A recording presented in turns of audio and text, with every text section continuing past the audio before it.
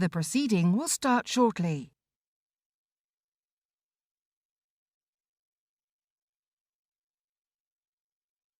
The proceeding will start shortly.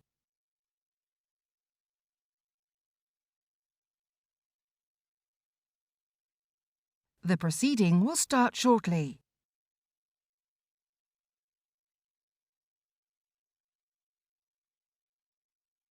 The proceeding will start shortly.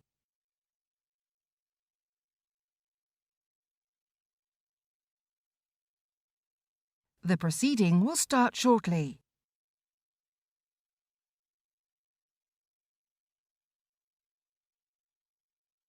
The proceeding will start shortly.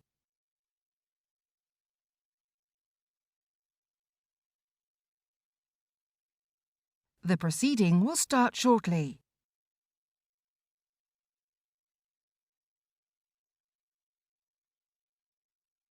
The proceeding will start shortly.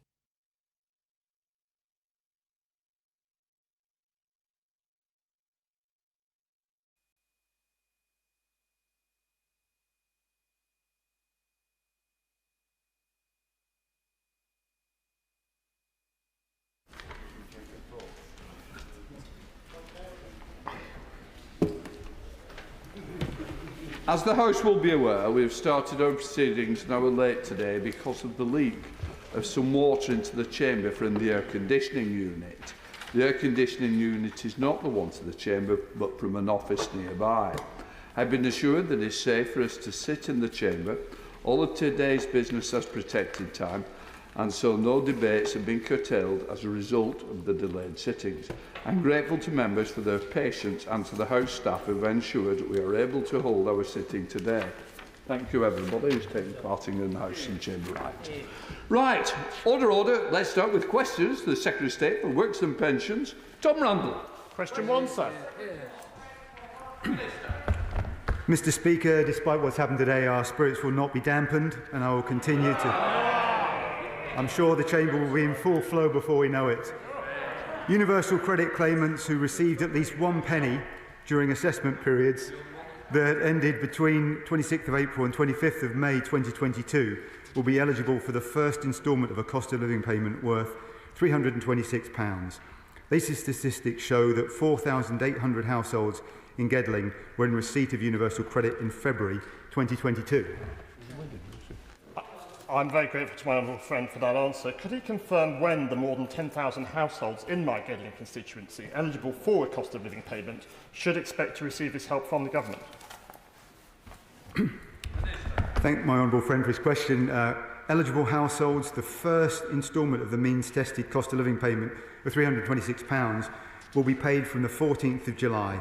Colleagues will be pleased to be reminded that this first payment is the first in a £15 billion package of measures providing help for households this year. Marion Fellows. Number 2, Mr. Speaker. Thank you very much indeed, Mr. Speaker. We are absolutely delighted to see 1.3 million more disabled people in work than in 2017, smashing our commitment of 1 million lives changed by 2027, 5 years early. We remain committed to reducing the disability employment gap, and over the next 3 years we'll invest £1.3 billion in employment support for disabled people and people with health conditions.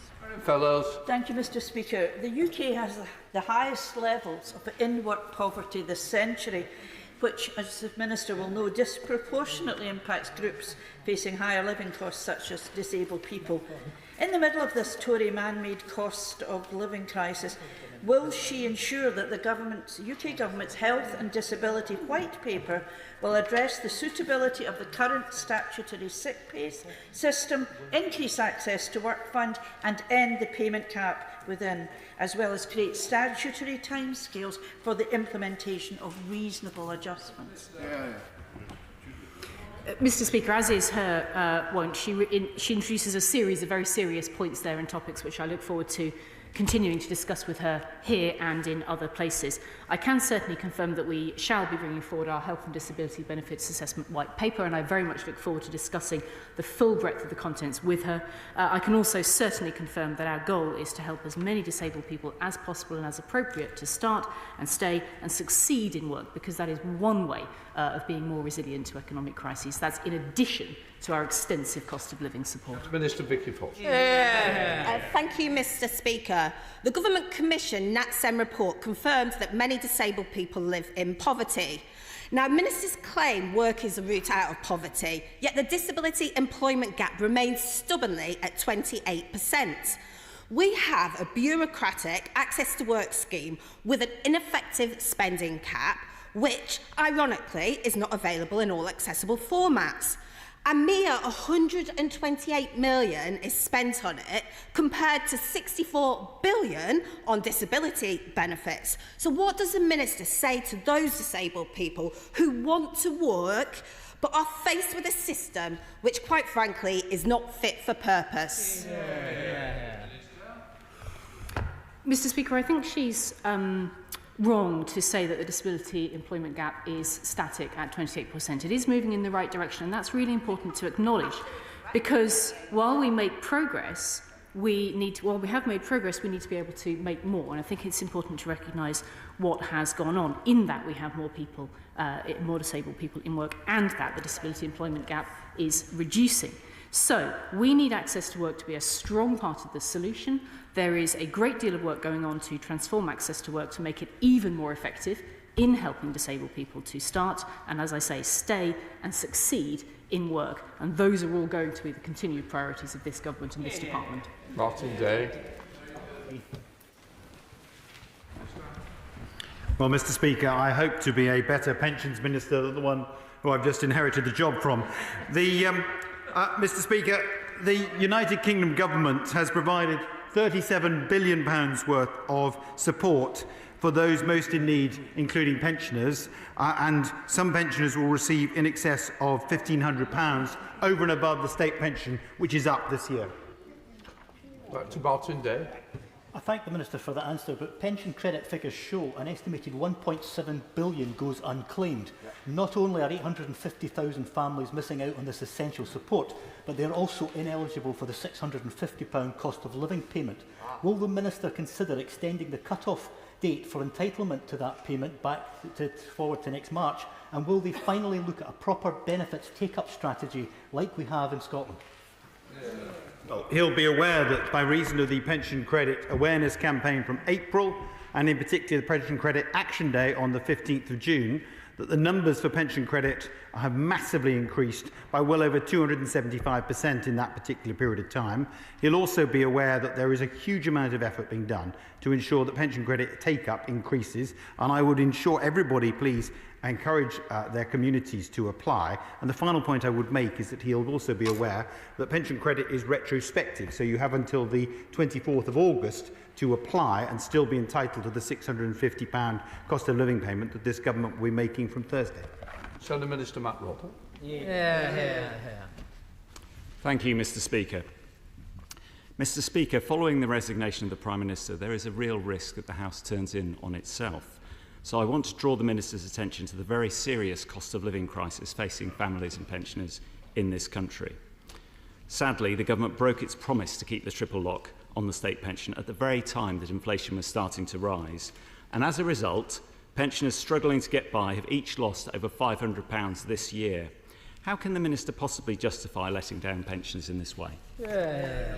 Well, I was the Minister who actually saw that the Labour Party at the time didn't object to us taking the actions that we did in respect of the triple lock. But in respect of, he talks about a loss, but as he knows, the state pension was less than £100 in 2009 when the government changed in 2010. And he knows as well that we have now virtually doubled the state pension. He also knows that there is in excess of £1,500 extra money going to pensioners this year by reason of the winter fuel payment, by reason of the cost of living support for those the most vulnerable, by reason of the council tax rebate worth £150, and also by reason of the energy support fund, which, as you know, Mr Speaker, arrives on or around the 1st of October.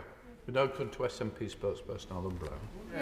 Thank you, Mr Speaker. The reality is that even before the Pensions Minister scrapped the triple lock, taking the £500 out of the pockets of pensioners, the UK had pensioner poverty rates higher than small independent European countries. And we now know the Chancellor is reviewing the corporation tax rates, which were intended to raise £50 billion over the lifetime of this Parliament. So how can he guarantee that the triple lock won't be sacrificed once more and trapping pensioners in poverty just to pay for Tory tax giveaways? Well, Mr Speaker, as he'll be aware, the United Kingdom government has provided a £37 billion worth of support, almost definitely has, which takes place in the form of 4 different payments over the next 6 months. And that is a real support to those most vulnerable in our community, and it is without a shadow of a doubt that we will continue to support those most vulnerable.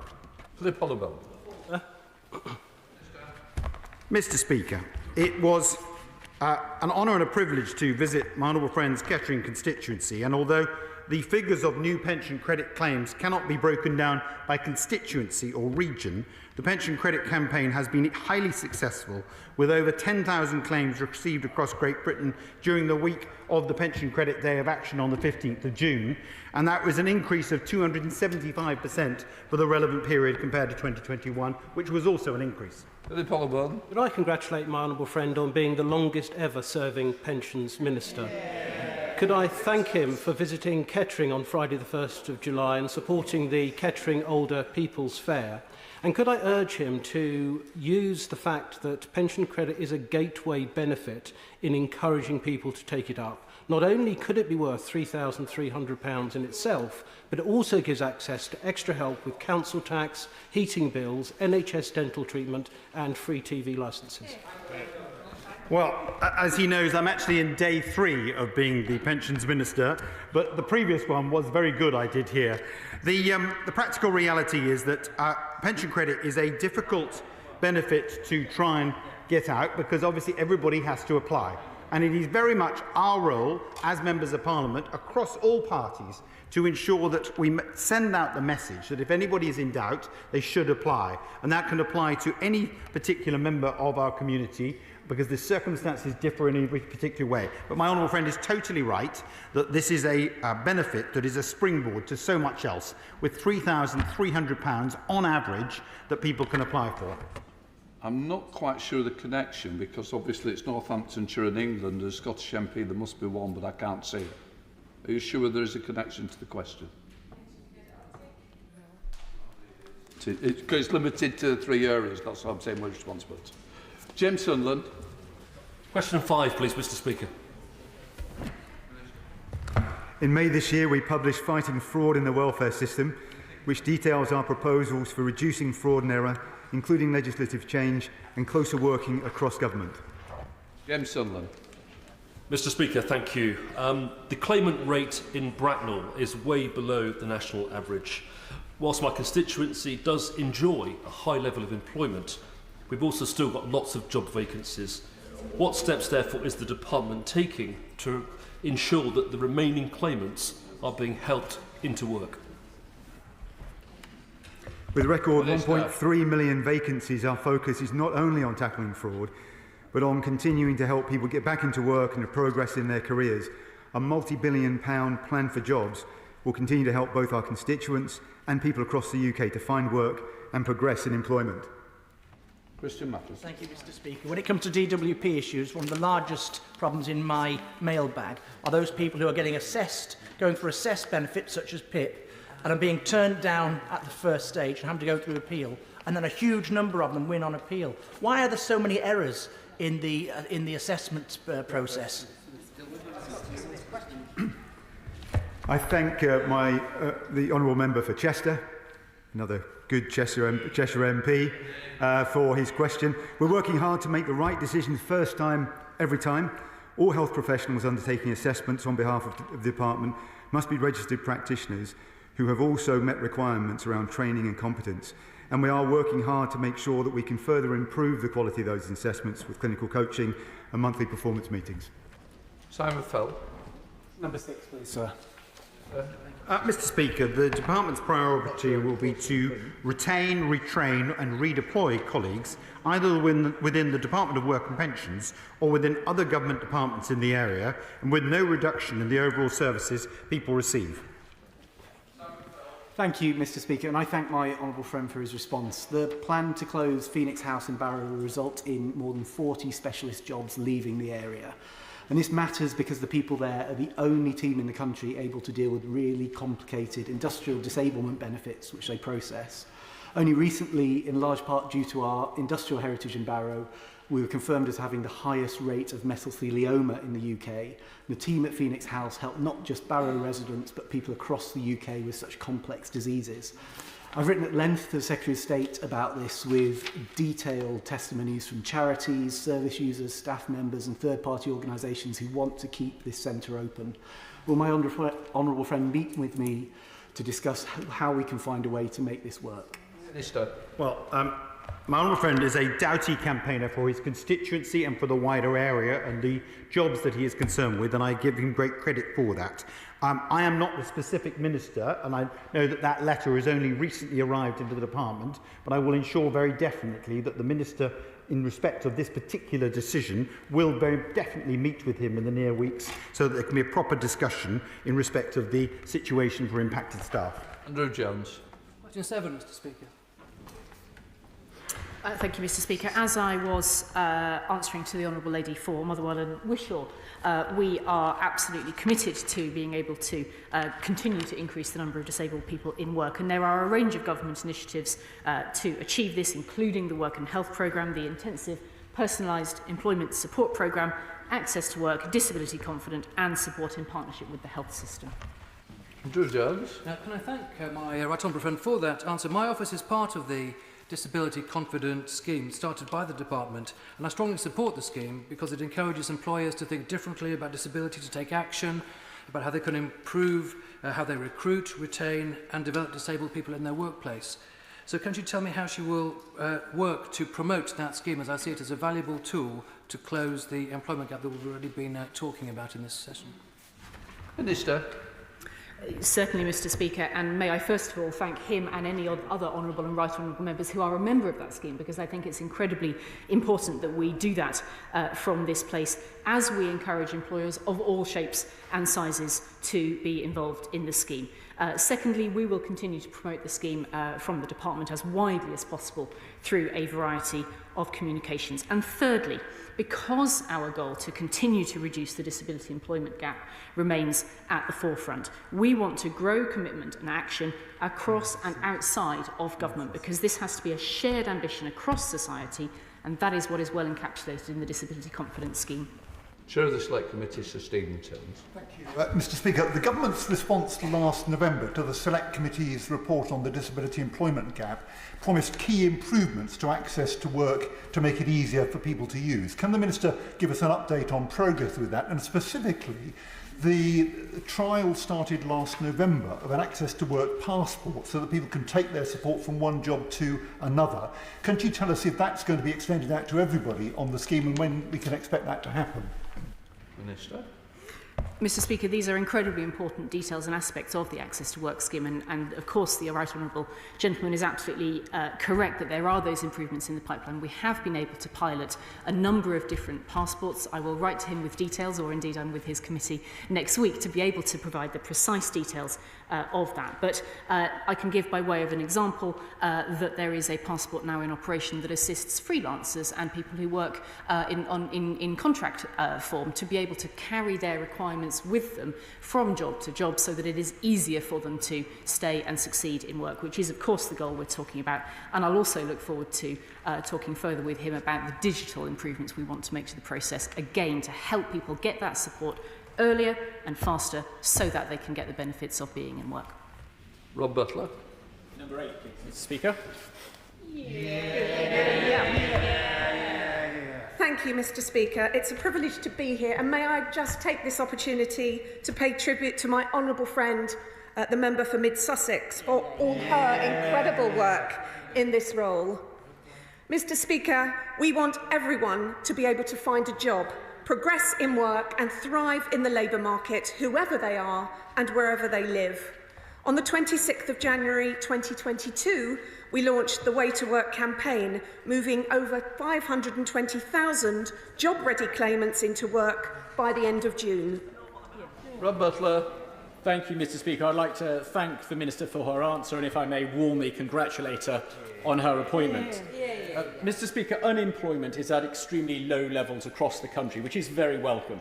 But in my constituency of Aylesbury, we still have some small areas where some people struggle to find a job despite there being vacancies nearby, often because they don't have the skills that are required to take those jobs. So how can my honourable friend's department help those who need new skills to get back into work?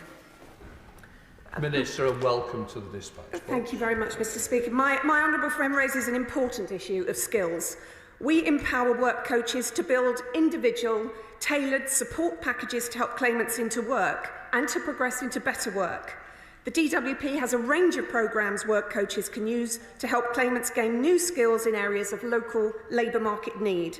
This includes sector-based work academy programmes and DWP Train and Progress. British Sherman. Mr. Speaker, can I ask the Minister, and I welcome her to a new job, to give someone a good kick round Kickstarter? It was the absolute, skill delivery mechanism of this government, and it's quietly been put down in some back room. The fact of the matter is this country needs more skills, and this government isn't interested in skills. It's not doing its job. Can't she get on with it, and get on with it now? Over 100,000 jobs. Well, I thank the honourable gentleman for his question. Kickstart has delivered over 163,000 starts. I think that's something hugely to be welcomed. One of the things that is so amazing to be in this role is to recognise the absolute impact on individual people concerned. That's 160,000 job starts. I think that's something that we should welcome. Mims Davis. Mr. Speaker, and I congratulate the Secretary of State and her updated DWP team on their successes up and down the country. And it's okay because it's the honourable lady at the box, so anyone else but her.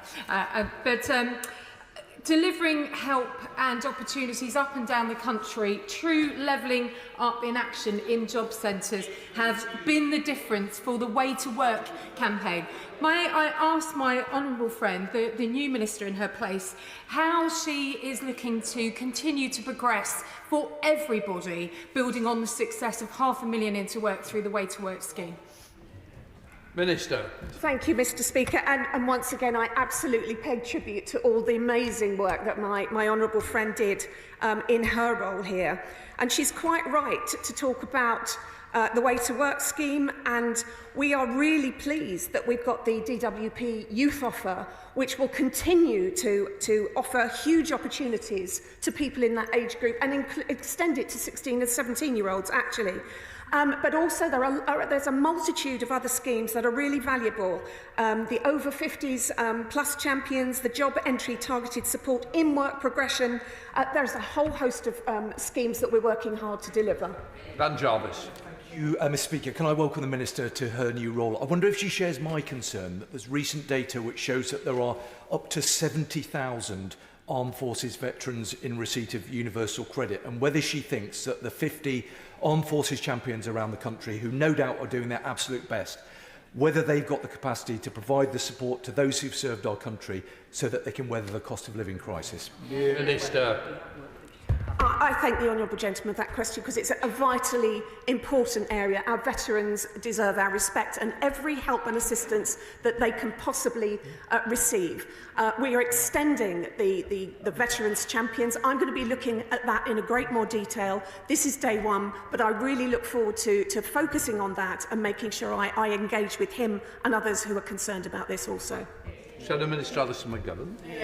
Thank you, Mr. Speaker. I do welcome the new Minister to her role. She joins the government at a unique and special time. And I also want to take the opportunity to pay tribute to the work done by the member for Mid-Sussex. Mr. Speaker, I don't agree with her very much on employment, but I know how hard that she worked and I know there'll be many people in the department who will miss her greatly. And, Mr. Speaker, as the Minister is new, let me ask her an easy question. All I'm looking for is a single number. Of the 1 million people who are estimated to have left the labour market, by the time she leaves office, how many of them will be back to work? Many more than when Labour was on. Thank you, Mr. Speaker. I thank the honourable lady. And you know, it seems churlish on day one to mention Labour Party's record on jobs. Every time the Labour Party is in left power, they have left more people unemployed than when they started. Chris Stevens. Number 9, Mr. Speaker. Minister. Our £15 billion cost of living package includes a one-off £650 cost of living payment to low-income households in receipt of a means-tested benefit, a one-off £150 disability cost of living payment, and a £300 top-up to the winter fuel payment for pensioners. This is on top of a wider package of measures, taking the total government help for households to £37 billion this year. Chris Stevens. Thank you, Mr. Speaker. The Minister will be aware that during a recent Select Committee meeting, the Secretary of State told me that she was not satisfied with the progress of bereavement benefits for cohabiting partners, and she would be meeting with her officials the very next day. So can the Minister tell me when the second remedial order will be laid down so that people who would qualify for this benefit can meet their living costs? Minister. Mr. Speaker, the honourable member is a determined terrier on this issue, and understandably so. Important issues have been raised, and it's vital we get this right. We're carefully considering these issues, and we'll lay the order before the House as soon as we're able. And in parallel, DWP officials are working at pace on implementation plans for the order, as I've discussed with him separately. Dr. Rupert. Mr. Speaker. Yeah, done. With permission, Mr. Speaker, I'm going to answer questions 11 and 18. The Government have announced a £37 billion package of support to help people with the cost of living. The full basic state pension is now £2,300 a year, higher than in 2010, and is supported by many other measures. Good to see the Minister back. Nothing like organised labour to effect progress. But in reality, the state pension hasn't managed to keep up with multiple crises we have. We have a Ukraine crisis, pushing up food and fuel crisis on top, food and fuel prices on top of the existing cost of living crisis. Yet the Ministerial and Other Pensions and Salaries Act 1991 dictates that last week's non-returning ministers are set to net £423,000 of severance payments, including an alleged groper. Given the widespread public revulsion from our constituents feeling the pinch, including state pensioners, would he not see that there's an argument for the non-exercise in this instance? Because this was... It's not that wide a question. Thursday, when I asked... Yeah, we're doing pensions. It's a Pensions Act. Would he not see that this looks really bad to the general public in a cost of living crisis? And there's a good argument for the non-exercise of this in this instance. Well, if you can pick some of those up. Yeah, this matter has been dealt with by an urgent question that follows. I can confirm it definitely does not apply to me, and I think, frankly, that it's not an appropriate question for today. Sir Tony Lloyd. Thank you, Mr. Speaker. I know that the Minister is new to his job, but there are something still of the order of 1 million pensioners who are not receiving pension credit, who should be in receipt of that. And he will know that they lose out, not simply on the credit, but all manner of other benefits. Can the Minister now show some urgency and some compassion for those who are struggling with the cost of living increase? Well, I sincerely hope that he joined in on the 15th of June on the Pension Credit Action Day, and that he was absolutely part of that Action Day, because it is incumbent upon all members of Parliament to get behind the efforts of the government and successive governments to get pension credit take-up to be improved. The fact of the matter is this government has done more to get take-up up and the claims up than any other previous government, and there is no doubt whatsoever that this particular benefit is definitely something we should all get people to apply for, with £3,300 worth of benefits that apply when you receive pension credit. Then Neil Griffith. Question number 12, Mr. Speaker. Minister. Thank you, Mr Speaker. We estimate that 600,000 people on employment support allowance will be better off on universal credit, which is, of course, a modern, flexible benefit that includes targeted support for disability and helps to simplify the benefits system, providing support in times of need and making work pay. And I can also add that the Department holds regular engagement sessions with external stakeholders, including, of course, disabled people and others in the health and disability sector, seeking their input into the process. Mr Speaker, in 2019, the then Secretary of State promised that the Department would pause the migration to universal credit after a pilot of 10,000 cases, would report back and provide for parliamentary scrutiny of legislation for the wider rollout. So instead of breaking this promise, will the Minister accept that migration to universal credit will make thousands of people worse off in real terms just when inflation is going through the roof? And will she now pause the process? I hear it. Minister. The answer is no, Mr Speaker, and that is because, first of all, my right honourable friend updated the House through a written ministerial statement only just recently, in which she explained precisely the point about the prior piloting and exploratory work. But secondly, Mr Speaker, it's that Parliament voted to end legacy benefits and replace them with a single modern benefit system. That was in 2012. And on top of that, Parliament committed to providing transitional financial protection, which is the key point in this case, that where a claimant may not already be better off, which, as we say, is occurring in the majority of cases, that supports others. Minister Curran-Buck. But the truth is that many people migrating will be worse off because of the timing in a period of high inflation. And we know that the legacy benefit group to be transferred onto universal credit are on average much more vulnerable than people on the existing UC caseload, with the great majority of legacy ESA clients being in the support group. So can she tell us exactly how the migration process has been tested at scale to ensure that it is safe for vulnerable clients? Minister. Mr Speaker, as my right honourable and honourable friends have laid out extensively to the House, the process being followed is one of initial discovery, and then from there will be the ability to be able to answer more fully to the House of Commons about how the broader process is going to work. The vast majority will either be better off or no worse off. And I want to lay on record one more time that 55% of people will see an increase in their award to universal credit, 10% will see no change, and 35% will be protected transitionally. Cunningham. State. Thank you, Mr Speaker. With your permission, I'll answer questions 13 and 17 together. It's not usual to project poverty levels in terms of statistics. Sorry? Do you want to join in? OK. Mr Speaker. No, Mr Speaker, I just can't hear, so if somebody's talking. Mr Speaker, the projected poverty levels is not something we normally do. However, the latest official statistics show that in 2021 there were 8 million people in poverty and absolute low income before housing costs, and that was a fall on the previous year.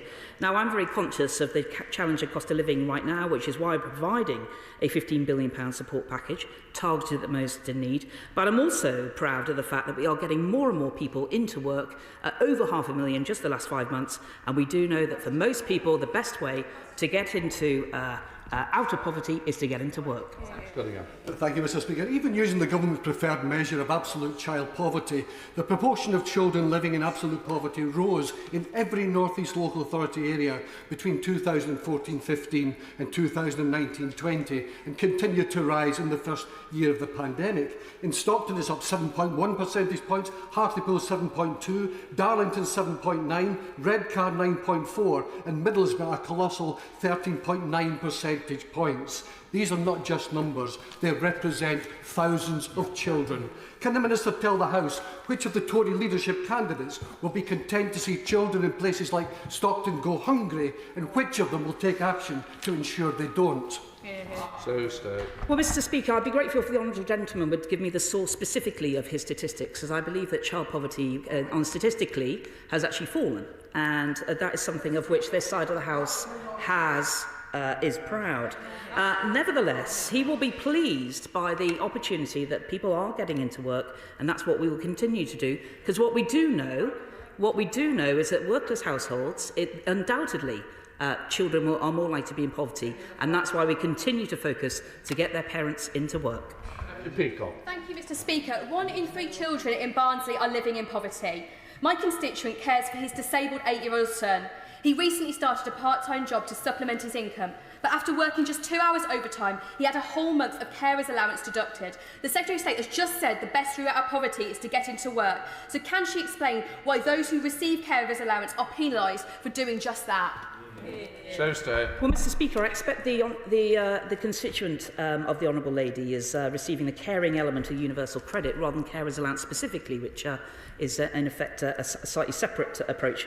And universal credit is a dynamic benefit. It reflects the fact that when you are working more, you receive less support from other taxpayers. And just as happened at the beginning of the COVID pandemic, when people were working less, taxpayers immediately, by that dynamic nature, were then receiving more straight away. That is the success of universal credit, and we will continue to encourage people to get into work. Smith. Question 14, sir. Mr. Speaker, 35,000 people have been automatically enrolled into a workplace pension since 2012 in the Crawley constituency, and we pay thanks to the 1,690 employers who have declared compliance with their enrolment duties. That is 10.7 million people across the country who are now saving into a workplace pension. Smith.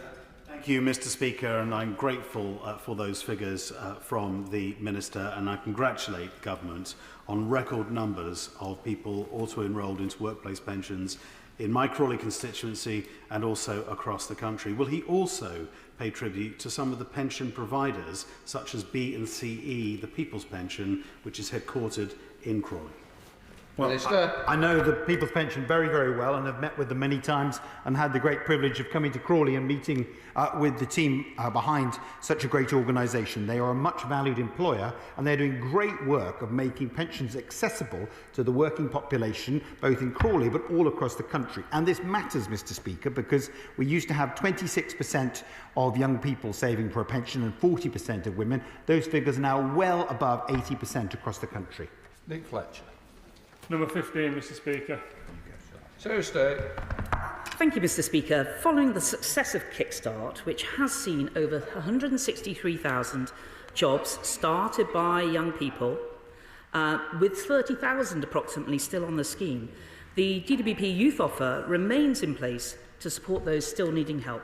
This includes youth hubs, which bring together partner organisations and DWP in local communities to provide employment and skills support. Nick Fletcher. Mr. Speaker, I've spoken with many young people since becoming an MP, and they believe that waiting and fighting for their dream job is the right thing to do.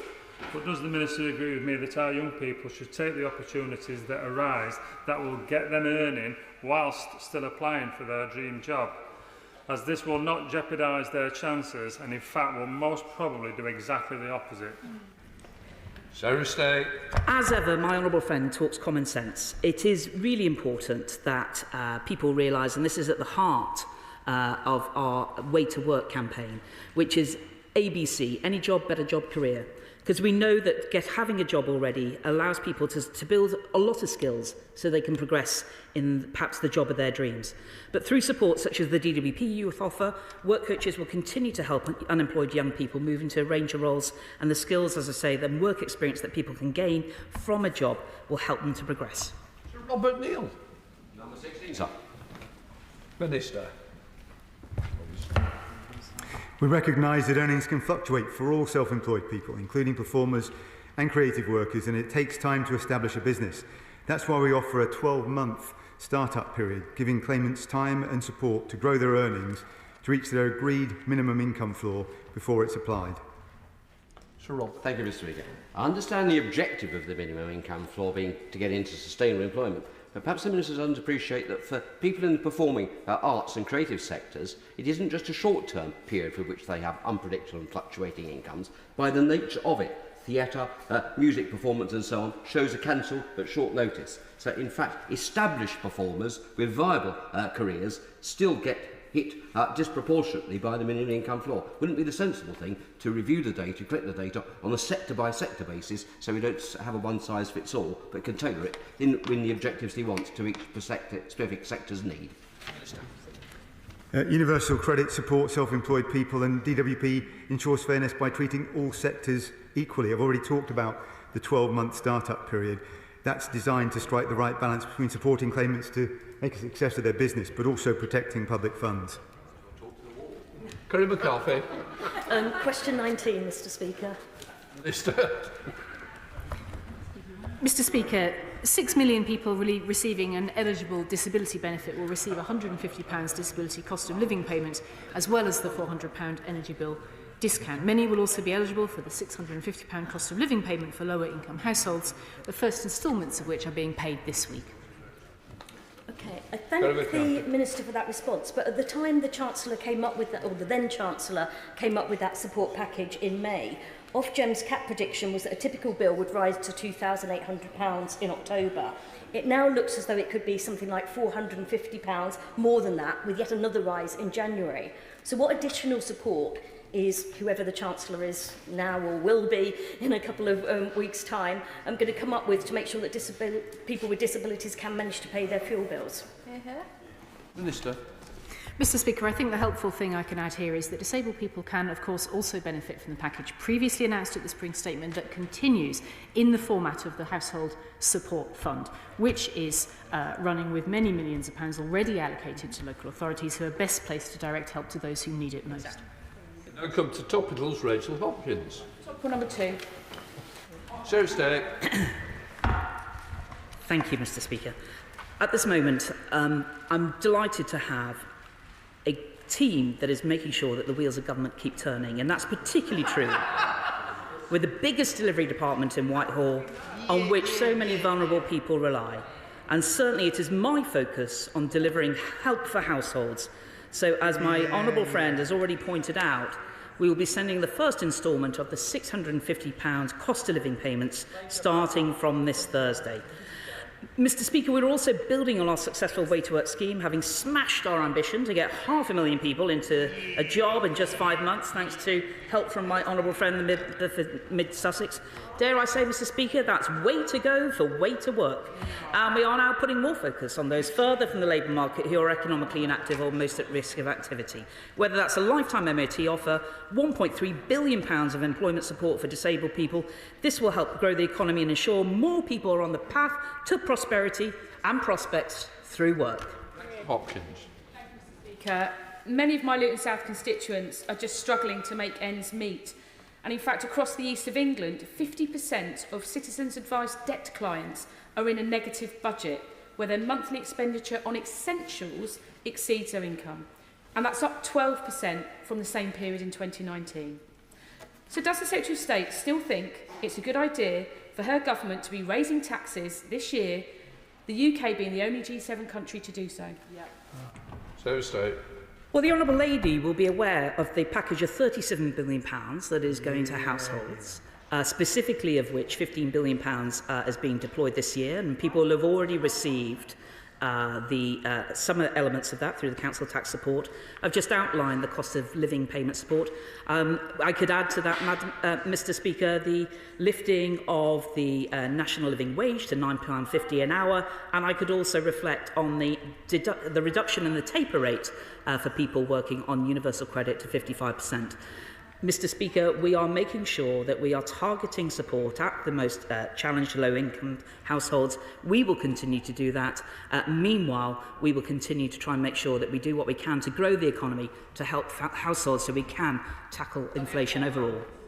Speaker, on the subject of cost of living payments, could my right honourable friend outline how, thanks to the work incentives built into universal credit, some 11,600 residents in Carshalton and Wallington will receive a cost of living payment in the coming days and will also be working households, which is very welcome.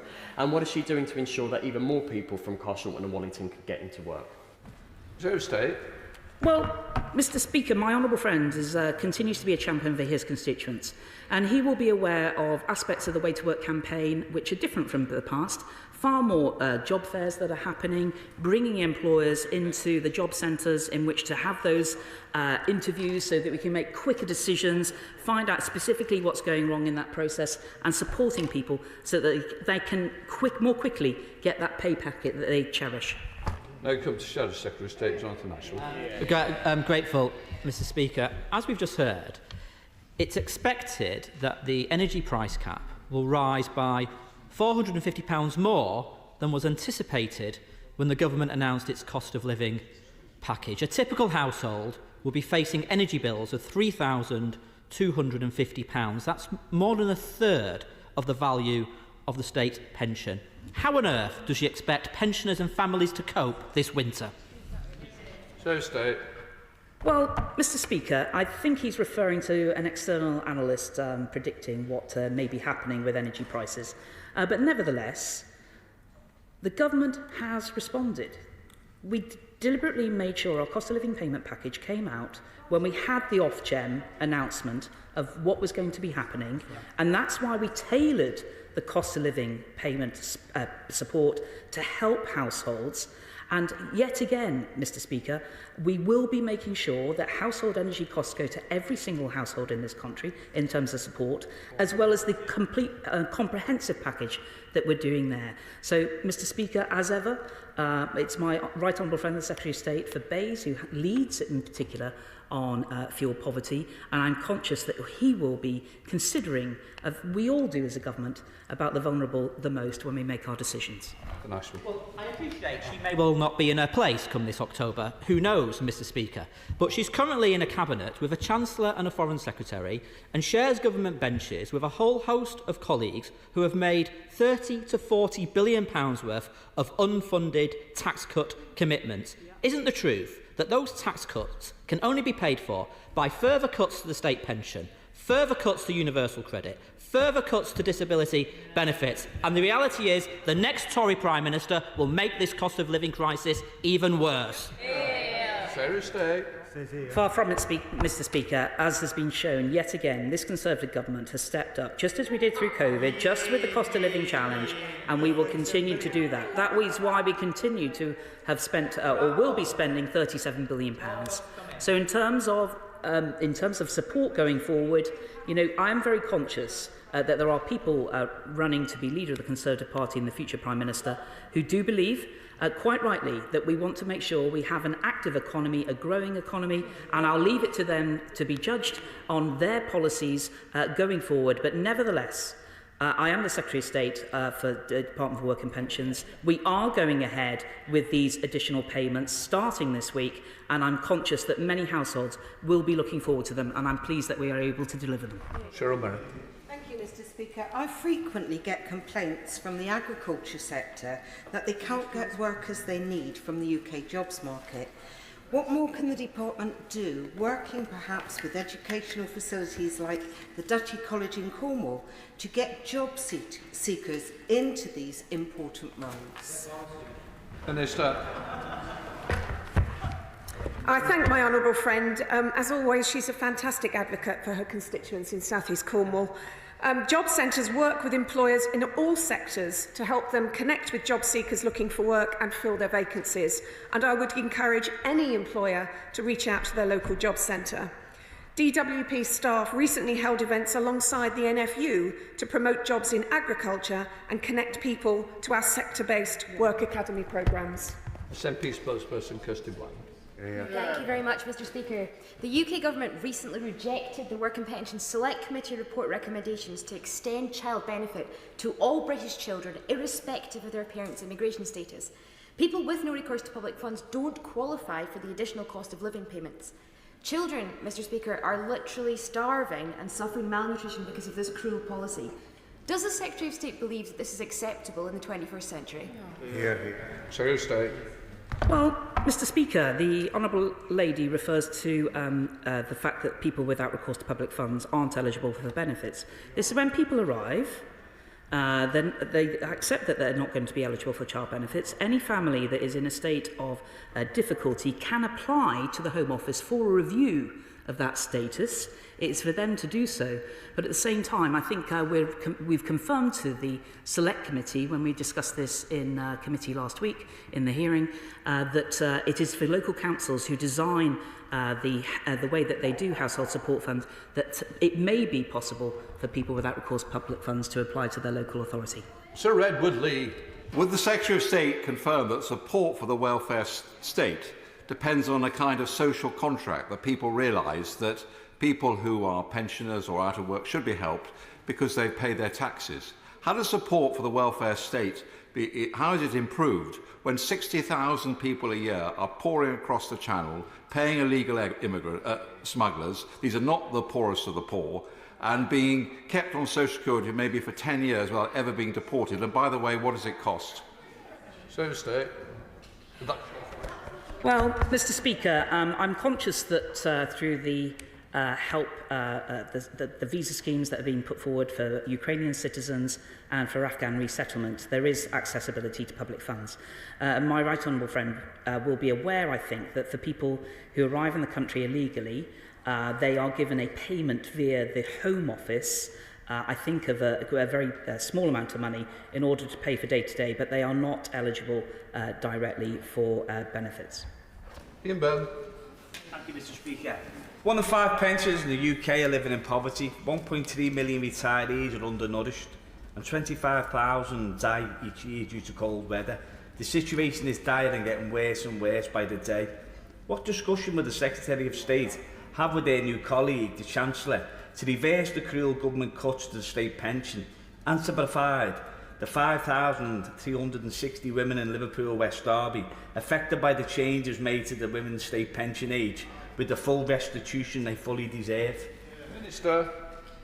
Well, he'll be aware that state pension has almost doubled under this coalition and Conservative government. He'll be aware that pensioner poverty is going down. He'll be aware that the state pension is up compared to last year and the year before. He'll be aware also that we are paying £1,500 worth of support, and he should very much be aware that he should be making the case for pension credit to all of his constituents who can access the £3,300 on average, plus the Household Support Fund, which I'm sure he is making the case to each and every one of his constituents.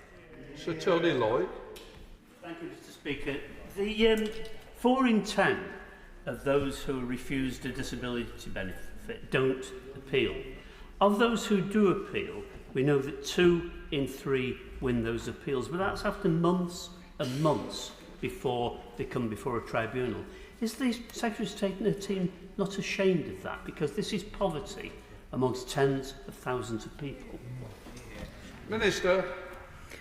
Mr. Speaker, the right honourable gentleman raises a very important point, which we take very seriously in the department, which is that we do want to get the correct support to people as early as possible and in a way that engenders trust and the proper levels of support from our department. He will, I'm sure, be an avid reader in due course of the Health and Disability Assessment's white paper, which will go into some of these points in greater detail, following on from the green paper where we had 4,500 consultation responses.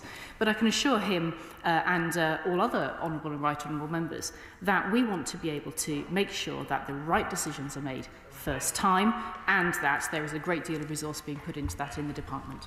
Wendy Chamberlain. Mr. Speaker, last year there were 337,000 overpayments as a result of errors by the DWP, with the debt only waived in 10 cases. Claimants spend these funds in good faith, but are then being required to make repayments they simply cannot afford. Will the Minister agree to bring universal credit in line with legacy benefits by making no-fault debts non-repayable? Minister.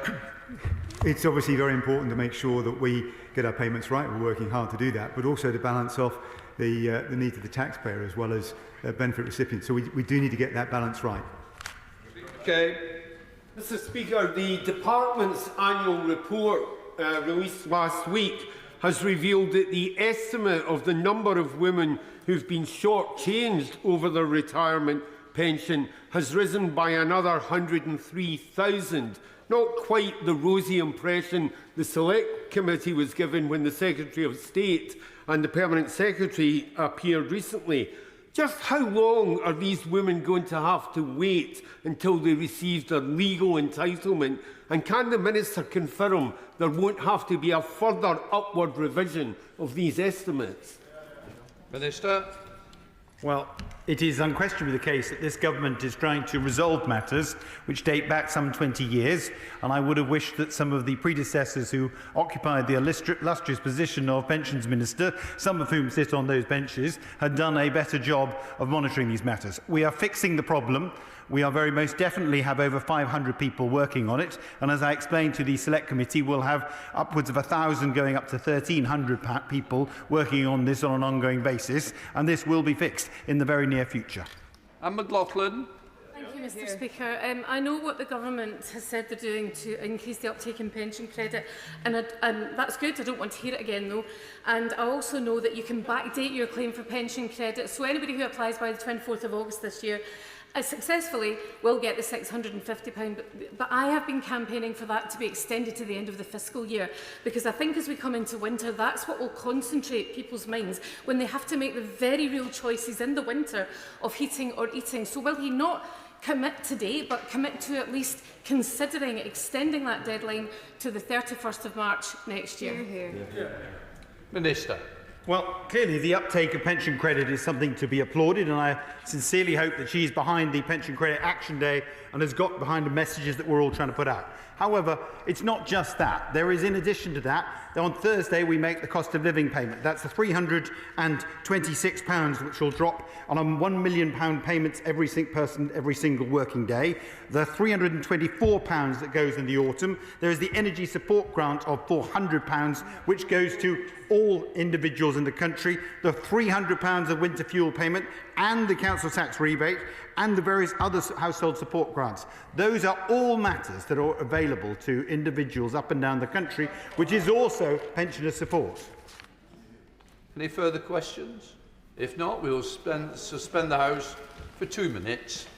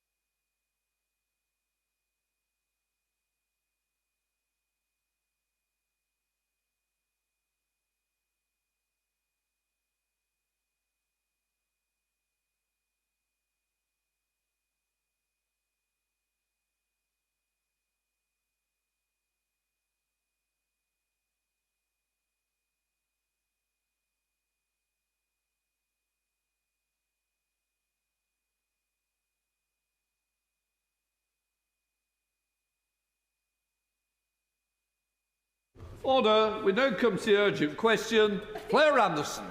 He will give a statement on severance pay for ministers. Minister. Thank you very much. That's lovely to have a welcome from you, Mr Speaker. Mr Speaker, the severance pay for ministers is established in legislation that has been passed by Parliament in 1991 and which has been used by successive administrations over several decades. The Ministerial and Other Pensions and Salaries Act 1991 states that where a minister of eligible age ceases to hold office and is not reappointed to a ministerial office within 3 weeks, will be entitled to a severance payment of a quarter of their ministerial annual salary. The context of this legislative legislation provision is the reality that ministerial office can end at very short notice indeed. Reshuffles are a fundamental part of the operation of government, and by their nature they routinely remove ministers from office, unlike in other employment contexts where there are no periods of notice, no consultation and no redundancy arrangements. Section 4 of the Ministerial and Other Pensions and Salaries Act 1991 therefore makes provision for severance payment. This is a statutory entitlement. It is one that has existed and been implemented for several decades by governments of all stripes. Severance payments were made and accepted by outgoing Labour ministers between the Blair and Brown years administrations in 2007 and Liberal Democrat ministers during the coalition. To ensure transparency, severance payments are published in the annual reports and accounts of government departments, and as an example of the previous operation of this provision, the data published in 2010 indicated severance payments paid to Labour ministers in that year amounted to £1 million. Finally, Mr Speaker, let me be clear that although this is a statutory entitlement, ministers are able to waive such payments. This is not a matter for the government, it's an entirely discretionary matter for the individuals concerned, and is an approach that has been taken before. Claire Anderson. Thank you very much, Mr Speaker, for granting this urgent question, and I do welcome the fact that there is a minister to respond. In the middle of a cost of living crisis, with families struggling to make ends meet and get to the end of each month, the British public will be rightly watching this distracted government with disgust, too busy infighting to provide real solutions. Adding insult to injury, thousands of pounds of their hard-earned taxes will be handed out to former ministers. By my reckoning, £250,000 in severance pay for those ministers who haven't been reinstated. 5 former Secretaries of State will receive over £16,000 each, including the former Secretary of State for Education, who was in post for 36 hours and is due to receive close to the annual starting salary for a teaching assistant. The annual starting salary. The unprecedented wave of resignations, the avalanche of abdications, makes this a unique case. The vast majority were not sackings or forced resignations. Their departures were caused entirely by a discredited Prime Minister clinging to office and a Conservative Party unwilling to deal with it. Now our constituents are forced to foot the bill, paying for this government's chaos yet again. So I ask the Minister in conclusion, what is the exact cost of these resignations to the taxpayer? Have any payments already been made to former ministers? If so, how much and who? Will ministers receive a severance in a one-off payment to their bank account? How does this payment represent good value for money to the public? And what arrangements are there to ensure that they can be waived, as she identified, and returned to the Treasury? Former ministers need to look themselves in the mirror and decide if their constituents would wish them to accept this payment. And this whole government must tell us if they can really defend this use of our money. Thank you. Minister. As I said earlier, and to answer the Honourable Lady's question, at this point, no ministers who resigned are entitled to receive a severance payment. We have a 3-week window. Sheldon.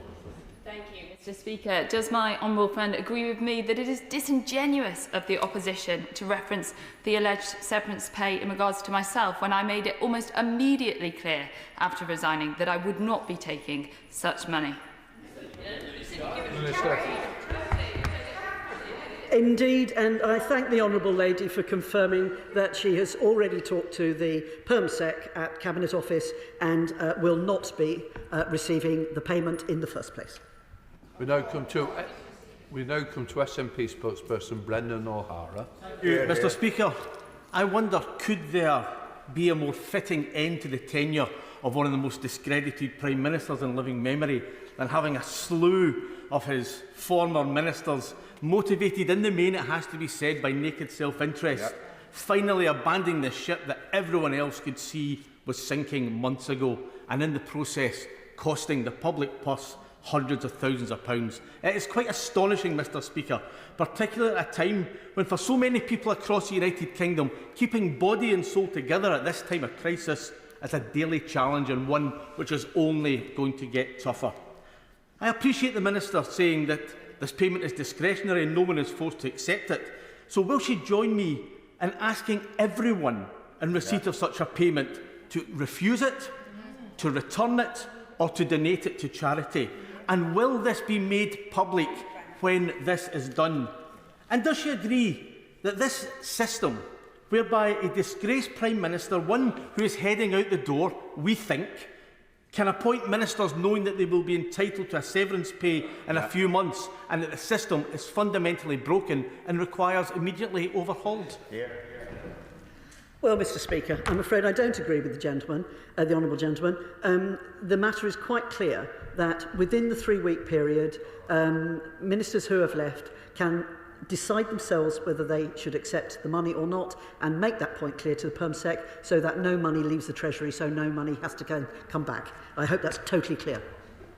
Sir Lane Saxby. Thank you, Mr. Speaker. And I wonder, would my honourable friend agree with me that it is outrageous that an article was placed out by the Liberal Democrats last week stating that I, as a PPS, was paid £22,375 for a job that we all know is unpaid, and that I received £5,594 in a severance pay. And would you also agree with me that it is this type of libellous statement that the Liberal Democrats choose to put out about us that has earned them the nickname of the Fib Dems? Minister. I think that that is an astonishing thing for the Liberal Democrats to put out. A straight, flat lie that they should know very well should not be put out by any political party. And I sincerely hope when the Honourable Lady stands to ask a question, which is a perfectly reasonable thing to do, she apologises and confirms that the Lib Dems will put out a clarifying piece as large as the original piece. Gardner. Mr. Speaker, I want to make it clear that I don't want to cast aspersions on any individual minister. No. What I do want to say is that this morning I visited the care workers of St Monica Trust in Bristol. There, I was told by one worker that the average wage was between £16,000 and £17,000.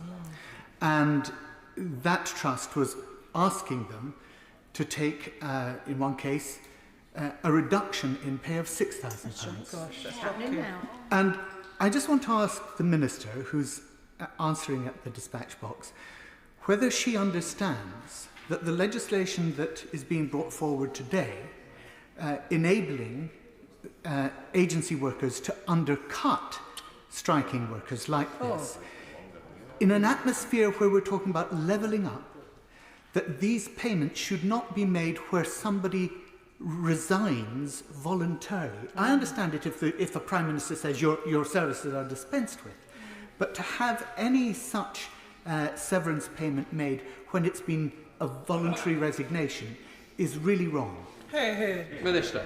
I thank the honourable gentleman for the question.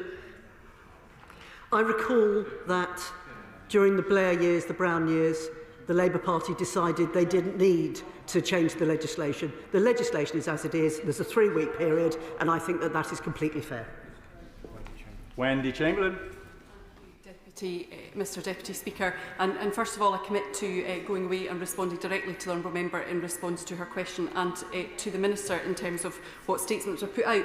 But my question is this, that this does seem to be a situation entirely of the Conservatives making, and potentially we are at risk of making a mockery of our system. Given that the Minister has said that it's been over 30 years since this legislation was looked at, does she agree now is the time to revisit it, and at the very least we should be looking at a minimum term that a Minister or Secretary of State serves before they're entitled to either waive or receive a severance payment?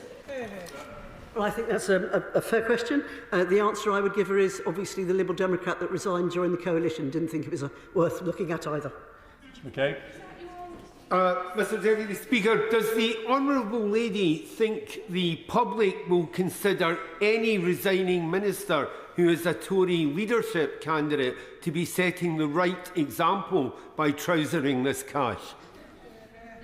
Minister. Fortunately, I'm going to make absolutely no comment about the fact that we have many, many, many wonderful candidates to be our next leader who, frankly, will knock the Labour Party in a cocked hat when they are elected. Weston.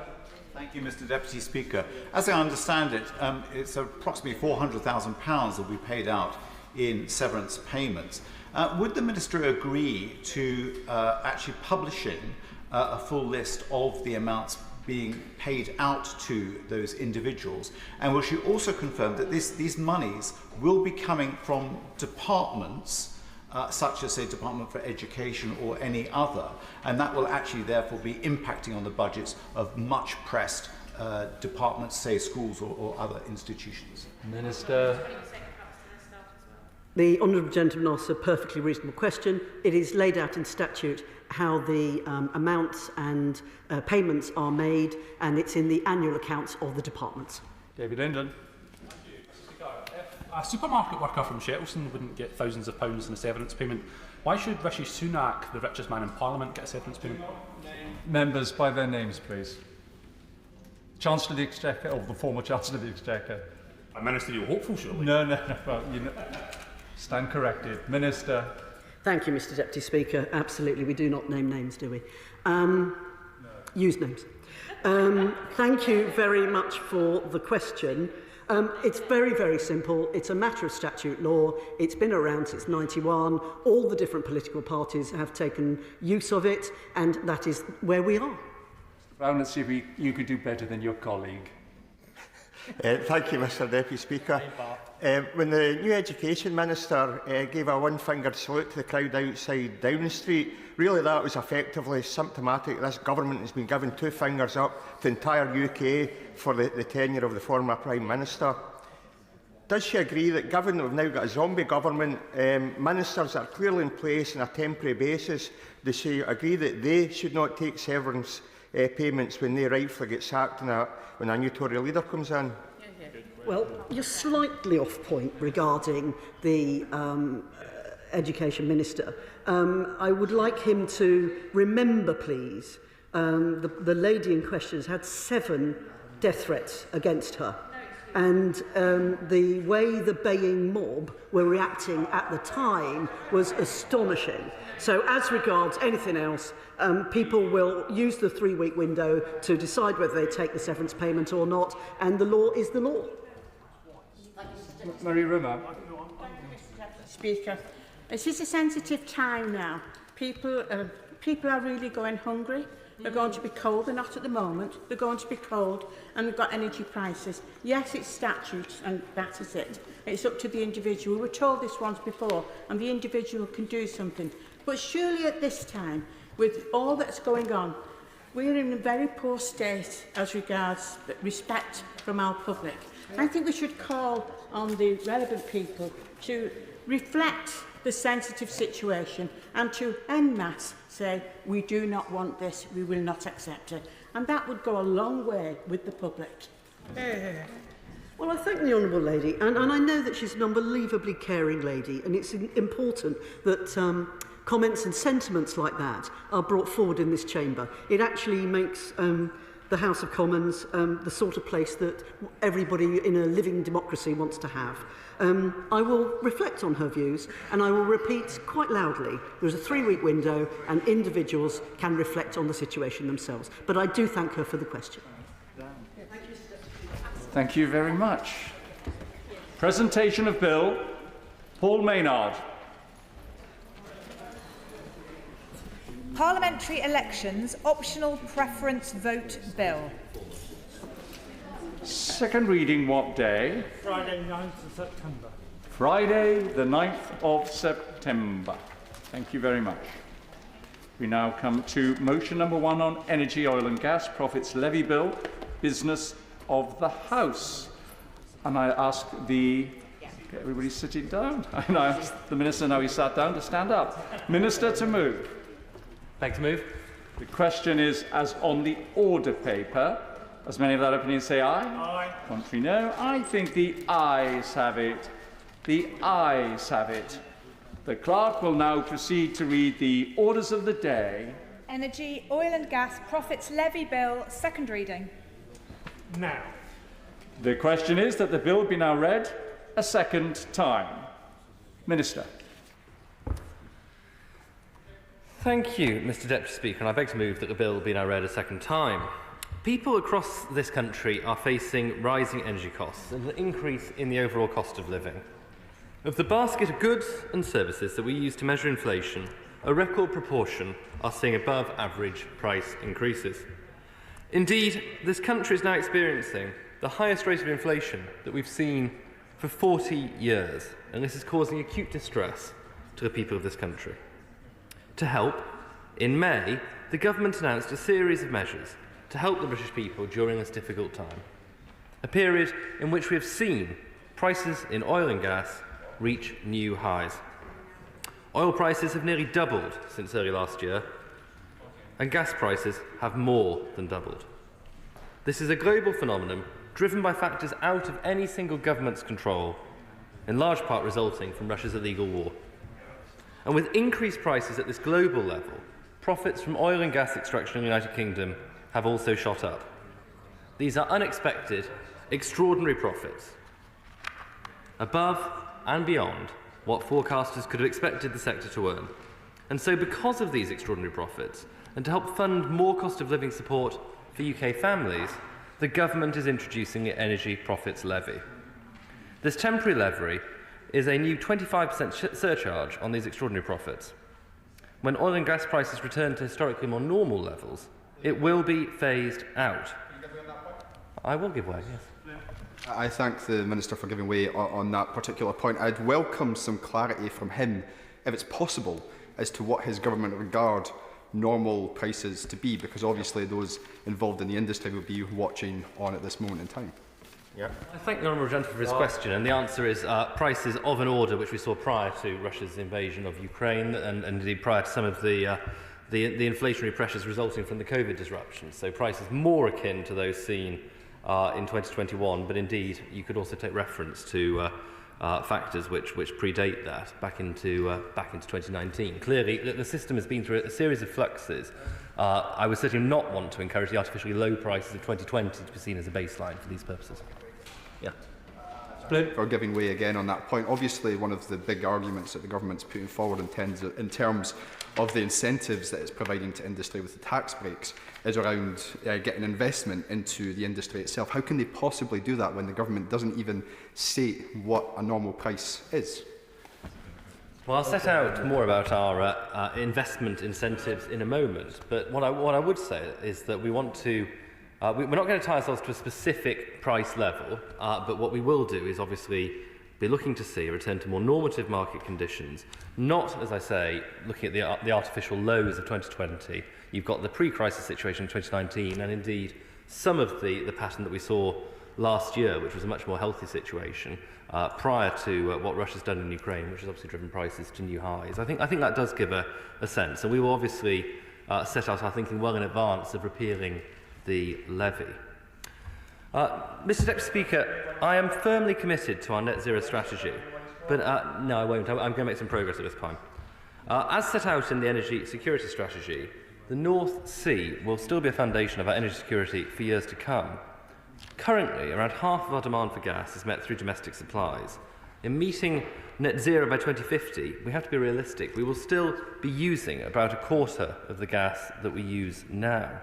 It is therefore necessary to incentivise investment in oil and gas, encouraging companies to reinvest their profits to support the economy, jobs and our energy security. But it is possible to tax extraordinary profits fairly and to incentivise investment. That's why, within the Energy Profits Levy, a new super-deduction style relief has been introduced to encourage firms to invest in oil and gas extraction in the UK.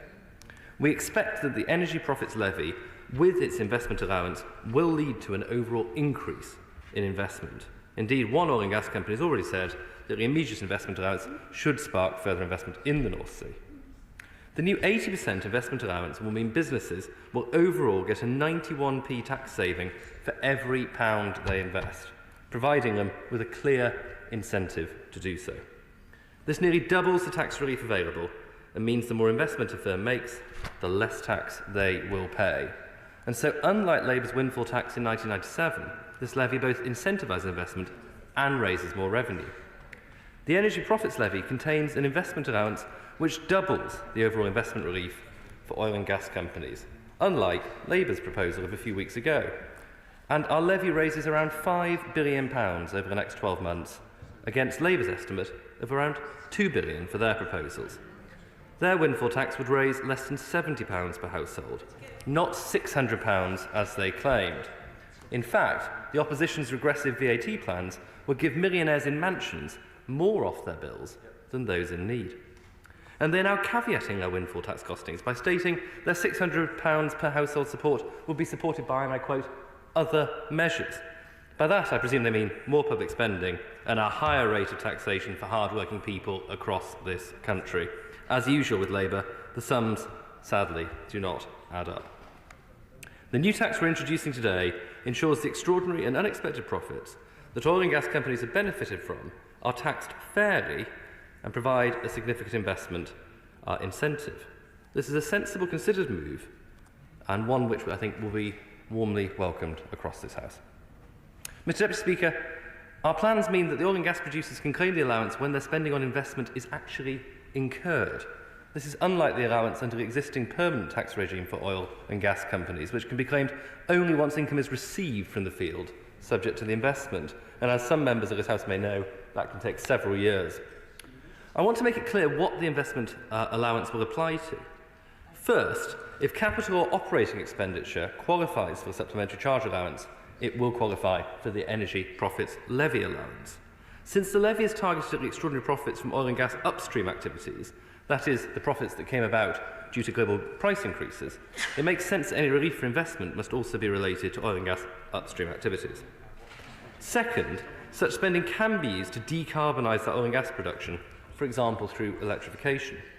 Therefore, any capital expenditure on electrification, as long as it relates to specific oil-related activities within the ring fence, will qualify for the allowance. I'll give way.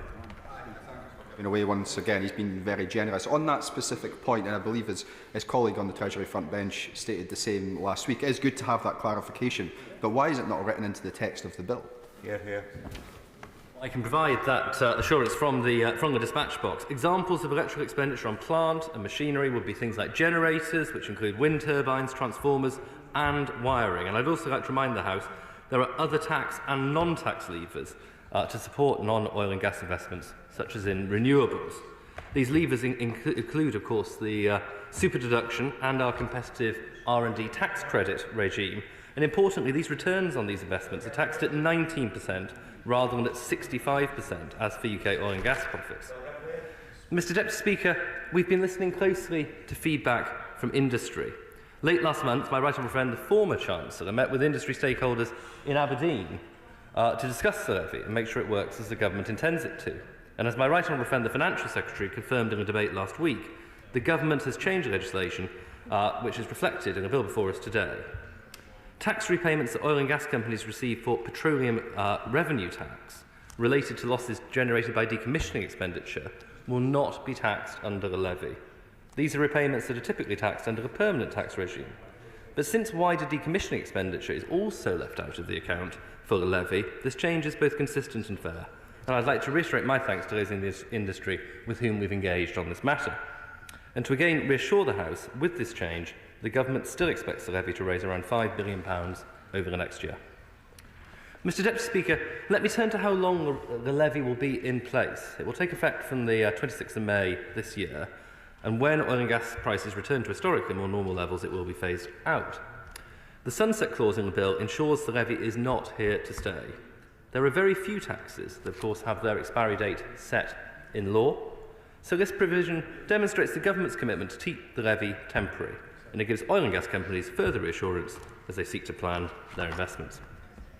Mr Deputy Speaker, our permanent oil and gas tax regime is competitive globally against similar operating environments and is lower than Norway, the Netherlands and Denmark. However, it is both fiscally prudent and morally right that we have a temporary and targeted levy that applies to extraordinary profits in our oil and gas sector. This reflects an extraordinary global context. Through this bill, the levy will raise some £5 billion of revenue over the next year so that we can help families with the cost of living in the shape of significant and targeted support to millions of the most vulnerable. These are extraordinary times. We're seeing extraordinary prices, and this requires extraordinary government action. I did not come into politics to raise taxes, nor did this government, but we are about delivering the action that is required to help support families in their time of need. And at the same time, the government is clear that we want to see the oil and gas sector reinvest its profits to support our economy, jobs and our energy security. And for these reasons, I commend this bill to the House. The question is that the bill be now read a second time. Mr Murray.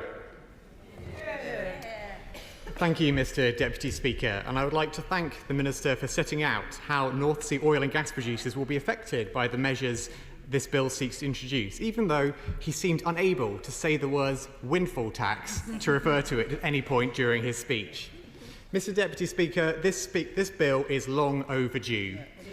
We are finally debating this legislation in Parliament more than 7 months after the Shadow Chancellor first set out Labour's plans for a windfall tax on oil and gas producers' profits. In the 7 months since Labour first called for a windfall tax, cost of living pressures for people have grown relentlessly. And in those 7 months, oil producers' profits have soared. Since the start of this year, energy bills have spiralled by £700 for a typical household. Inflation across the board has hit 9.1%, the highest in 40 years. And of course, despite Tories' smoke and mirrors with thresholds, average earners will still be paying £300 more in national insurance contributions by 2027. All this has happened. Yes. I thank him for giving way. Obviously, I was making the point that Labour's campaigned on this for 7 months. At the same time, the SNP has been calling on a much wider profits levy to address excess profits of other companies. Why is Labour not looking at that? I'll give an example. Tesco chair John Allens, we know, called for the windfall tax on oil and gas. At the same time, Tesco trebled their profits from £636 million to over £2 billion. Why not an excess profit levy on Tesco and others that have profited through the pandemic? Well, thank you, Mr Deputy Speaker, and I look forward to the honourable gentleman supporting Labour's amendments and new clauses to this bill as we seek to cut some of the loopholes which the government has introduced and which I will turn to in a moment. Because let's not forget that whilst the cost of living pressures on people across this country have soared relentlessly, oil and gas producers' profits have climbed too, with some of their profits tripling this year. And a fair solution has been staring the government in the face. Levy a one-off windfall tax on North Sea oil and gas producers' profits and use that money to help cut people's energy bills at home. Yet, when, on January the 9th this year, the Shadow Chancellor first called on the government to levy just such a tax, Conservative MPs opposed it outright. Leading that opposition the very next day was the Education Secretary at the time. That minister is of course now the Chancellor, so this is his bill. At the time of our announcement, the Minister who is now the Chancellor, and who was of course an oil industry executive before becoming an MP, came out firmly against this tax on the grounds that oil producers were already struggling. When she responds, I would be grateful if the Financial Secretary could confirm whether the Chancellor supports his own legislation today. Back in January, it was of course not only the Minister who is now the Chancellor who opposed the tax. The Business Secretary opposed it too, saying, I have never been a supporter of windfall taxes. The then Northern Ireland Secretary, in a moment, the then Northern Ireland Secretary said he thought a windfall tax sounds attractive but doesn't work. The Deputy Prime Minister claimed he thought it would be disastrous. Ministers and their backbench Conservative colleagues then went on to vote against our plan for a windfall tax on 3 separate occasions. I'll give way. And I would like to point out, I think this demonstrates the difference between that side of the House and this, in that we don't come lightly to the decision to increase taxes on successful British industries. The Labour Party and the SNP would tax anything that moved. We've taken a long time to think through our plans carefully, which is why we're presenting the plan that we are today, which, by the way, is far removed from the Labour Party's plan, which would decapitate the oil and gas industry, which, by the way, they do not support and would have the taps turned off tomorrow. Oil and gas industry. The honourable member is right that members on his side have taken a long time to come round to this. They've taken 7 months to come round to this. 7 months in which the cost of living pressure on people across the country has risen relentlessly, and 7 months in which oil producers have seen extraordinary profits. That delay has not been without cost, and I will come to that in a moment. Because despite our common sense plan for a windfall tax having wide support across the country for many months, with even oil bosses backing its logic, Conservative ministers and their colleagues on the backbenches simply refused to get on board. They refused to get on board until May the 26th, the day after the Sue Gray report was published. That was the day the Prime Minister and the former Chancellor suddenly changed their minds. it seemed clear, Mr Deputy Speaker, that what had finally caused the Conservative leadership to change course and back a windfall tax was not the deafening calls from people across the country for help with their energy bills, nor was it the blatant unfairness of oil and gas producers' profits soaring in the middle of a cost of living crisis, but rather it was the need for a different set of headlines in that week's news. That is a grubby way to govern, and it is proof, if further proof were needed, that the Conservatives are not fit to lead our country. And now, after months of refusing to act, ministers are rushing this bill through Parliament with just one day of debate and with a consultation period on the draft legislation of just 7 days. As Tax Justice UK, working with the campaign group Uplift, have said, such a short period for consultation on the draft bill of just 1 week is a breach of well-established legal principles of procedural fairness. As they have pointed out, having a longer consultation period would not delay the levy taking effect, as the bill names its start date as May the 26th. They fear the shorter consultation period the government has chosen offers those with the most resources, such as oil and gas producers, more opportunity to influence the shape of the legislation. Yes.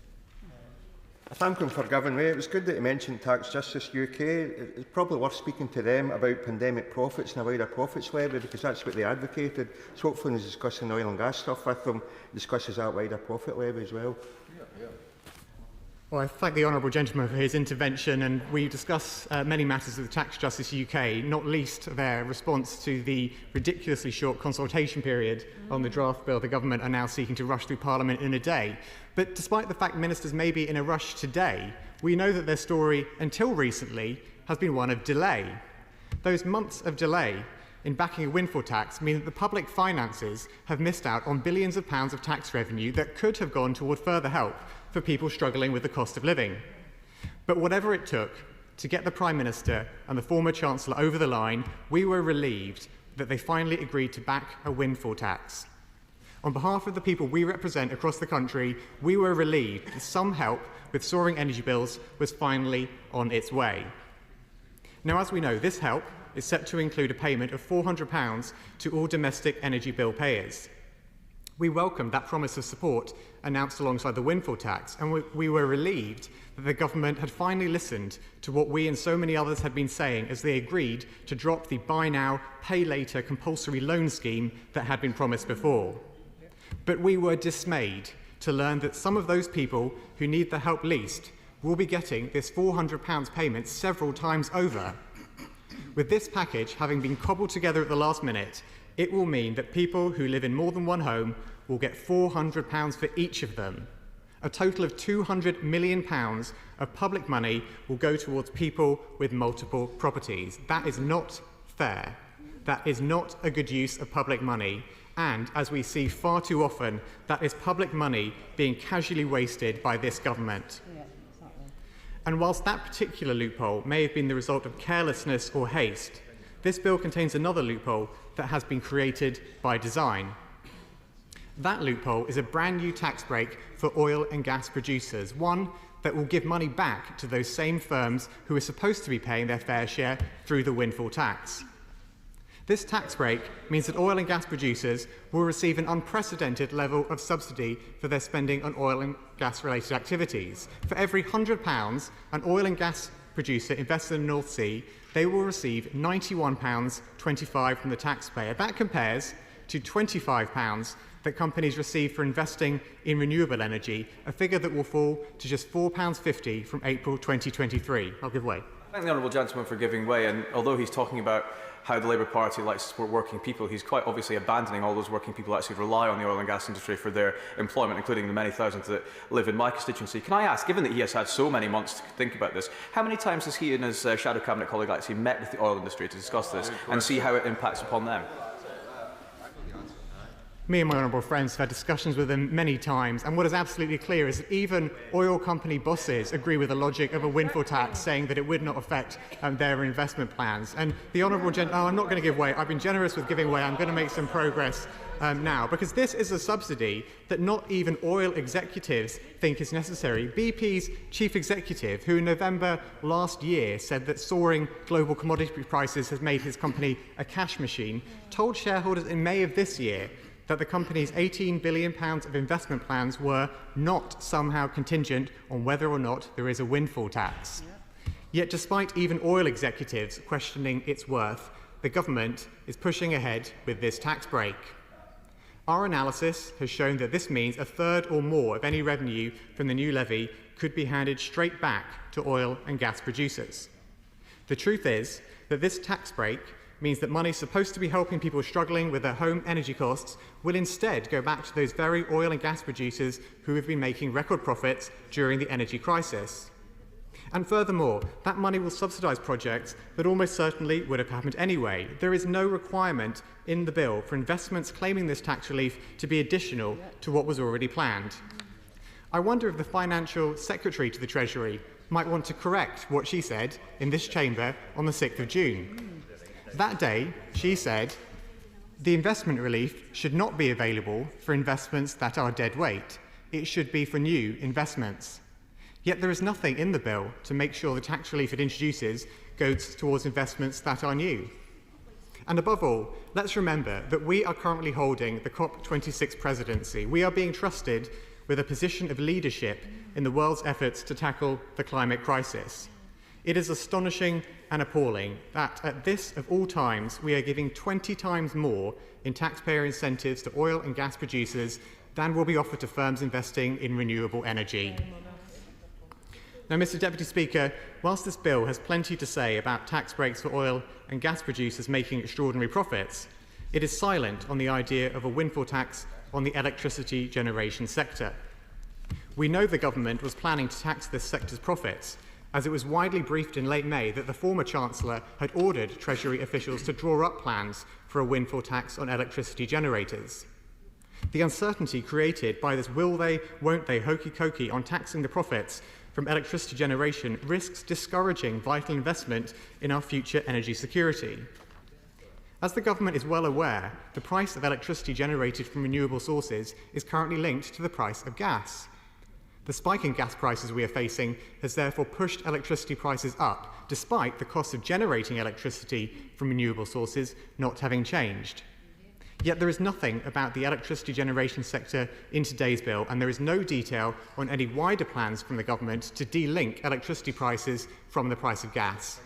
All we were promised in the explanatory notes published with the draft bill was a vague intention that the government will urgently evaluate the scale of these extraordinary profits and the appropriate steps to take.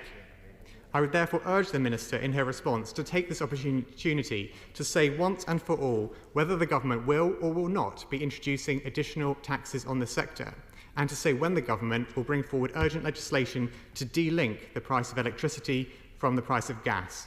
We are not claiming a solution to this is simple, but it is the job of ministers and a sign of leadership in government to plan ahead and solve the challenging issues our country is facing. Mr. Deputy Speaker, the windfall tax is a way to offer immediate help to people now, but we need to be investing in the long term too to keep energy bills down and to make our economy more secure and more sustainable. That is why the government should be adopting not just our plan for a windfall tax, but also our wider plan to improve energy security and keep bills lower in the future. Labour's plan would see us accelerate homegrown renewables and new nuclear, double onshore wind capacity, reform our broken energy system and retrofit 19 million homes to save households an average of £400 a year on their bills. Yet from the government, all we have in front of us today is a bill that gives a tax break to oil producers' continued spending in the North Sea. Once again, this government lurches from crisis to crisis with no plan to fix our broken system and provide the security we need. Mr. Deputy Speaker, we are relieved the government is finally proceeding with the windfall tax, and we will be supporting this bill today. But we will come back to the details of this bill at the Committee of the Whole House. At that stage, we will urge ministers to make right their delay in introducing the windfall tax, and we will urge them to drop the unnecessary tax break for oil producers that undermines both the impact of this windfall tax and our country's wider efforts to tackle the climate crisis. The Conservatives' approach to the windfall tax shows they are not fit to govern. When we called for a windfall tax, they wasted months opposing it before finally changing course. Now they are undermining their own windfall tax with a new tax break for oil companies. And when it comes to the long-term challenges we face, they simply do not have the plans we need for the future. That goes for the former Chancellor, the current Chancellor, all the Conservative leadership candidates, as much as it does for the outgoing Prime Minister. Changing the person at the top of the Conservative Party is not going to change anything. We need a change of government, and that means we need a Labour government. Aldous. Thank you very much, Mr. Deputy Speaker. The bill is of particular interest to me, as not only is the cost of living crisis hitting hard in the Waveney constituency, but we also need jobs based on the North Sea in order to revitalise the local economy. I should also point out, Mr. Deputy Speaker, that I chair the all-party parliamentary group for offshore oil and gas, as the industry is a significant employer in the Lowestoft and Great Yarmouth area. It is necessary, Mr. Deputy Speaker, to balance the need for short-term measures to support people through what is an unprecedented challenge caused by COVID and exacerbated by Russia's brutal invasion of the Ukraine, against our long-term priorities of promoting investment in the UK continental shelf, which will not only revitalise coastal communities, but also will help us achieve our net zero obligations. It's important to point out that those activities taking place on the UK continental shelf are not just the extraction of oil and gas, but also those emerging new lower carbon industries such as offshore wind, hydrogen production and carbon capture, utilisation and storage, all of which are inextricably linked. Mr. Deputy Speaker, any levy on the oil and gas sector, if poorly thought through and poorly drafted, could have a negative impact on investment in these emerging industries that are so vitally important to our future. There is a concern that there is a lack of a coherent long-term energy strategy. This bill, printed on 5th July, in many respects conflicts with the energy bill published the very next day. The latter bill aims to boost the UK's energy independence and security, attract private investment, reindustrialise the economy and to create jobs through clean technologies. What is required, Mr. Deputy Speaker, is a seamless thread that runs through all aspects of energy policy, from our long-term strategy for producing energy to the need for a major step change in how we insulate our homes and our businesses, right through to the support for those people who need it most at the current time. These latter initiatives should build on policies that are already in place, such as the energy price cap, the warm homes discount and the energy company obligation, and we should also look to add to them further with support such as a social tariff. Mr. Deputy Speaker, underpinning this integrated approach should be how we ensure that we fully realise the great opportunity to create exciting new jobs and how we can best provide people with the necessary skills. In mapping out this strategy, with particular regard to this levy, the government should have in mind the following considerations. Firstly, the vital importance of not inhibiting investment in those decarbonised projects that will create jobs and help us meet our net zero obligations. Secondly, the requirement to have in mind that investment in energy projects is global and footloose, and if we have an unstable fiscal regime, business will go elsewhere. Thirdly, the need to ensure and not to undermine the security of our energy supply. Fourthly, regard should be had to the negative impact not just on those high-profile oil and gas majors, but also on supply chain companies located in many of our constituencies who are invariably highly innovative SMEs who are the very lifeblood of our local economies.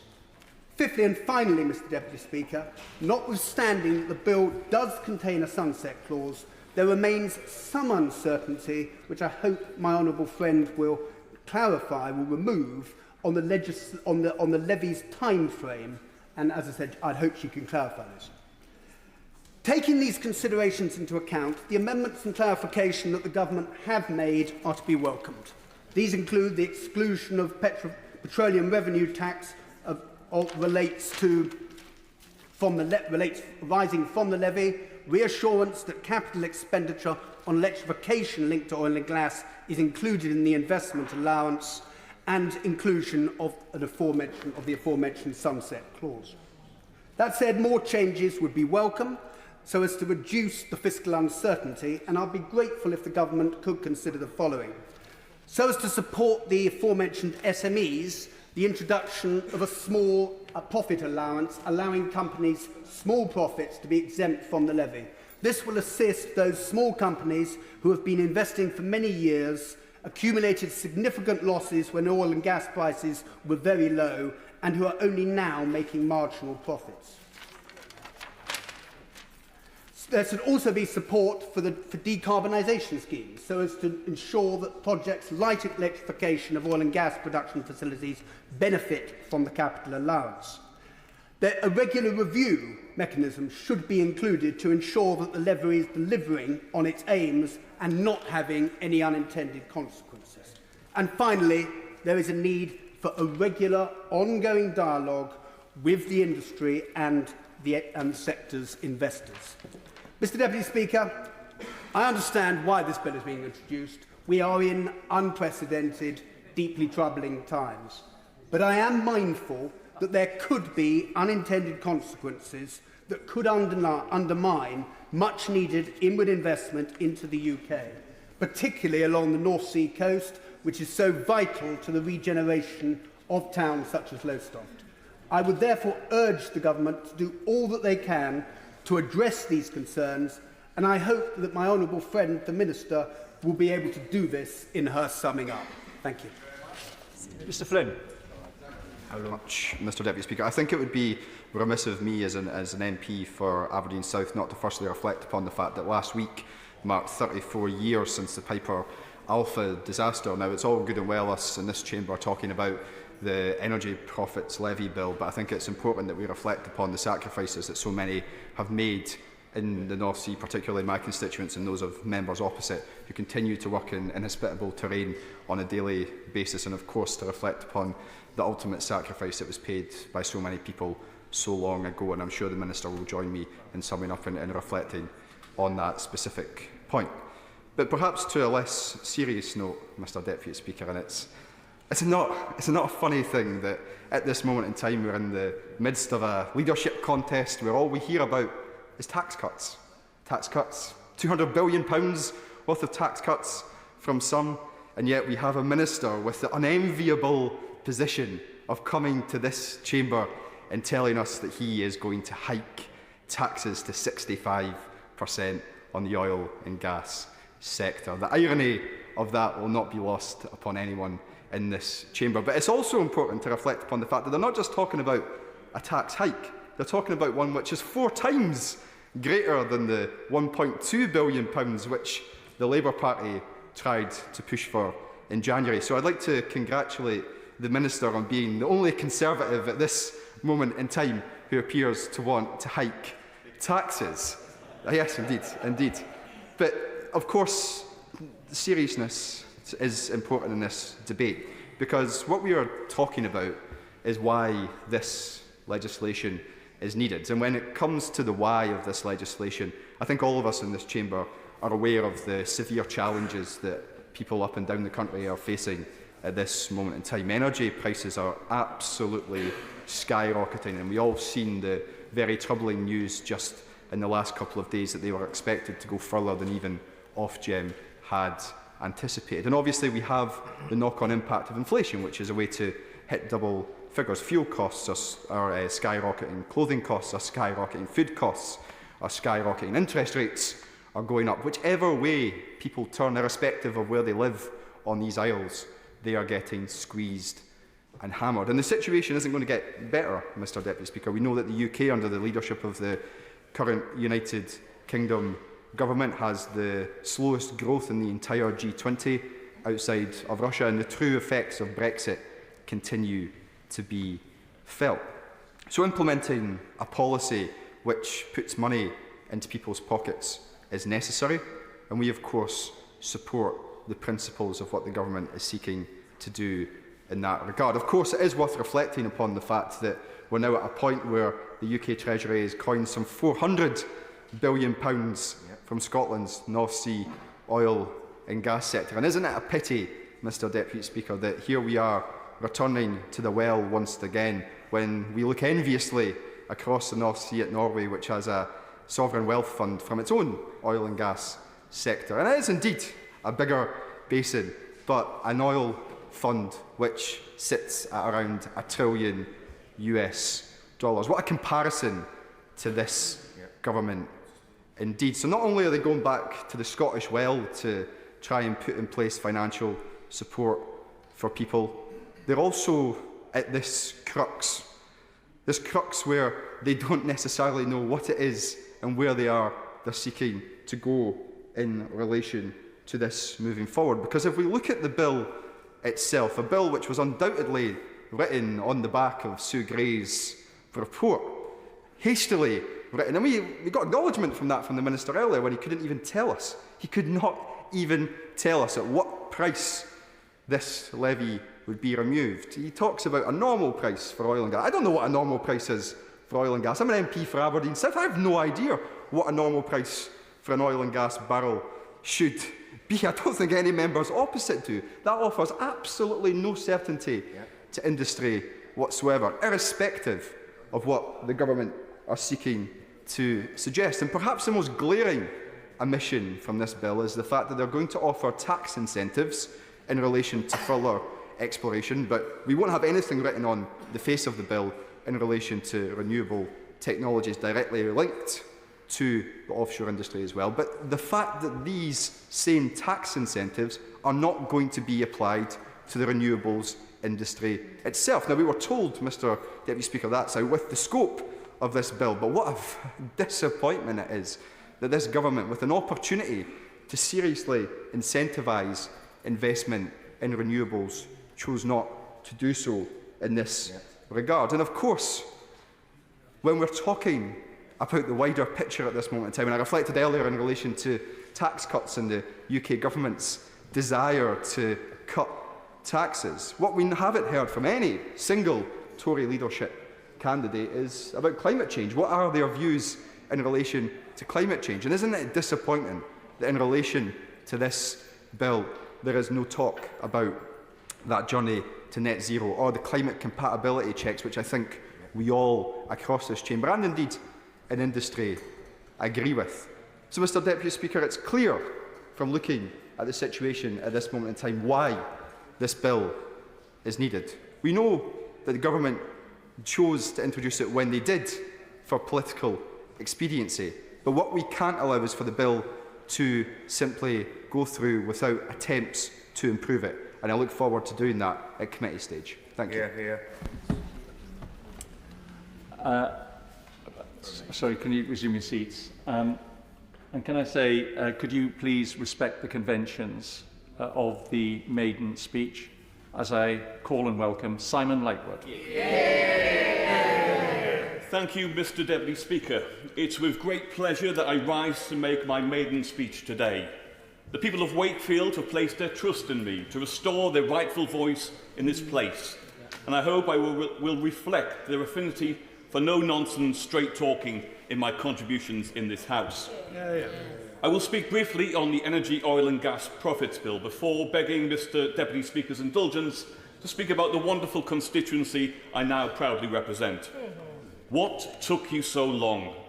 It's been 7 months since the Shadow Chancellor, my honourable friend, the member of Leeds West, first set out Labour's plans for a windfall tax on oil and gas giants. 7 long months of dither and delay.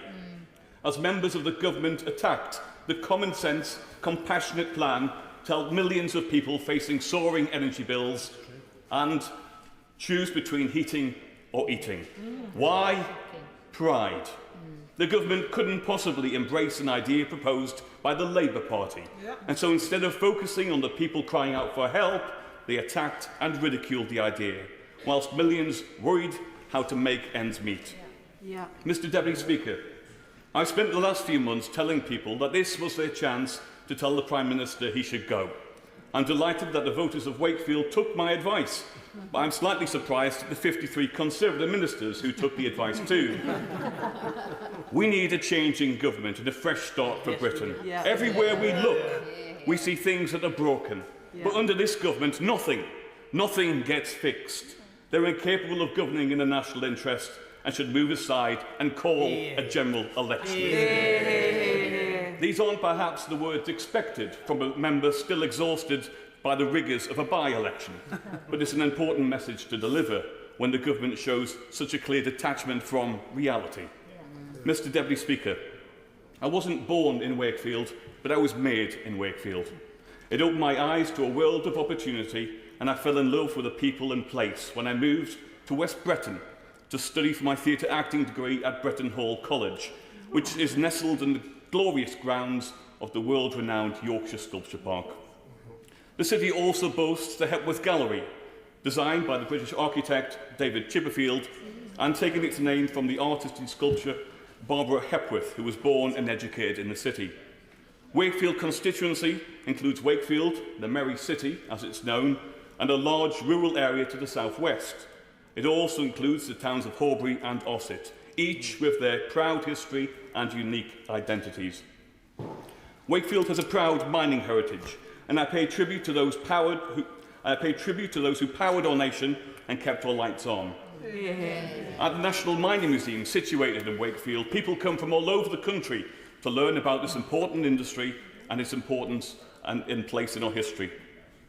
Whilst we cherish our proud heritage, we also have our eyes set towards the future, and the recent opening of Kappa College, which is inspiring and training and educating the next generation of performers, creatives, designers and technicians. I was also pleased to visit the construction site of Tileyard North a couple of weeks ago. This exciting 135 square foot creative industries hub based at Rutland Mills is transforming the site into the UK's largest creative community outside of London. Mr Deputy Speaker, as is tradition, I would like to pay tribute to some of my predecessors, including Mary Cray, who I watched from the gallery delivering her maiden speech some 17 years ago. A tenacious campaigner and advocate for the people of Wakefield, she successfully introduced the Children's Food Bill in 2005, which sought to introduce minimum nutritional standards for all school meals. She went on to hold various positions, including the Shadow Secretary of State for Environment, Food and Rural Affairs. She was also pivotal in delivering the new Pinderfields Hospital. I also pay tribute to David Hinchliffe, who represented Wakefield from 1987 to 2005. He was chair of the Health Select Committee and founder and first secretary of the All-Parliamentary Rugby League Group in 1988. Coincidentally, this was the first all-parliamentary group I've joined upon my election. Finally, I pay tribute to the Right Honourable Walter Harrison MP, who represented Wakefield from 1964 to 1983.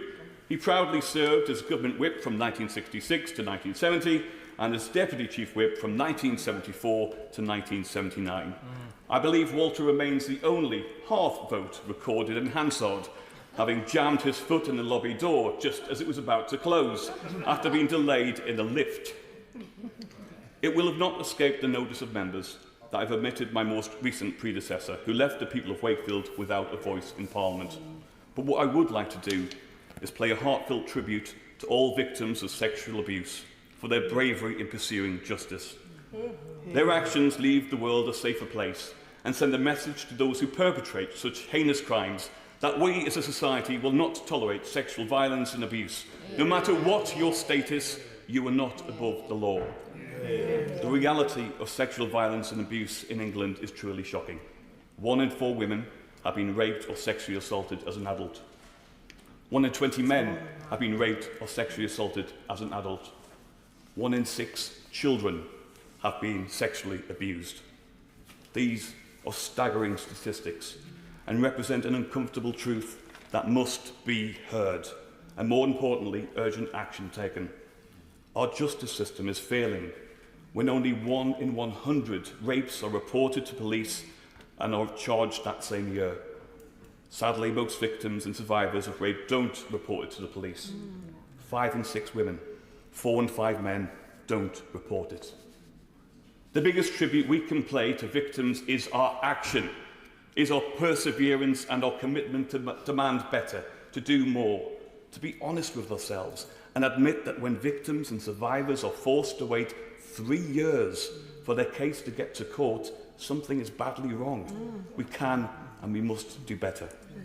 So I pay tribute to all victims and survivors of sexual violence and abuse and promise to always be straight talking on this issue and ensure the voice of victims and survivors are always heard. Mr Deputy Speaker, before taking my seat, I proudly worked for the National Health Service and witnessed the sheer exhaustion, the struggle that those in the front line continue to face, and the frustration of those who are seeking to access NHS services, stretched far beyond their limits. I worked with some real-life superheroes. And as we move into a world where we live side by side with COVID, I would urge all colleagues to remember that for the NHS, the impact will be with us for many years to come. They deserve our respect, our patience and our gratitude for all they continue to do. Mr Deputy Speaker, the people of Wakefield are weary of our politics. Their trust has been eroded.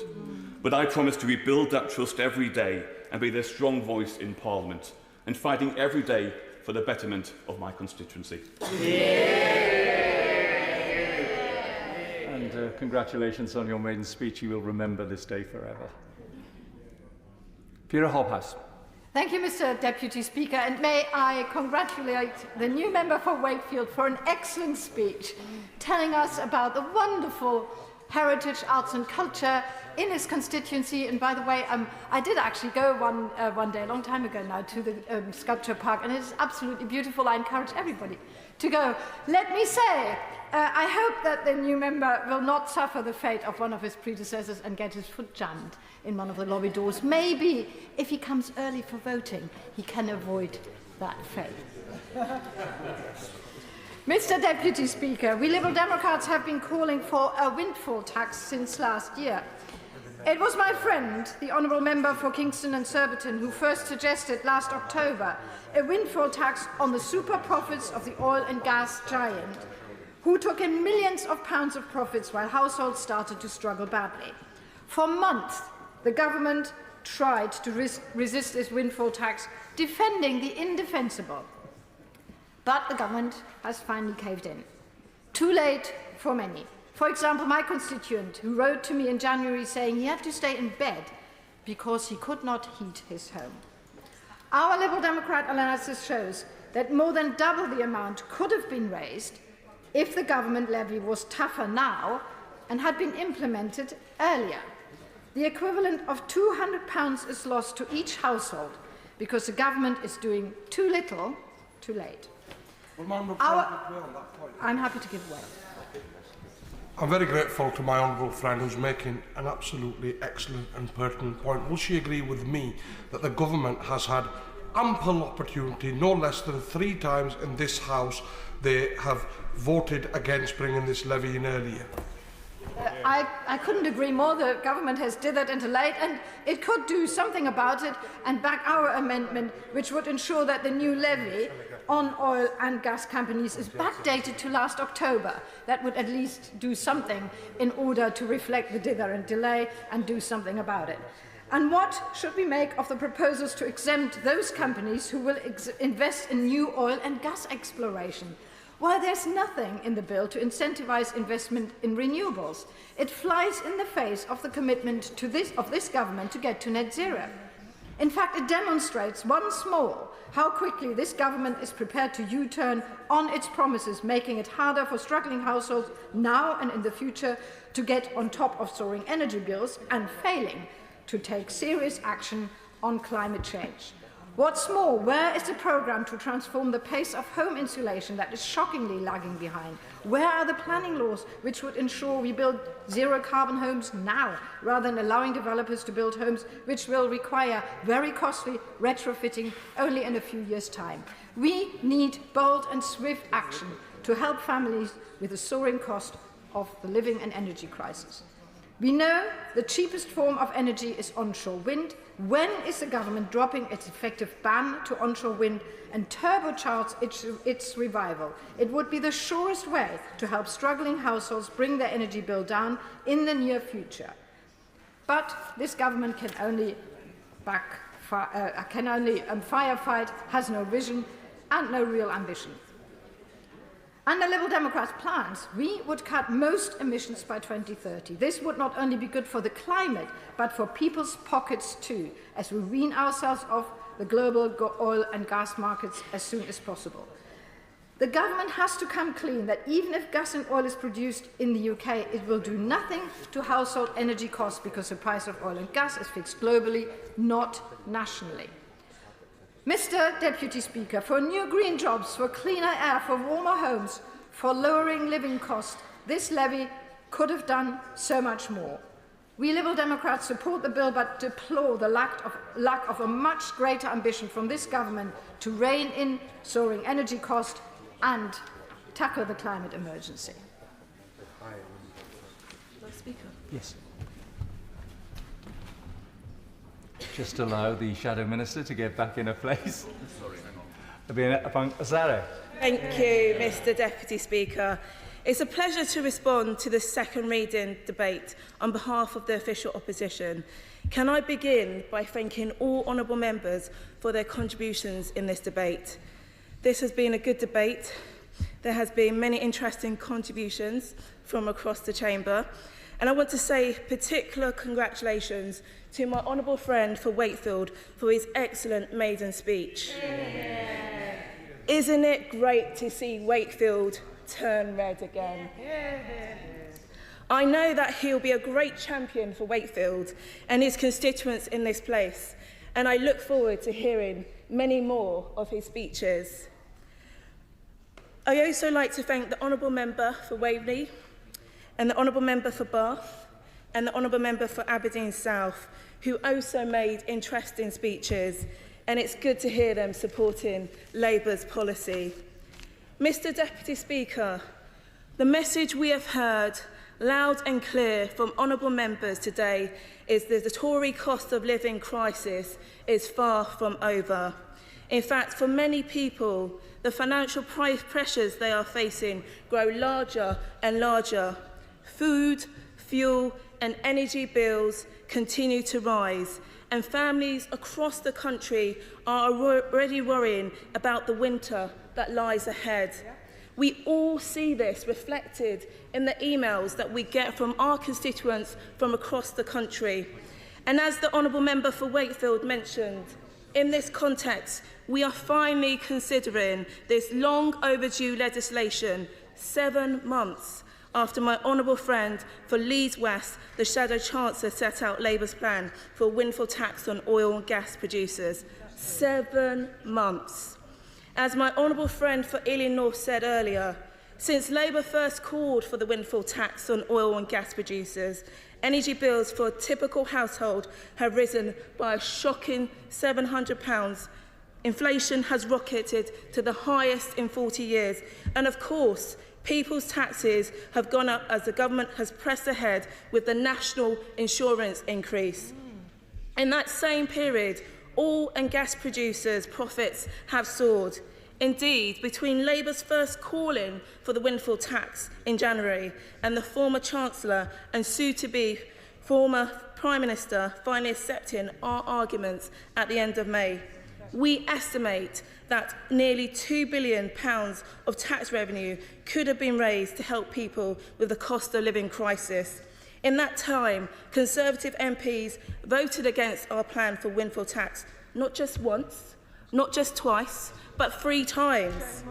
Ministers repeatedly claimed that such a plan wouldn't work, and famously, the current Chancellor, and I repeat this, said that oil and gas producers were already struggling. So I'll be interested, very interested to hear from the Chancellor on whether he's changed his mind on this one.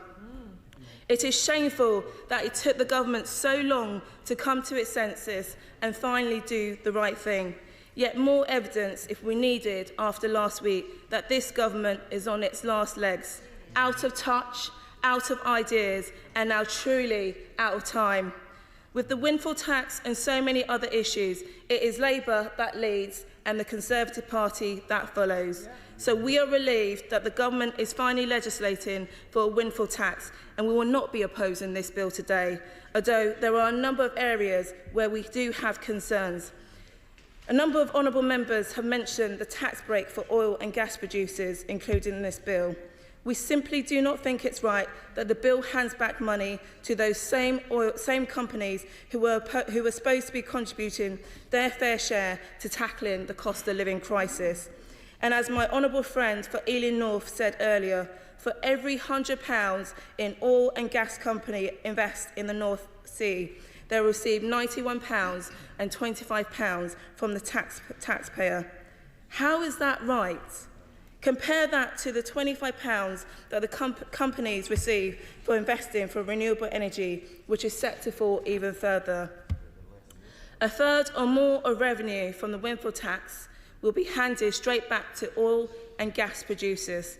How can it be right we are subsidising oil and gas projects with which the companies have said would happen anyway to this level? It is an insult to those families who are struggling, and it is a mockery of our climate investment commitments. I now turn to the issue of electricity generation and the excess profits in the electricity sector. I will. I thank her for giving way, and she's making a very passionate case. A similar question was asked earlier of our colleague on the opposition front bench. I'd be keen to know when the shadow front bench last met with industry representatives in Aberdeen to discuss their views in relation to this matter, out of interest. I'd like to thank the honourable member for his intervention. As you know, Labour has been consulting with regular organisations and stakeholders about this matter, and we're willing to meet with anybody that would like to meet with us. Our door is open, and as I mentioned earlier, we called for the windfall tax a number of months ago, and it's glad to see that the government is taking this forward. And I have to say, the government have been all over the place on this issue. In May, it was suggested that the Chancellor had asked the Treasury to draw up plans for windfall tax on excess profits by electricity generators. And I really wish the government was vocal on this issue when Labour raised this a number of months ago. As honourable members will know, the price of electricity is closely linked to the price of gas.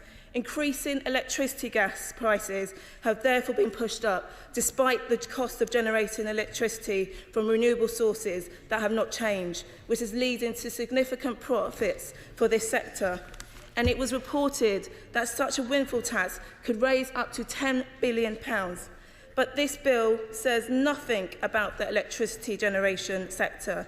And as the government has gone quiet on wider plans to decouple electricity prices from the price of gas, it would be grateful if the Minister could shed some light today on what the government plans are on the electricity generation sector. It is clear that this market needs urgent reform so it delivers for consumers and businesses, and I hope the Minister can tell us why the government is delaying bringing forward an energy market reform bill that will finally break the link between gas and electricity prices. I also want to touch on the support that was announced alongside the windfall tax, which some honourable members have mentioned.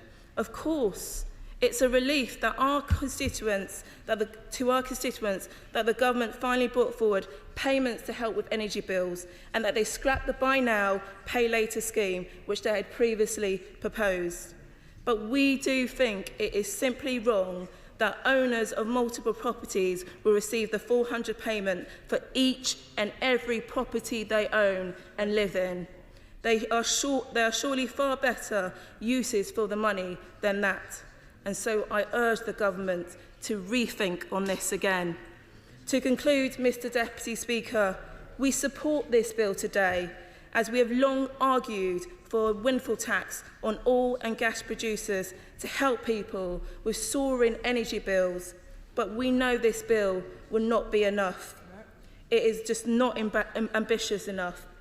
We need a long-term plan to guarantee the UK's energy security and bring down bills for families. We've called for an acceleration of homegrown renewables and a new nuclear plan to double onshore wind capacity and reform our broken energy system, and a national mission to retrofit 90 million homes to save households on an average of £400 a year on their bills. Given the crisis facing the party opposite, I think I've been very generous. Given the crisis facing the party opposite, I don't have much confidence in them delivering these essential priorities for Britain. While they spend the summer arguing amongst themselves, we on this side will continue to provide the leadership our country needs, just as we've done with the windfall tax. We will stand up for families through the cost of living crisis. We will back British businesses and provide economic security for our country. Thank you, Mr. Deputy Speaker. Minister. Thank you, Mr. Deputy Speaker, and it is a pleasure to close this very important debate on behalf of the government. We've talked today about the context in which this bill is taking place, the high oil and gas prices, the extraordinary profits that are being received by the industry at the same time as working people are struggling with the cost of living. And that is why, Mr. Deputy Speaker, we are bringing in a temporary targeted levy to fund the cost of living support at the same time as encouraging companies to invest. I'd like to start, Mr. Deputy Speaker, by responding to some of the points made by the Honourable Member for Ealing North, because he's criticised our levy for not raising enough. But he does so in circumstances where the Honourable Member for Aberdeen South pointed out Labour's proposal would have only raised £1.2 billion at the time that it was put forward, whereas our levy, Mr. Deputy Speaker, raises £5 billion. In fact, the £5 billion that we'll be raising is higher than the amount Greenpeace was calling for, £4 billion, higher than the Green Party called for, £3.7 billion, and as I said, significantly more than the Labour Party. The Honourable Member opposite criticised our scheme because it's encouraging investment. At the same time as his honourable friend, the Labour front bench, said we need domestic energy security. That is why, Mr. Deputy Speaker, we are ensuring that the important oil and gas sector are continuing to invest so that we do ensure domestic energy security. And Mr. Deputy Speaker, he criticised us for not listening to industry. But the Labour front bench, I noticed, was unable to say how they had engaged with industry, how, in fact, either of the front bench speakers opposite, when either of them had engaged with industry, when we know on this side of the House, the Chancellor last month held an industry roundtable, which both I and the former Exchequer Secretary attended. And in fact, I could just quote some of the industry about what they say about our investment proposal. Orcadian Energy has said, we believe the immediate investment allowance included in the Energy Profits Levy has transformed the attractiveness of domestic oil and gas projects for companies extracting oil and gas in the UK, and it should spark further investment in the North Sea. Cornerstone Resources said we've certainly had more industry interest in partnering with us in the last few weeks. I could go on, but what we are trying to do is raise money to support the cost of living at the same time as encouraging industry to invest in a vital sector. I would like to answer some of the questions that the Honourable Member for Ealing North put to us. I'd like to confirm and put on the record that the Chancellor does support this bill. I'd like to respond to the point about consultation because, of course, the Honourable Member opposite was encouraging us to do this a long time ago, and now he says we should have consulted longer and therefore brought it in later. But we have sought to engage as much as possible. We've sought to put on notice the industry as much as possible. Since the announcement of the levy, ministers in my department and officials have been in regular contact with the industry, and we also undertook a short period of technical consultation on the legislation for the levy. Honourable members will know that draft legislation was published on the 21st of June, with stakeholders able to provide technical feedback on it until the 28th of June. The Honourable Member for Ealing North asked me what we're doing about the electricity generation sector, and as the former Chancellor said at the time, that is something we are urgently looking at. And finally, he said, let's follow Labour's plan. Well, Mr Deputy Speaker, let's remember what Labour's plan is. £100 billion worth of spending proposals which they have put forward, of which only 10 billion are fully funded.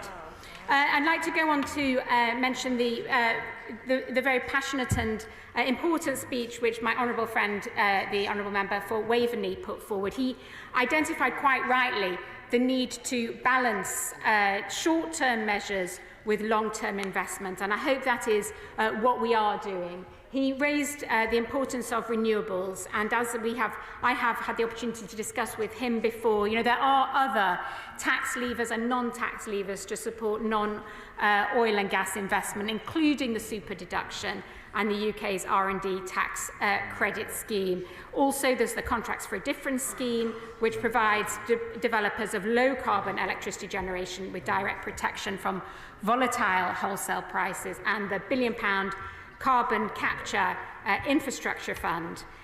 He asked about time frame, an important point, because this is a temporary measure. There is a sunset clause in the legislation, very rare to include a sunset clause, but we have sought to do so to underline that this is indeed a temporary measure with a time frame of 2025. I just finished the points that the Honourable Member made. I'm very happy to take an intervention.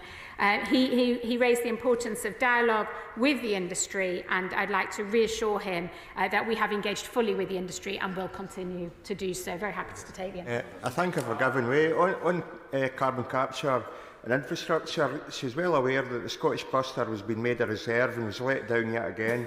Can she actually define what reserve means? Because nobody seems to know what being a reserve means.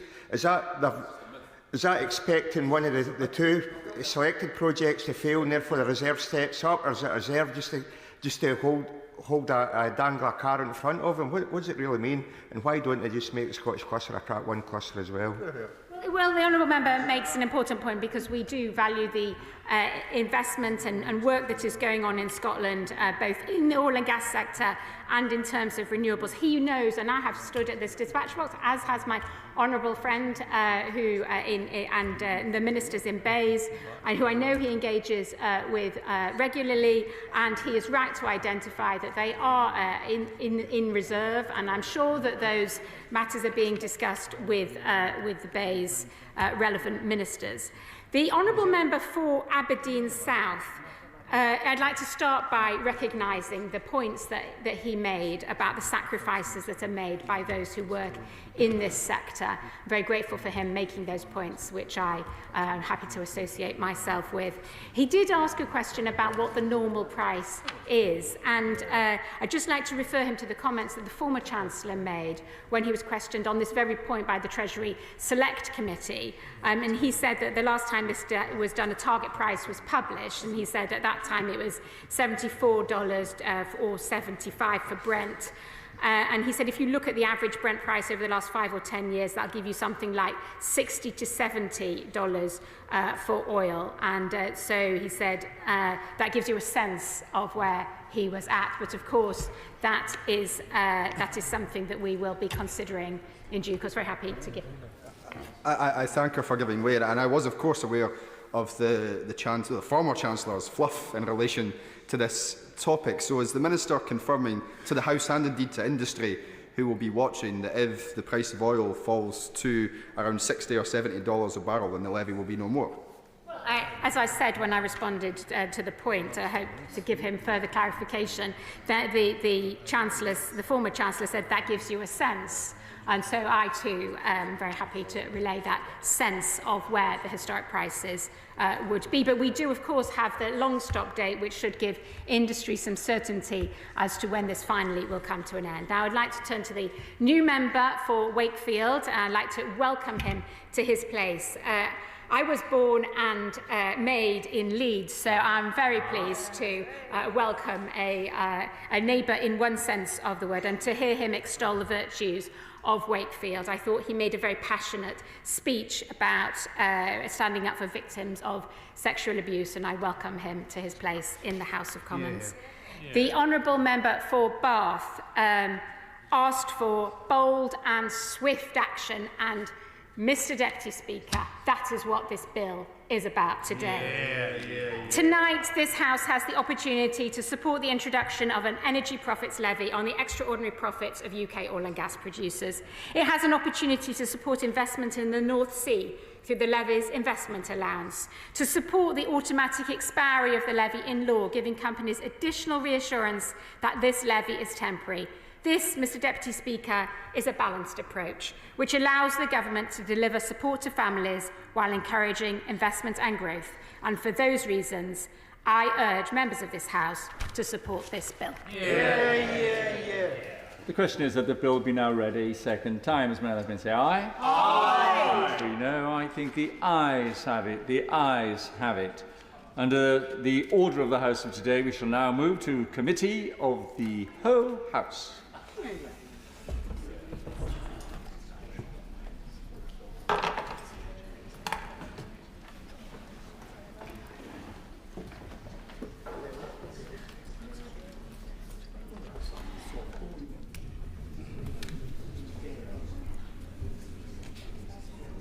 Order.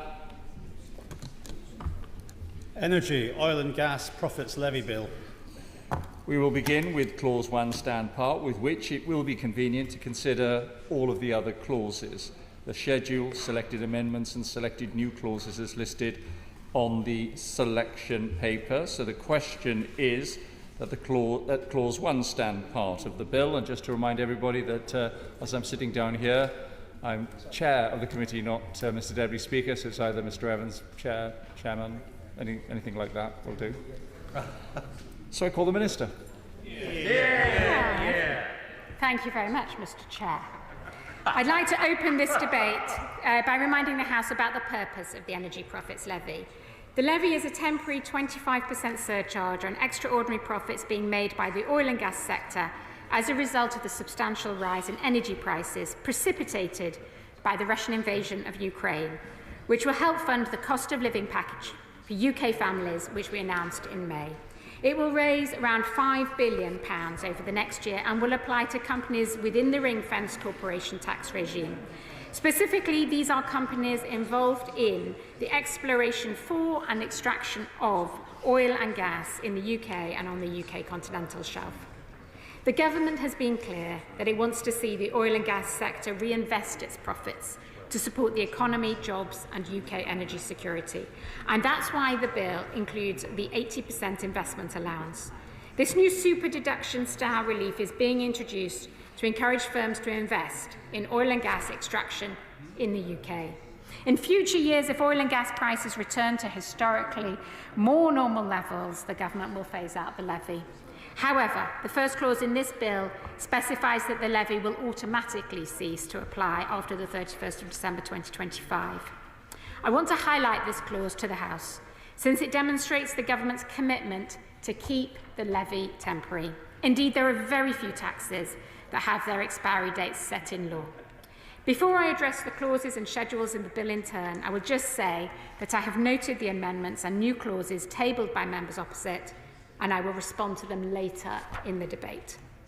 Mr. Chair, Clause 1 gives the ability for the government to collect the Energy Profits Levy. It sets the 25% rate and the levy's main scope.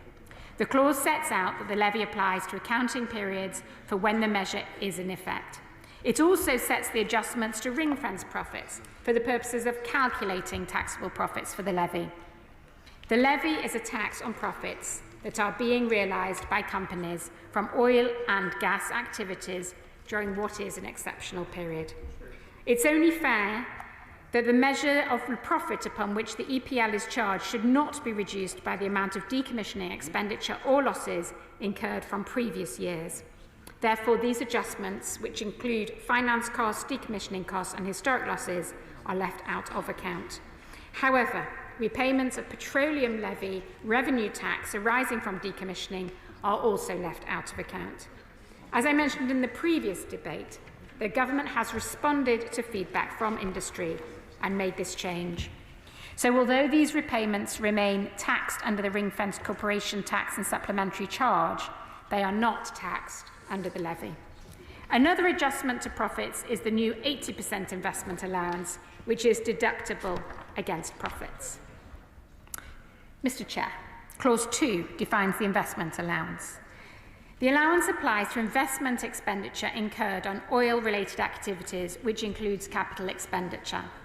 It also includes certain operating and leasing expenditure. The allowance will be calculated in the same way as the investment allowance for the existing supplementary charge. However, it is both more immediate and more generous, since it will be available to companies at the very point of investment. It's also worth emphasising that qualifying expenditure can be used on the decarbonisation of upstream activities, which includes electrification. I'd just like to mention that I know that this is a matter that is important to the industry. Members of the industry have raised it with us, and so indeed have members of the House, including the Honourable Member for Banff and Buchan, sitting just to my right. Therefore, any capital expenditure on electrification, as long as it relates to specific oil-related activities within the ring fence, will qualify for the allowance. For example, expenditure on plant and machinery, such as generators, which includes wind turbines, transformers and wiring. Clauses 3 and 4 set out the types of operating expenditure and leasing expenditure that are eligible for the investment allowance.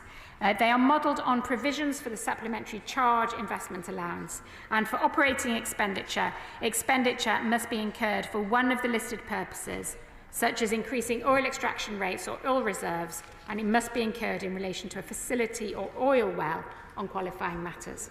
However, the allowance is not available for routine repair and maintenance. Leasing expenditure must be for leases which are at least 5 years, and for mobile production or storage assets, such as floating production, storage and offloading ships, or FPSOs. Very happy to give way. I thank her for giving way. She mentioned electrification, and she did send a letter out to MPs saying electrification would be covered in the offsetting. But does she agree that it should really go in the face of the bill? Because ministers come and go, prime ministers come and go, as we're seeing. So the only way industry can have full certainty and clarity is actually to put something in the face of the bill about electrification, which would actually be the SNP amendment. Well, I have read the SNP amendment and I'll be dealing with that in due course, but to respond to the Honourable Member's point, it will be included in guidance. I have said it at the dispatch box. I said it in the dispatch box last week, and my honourable friend, the Chief Secretary to the Treasury, has also said it at the dispatch box. So I think that point is quite clear. So turning to clauses 3 and 4 set out, those clauses set out the types of operating and leasing expenditure that are eligible for the investment allowance. They are modelled on the provisions for the supplementary charge investment allowance. For operating expenditure, expenditure must be incurred for one of the listed purposes, such as increasing oil extraction rates or oil reserves, and it must be incurred in relation to a facility or oil well on qualifying matters. However, the allowance is not available for routine investments. Mr. Chair, I should move to Clause 5, which is the meaning of disqualifying purposes. Clause 5 is an anti-avoidance provision for the investment allowance. This is to ensure that expenditure is not eligible for the allowance if it arises because of any tax avoidance arrangements. Clause 6 ensures additional expenditure for the investment allowance is only available for new assets, including the acquisition of an interest in an oil field. It prevents the allowance being generated on assets that have already been taken into account for the purposes of the levy or would have been had the levy been in force. Clause 7 provides for determining when investment expenditure is incurred, namely for capital expenditure as per rules set out in existing capital allowances legislation, and for operating and leasing expenditure, the date on which it is paid. It also makes clear that expenditure incurred before the 26th of May or after the 31st of December 2025 is not to be treated as expenditure incurred in an accounting period to which the levy applies. Clauses 8 and 9 define financing and decommissioning costs modelled on existing legislation. Mr. Chair, Clause 10 and Schedule 1 set out the loss regime within the levy. This includes group relief and the losses that companies carry back or forward under the levy, such as carrying forward losses to future qualifying periods. Clause 11 applies general corporation tax principles to the levy and for the levy to be treated for administrative purposes as an amount of corporation tax. It also prescribes the framework within which the levy will operate. Clause 12 introduces a requirement for companies making a levy payment to provide information about that payment to HMRC so that receipts from the levy can be monitored. Clause 13 provides for necessary adjustments to be made if alterations are made to a company's ring-fence profit or losses. Clause 14 introduces Schedule 2, which contain amendments of enactments that are consequential on the provisions of this bill. Mr. Chair, clauses 15 to 17 set out the rules for apportioning profits for accounting periods that straddle the start and sunset dates of the levy. These rules identify which profits are chargeable to the levy by treating the periods before and after the start or end dates as separate accounting periods. In particular, this requires companies to apportion their receipts, expenses, assets and liabilities on a just and reasonable basis. Clauses 18 and 19 simply set out the bill's legal interpretation and short title in the usual manner for such legislation. In conclusion, Mr. Chair, this bill delivers the Energy Profits Levy, a 25% surcharge on the extraordinary profits the oil and gas sector is making. As we've discussed, it will raise around £5 billion over the course of the next year, and it will go towards supporting people with the cost of living measures that we have already announced in May. The bill also provides for the new 80% investment allowance, meaning that businesses will overall get a 91 pence tax saving for every pound that they invest. And finally, it gives certainty by including a sunset provision. It will give, therefore, businesses further reassurance that the levy is indeed temporary. I therefore move that the clauses and schedule stand part of the bill. Mr. Murray. Thank you, Mr. Chair. And as we now turn to the committee stage, I will address the detail of some of the key clauses of this bill, as well as the amendments and new clauses tabled in my name and those of my honourable and right honourable friends. Mr. Chair, as I set out at second reading, this bill is long overdue. The government has finally agreed to introduce a windfall tax many months after they should have done. As I noted earlier, in all the contributions so far, ministers have still not been able to bring themselves to use those words, windfall tax, in relation to these measures, and so we offer them Amendment 8 to rename the bill as one last chance to call this new tax what it is. It has been 7 months since, on January the 9th this year, the Shadow Chancellor first set out Labour's plans for a windfall tax on oil and gas producers' profits to help fund a cut to people's home energy bills. Until their U-turn in late May, government ministers were falling over each other to attack our plans. And throughout all the time they were opposing our plans, both people's energy bills and oil producers' profits have soared. Those months of opposing our plans left the public finances missing out on billions of pounds of tax revenue. Those are extra funds that could have given people further help with their energy bills. And today, we are giving the government the chance to right that wrong.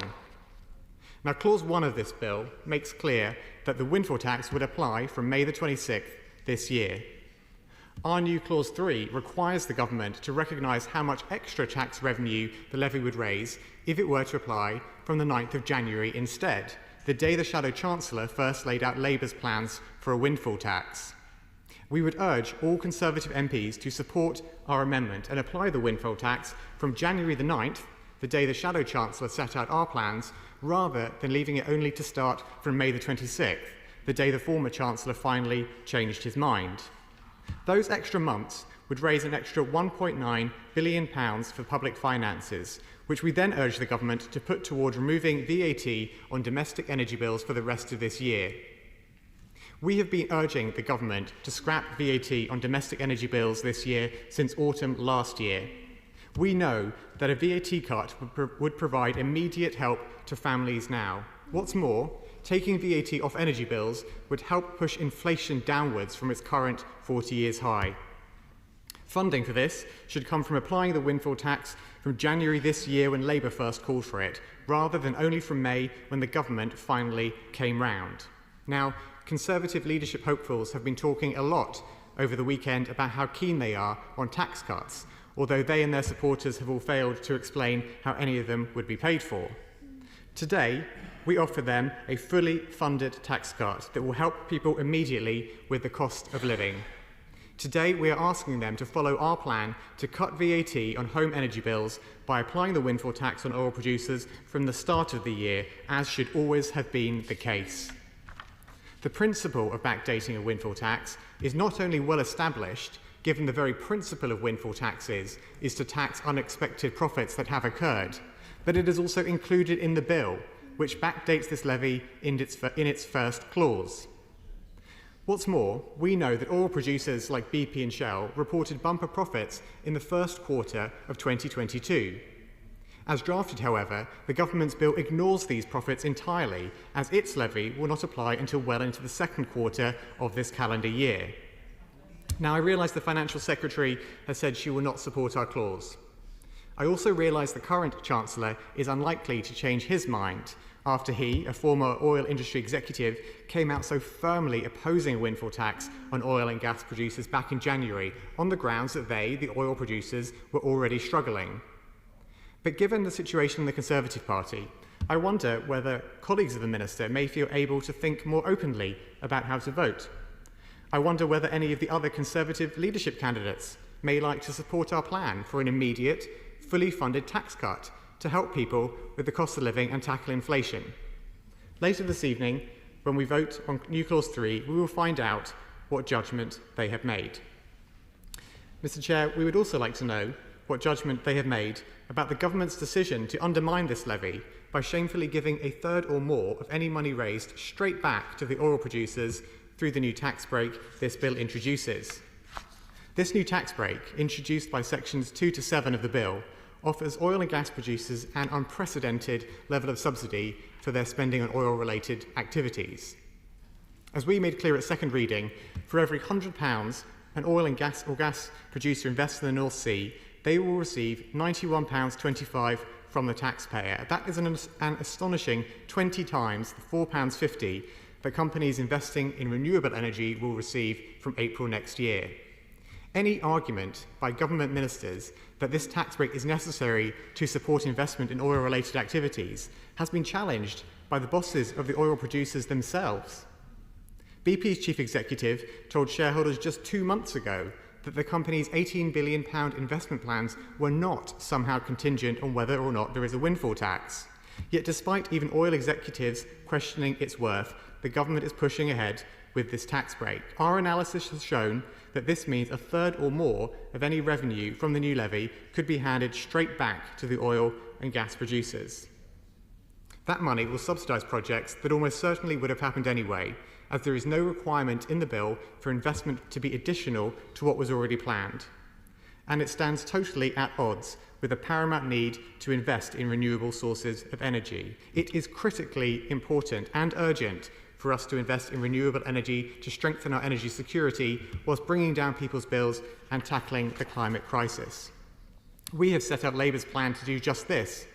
Alongside insulating 19 million homes over 10 years to cut people's bills, we would strengthen our energy security and reduce our carbon emissions by doubling onshore wind capacity, tripling solar power, backing tidal power and nuclear power, and further investing in hydrogen. Yet the government is today introducing a tax break that seems to fly in the face of the climate crisis. That is why we have tabled New Clause 2, which forces the government to come clean about the impact of their unnecessary tax giveaway to oil producers on our country's net zero obligations, energy security and renewable energy supplies. This new clause also asks the government to spell out what impact their tax break will have on fracking, given the deeply concerning reports in the media that legal advice provided to the campaigning group Uplift suggests fracking companies would also be eligible for this tax break based on the way the bill has been written. I would urge the Government Minister to accept our new Clause 2 to make clear what impact the tax break in this bill will have on fracking. If the Minister refuses to do so, can she at least come clean today and confirm or deny whether this tax break could lead to public money being channelled toward dangerous, unpopular and expensive fracking projects? Mr. Chair, it is quite astonishing that despite offering such a generous, unnecessary and counterproductive tax break in this bill, the government still do not seem to be able to say how much it will cost. I note that the Tax Information Impact Note, published just a few hours ago, gave no figures on this at all. To make sure the government is open about the impact of this tax break, we have therefore tabled Amendment 1. This requires the government to be transparent on the details of this tax relief once the levy is in place by collecting and publishing the figures on how much money it will cost. We have also tabled New Clause 4, which forces the government to do what they really should be doing without us needing to ask, which is to come clean on how much they estimate this bill's new tax relief will cost. New Clause 4 also forces the government to come clean on the simple question of how much of the tax relief is estimated to be claimed in respect of investment that would have taken place anyway. As I highlighted at the second reading, Mr. Chair, the Financial Secretary of the Treasury seemed clear in the Chamber on June the 6th that the investment relief should not be available for investments that are dead weight. It should be for new investments. Yet there is nothing in the bill to make sure the tax relief it introduces goes towards investments that are new. We are therefore left unclear how the Minister could have been so confident that the relief will not be available for investments that are dead weight, and our new clause seeks clarity on this point. If the Minister will not accept our amendment, perhaps she can confirm, at least when she responds, whether she may have unintentionally misled the House on June the 6th by suggesting that the tax relief will not be available for investments that are dead weight, and that it will all go toward new investments. But to take a step back from the detail, Mr. Chair, we simply do not believe this tax break is right. It undermines the windfall tax. It does not even work on its own terms, and it flies in the face of the urgent need to respond to the climate crisis. That is why we have tabled Amendments 2 through 7, and when we conclude this debate, we intend to vote against Clause 2 to remove this tax relief in its entirety. For months, we have opposed the government's tax rises on working people. And over the last few days, we have heard Conservative leadership candidates talking a lot about tax cuts themselves. But if potential Tory leaders refuse to back us tonight, one of the very first votes they cast since launching their campaigns will be to cut taxes for oil producers. And if they keep refusing to back us tonight, they will be opposing our fully funded plan to cut VAT on home energy bills. This will simply confirm what we all know already to be true, that changing the person at the top of the Conservative Party is not going to change anything at all. We need a change of government, and that means we need a Labour government. Thank you very much. Craig McKinley. Thank you, Mr. Chairman. I was asked on the 26th of May by one of the main newspapers what I thought about this proposal of a windfall tax on the back of what Labour had proposed some time before. And I gave this as a statement. It was a fairly high-octane statement, Chairman, and it was this. Whichever way you look at it, a 65% tax rate applied to an industry that we need to encourage and to help us through our energy policy mess seems topsy-turvy. Higher taxes can never lower prices. And this was the statement that I think caused some alarm and was widely reported. And I said this: all in all, I'm disappointed, embarrassed and appalled that a Conservative Chancellor could come up with this tripe. Now, I'd hoped with the change of Chancellor that we would have quietly disposed of this bill and not progressed with it to second reading. It should sensibly have been scrapped, but the Chancellor has gone, but the CST is still here and presented the bill this afternoon.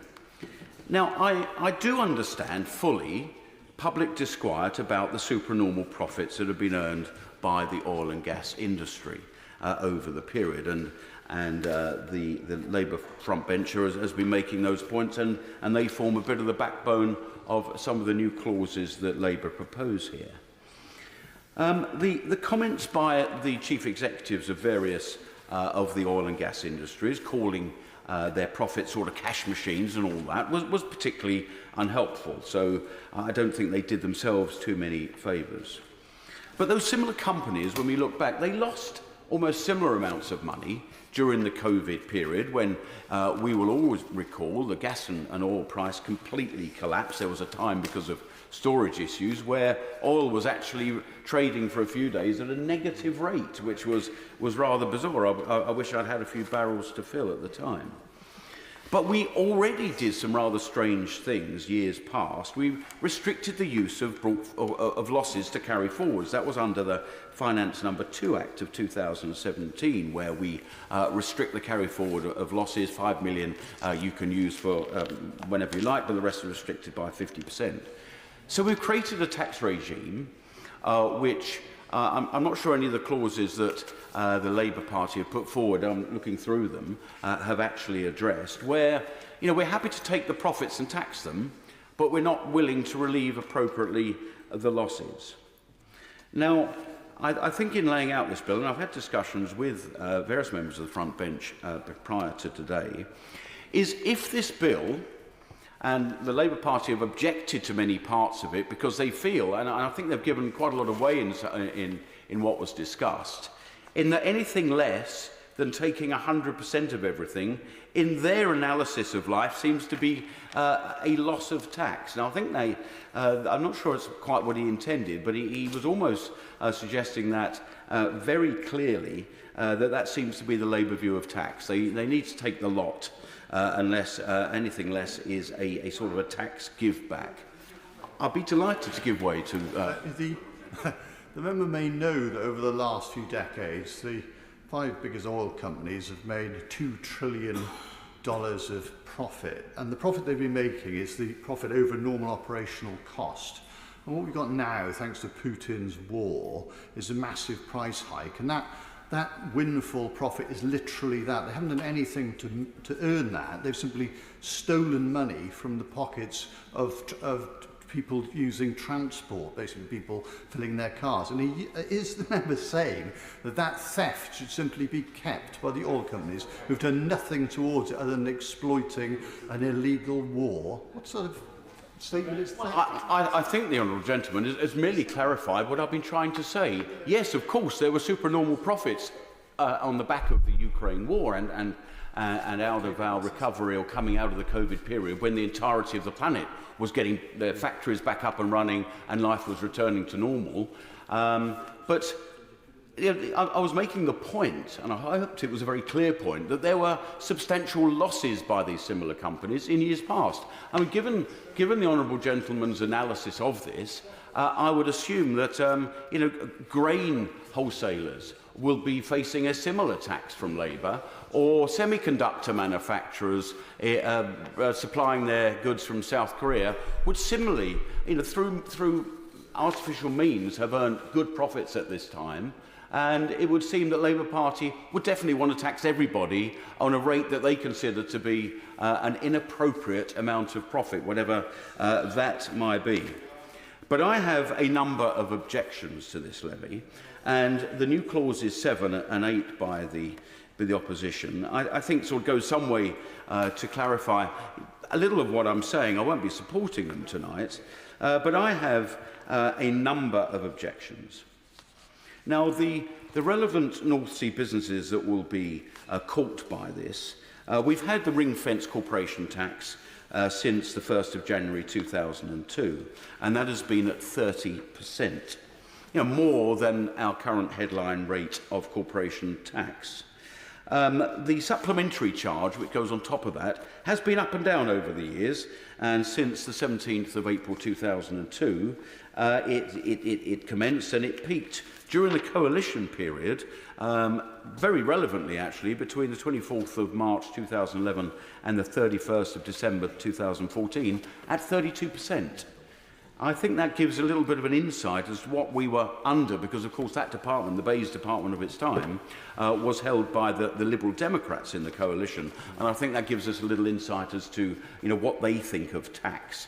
It's generally a high one. So we did have 62% tax during that period, but immediately prior to this legislation, the supplemental charge had been down to 10%. So we were bobbling along with these massive profits, and we were taking to the Treasury 40% of the total. And whichever way you look at it, Mr. Chairman, I see that as a goodly rate of tax.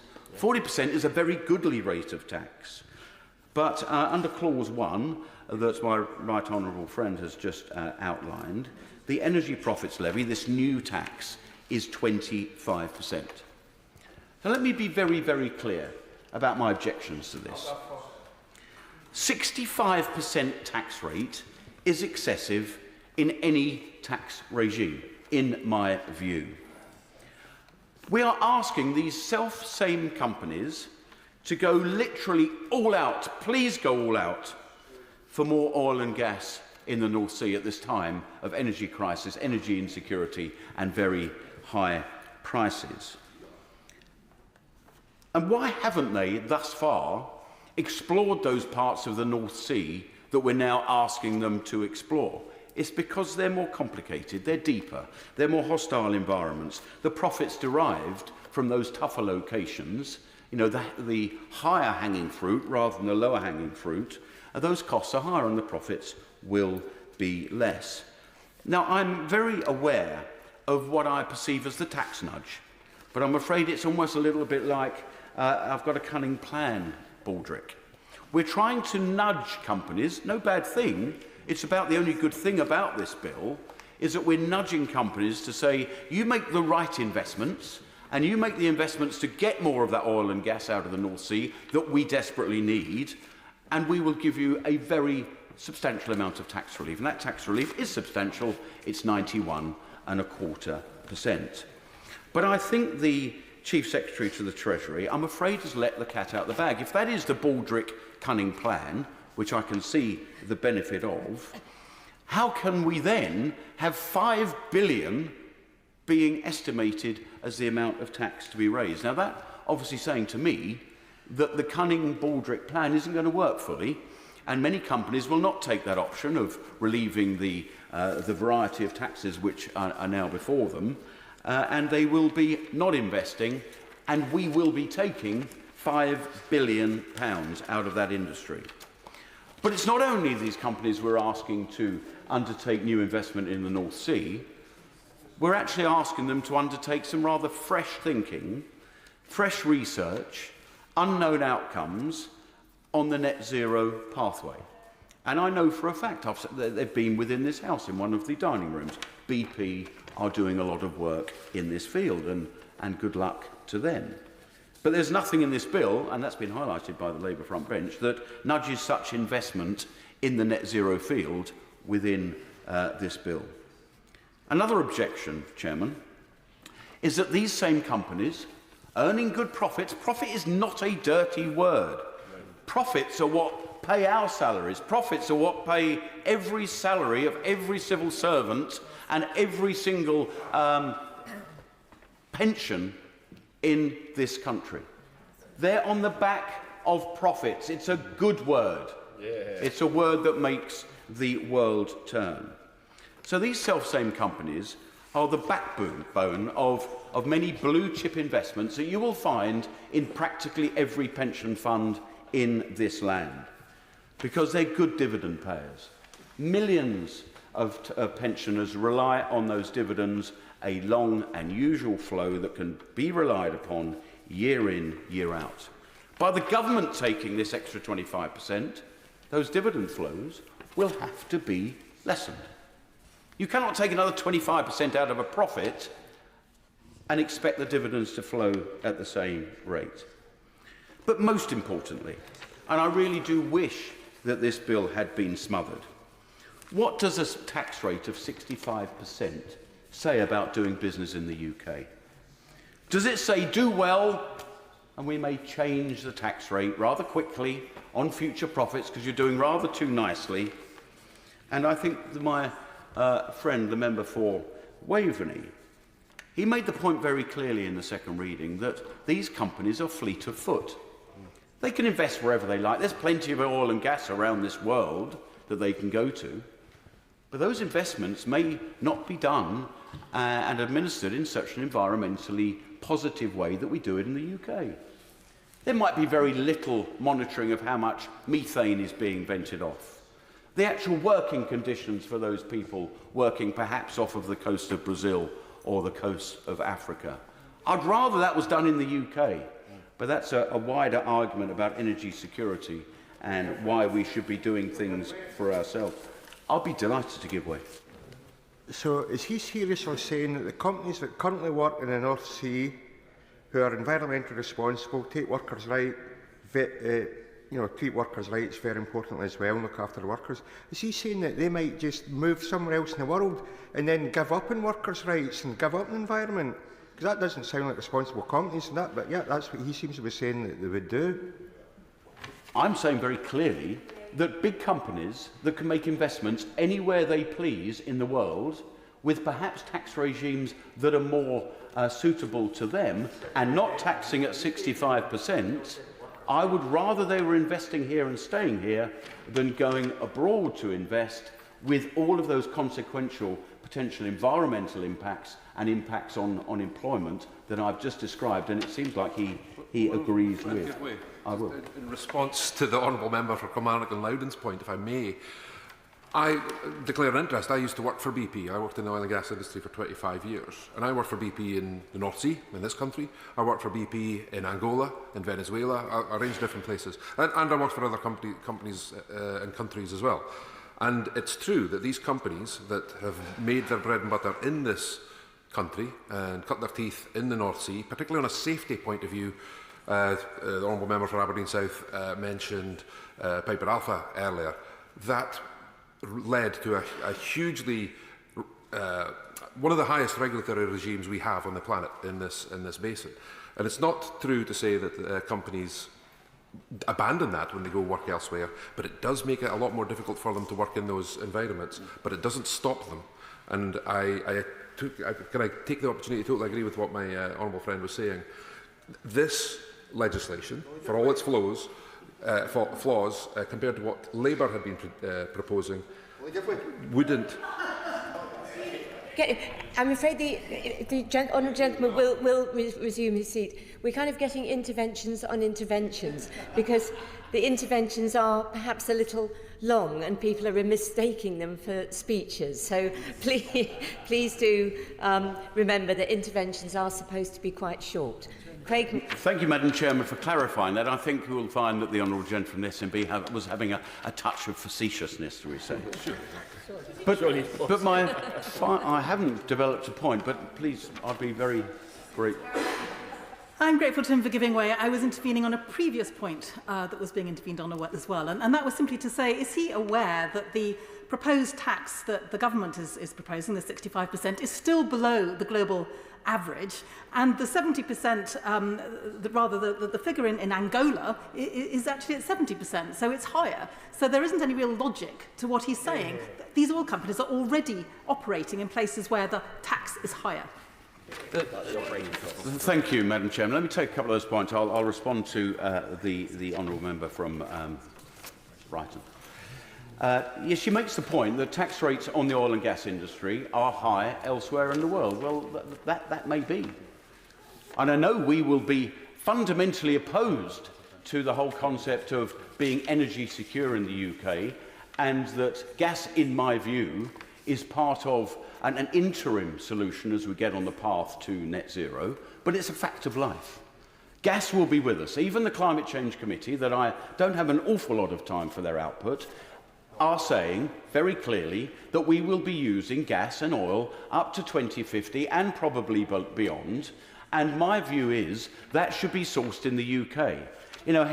Hence my support for this, the nudge part of this legislation, which may encourage businesses to stay here and invest here. But I didn't address properly the point from my honourable friend. He makes the point that we have the most fantastic environmental standards, not just in oil and gas technology, but in practically everything we do. In the manufacturing space in the UK, there would be very few regimes around this world that have such high standards. And on the issue of methane venting, which we haven't really addressed, I can be absolutely sure that the advanced oil and gas companies of this country will be telling the truth and doing the right thing rather more with a very robust and advanced regulatory regime than may happen elsewhere. And I think we have to accept that as a fact of life. Yes, I'll be delighted to. I'm grateful to him for doing that. First of all, he seems to think that just because gas is exploited in the UK, it's going to get used in the UK, and yet he must know that it gets sold on global markets and therefore might get used anywhere. And secondly, he talks about our environmental standards being higher than others. He will know that we get most of our gas from Norway, where actually their carbon footprint is significantly less than it is here in the UK. So his argument does not stand up. I'm so delighted that she has expanded this debate, and Madam Chair, it's not somewhere I wanted to go, but I think it's my duty to respond to the request from a member. It is obvious, surely it is obvious, no matter what your viewpoint on net zero, and I think the viewpoint is no matter which part of the spectrum you're on, I'm obviously on the rather more critical part of that spectrum, we will be having gas in this country. We have a choice. Do we import it halfway across the world on an LNG ship with the cost of the CO2 cost of chilling it, transporting it, regasifying it, or do we try and do that domestically? Well, I would... Let me just, if I may, Madam Chairman, just help address the honourable lady's questions. On international markets, I don't know about economics more than I know this. If you add more capacity to any system, the price should drop. And even if she has, her view of economics holds water, and the price does not drop, which I think is the basis of what she's saying, because it's an international market, would I prefer the pounds of gas revenue to be at least retained and spent in the UK, or do I want to export those pounds to Qatar? I don't think there is much choice, and it's an obvious one.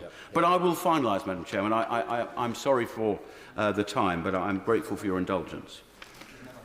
This type of proposal of penal taxes that can be changed within a month, I think we will lose in future deferred taxes of opportunity cost of investment that big companies will say, do you know what, the UK is not a place for good investment. I think I'll take my money elsewhere. So we may get 5 billion out of this.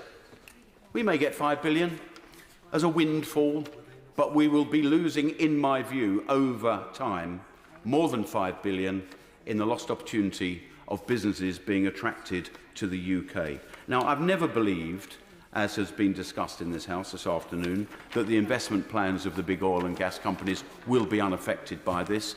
I have been having discussions with them.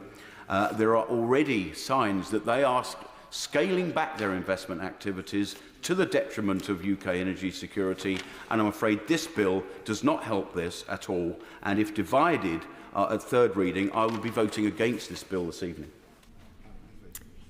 SNP spokesperson Stephen Flynn.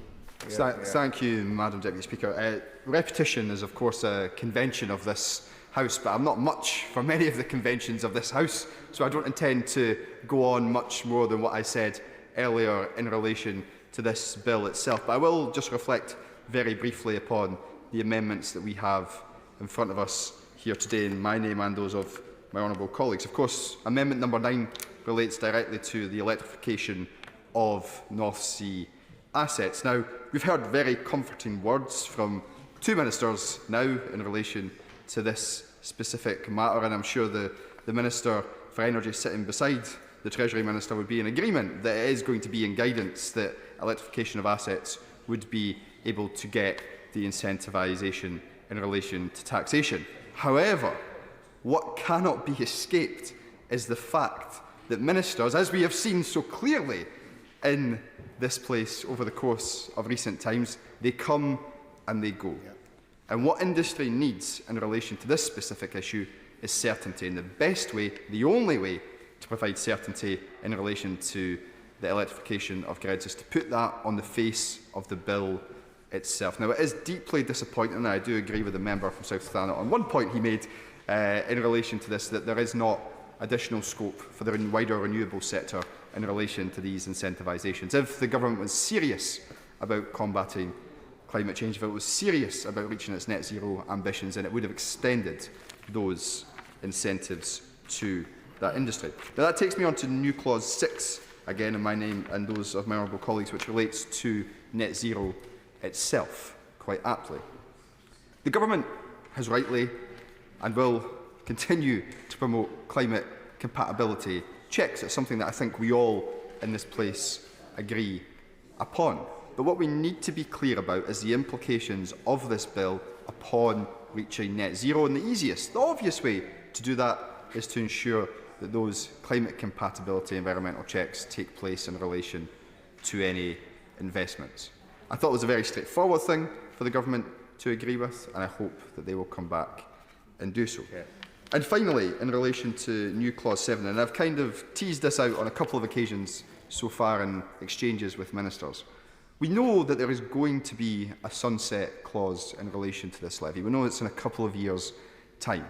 But this phrase, normal oil and gas prices, keeps getting used again and again. And we've had inference that the former Chancellor, when he said somewhere in relation to $60 to $70 a barrel, that was normal. Well, I just did a very, very quick calculation looking at prices, and between 2015 and 2021 it was $56 a barrel, and of course between 2010 and 2014 it was double that at $101.4 a barrel. So I again ask the Minister, indeed, of course, oil and gas is a good proponent for the independence argument, as my father. I won't give way to my honourable friend on this. It has nothing to do with the committee stage, Madam Chair, and I would hate to get diverted as some others did earlier on.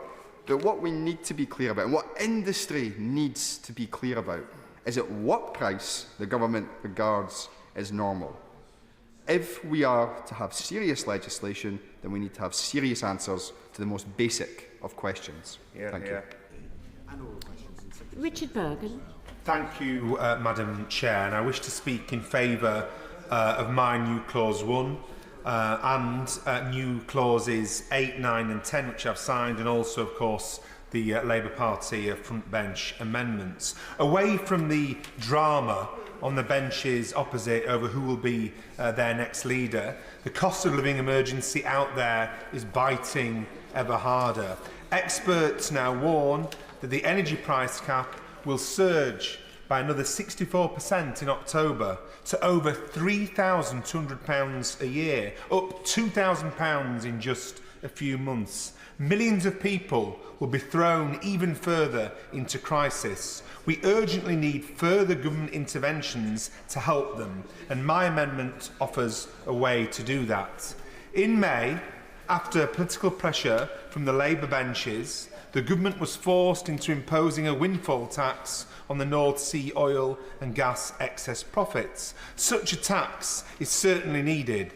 The government's own figures suggest that North Sea oil and gas companies will make pre-tax profits of £21.4 billion this year, a staggering increase from the £2.5 billion average over the past 5 years. So £2.5 billion average over the past 5 years, and £21.4 billion this year. Let's be clear, these excess profits are not the results of extra investment. These excess profits are not the results of innovation. They are an undeserved and unexpected windfall, mainly resulting from Russia's horrific war on Ukraine. They are vast super profits that have been made on the backs of higher bills for ordinary people. So we've got a clear choice. Either allow the gas and oil giants to hoard these excess profits, or use the funds to help bail out the vast majority of people hit hard by soaring energy bills. So my amendment today calls on the government to look at the windfall tax being set at 45% on top of normal tax rates and not at the current proposed 25% additional rate. The aim of this amendment is to ensure that nearly all of the windfall, the undeserved, unmerited excess profits, goes to supporting families instead of boosting the profits of oil and gas giants. The windfall tax as it stands raises £5 billion.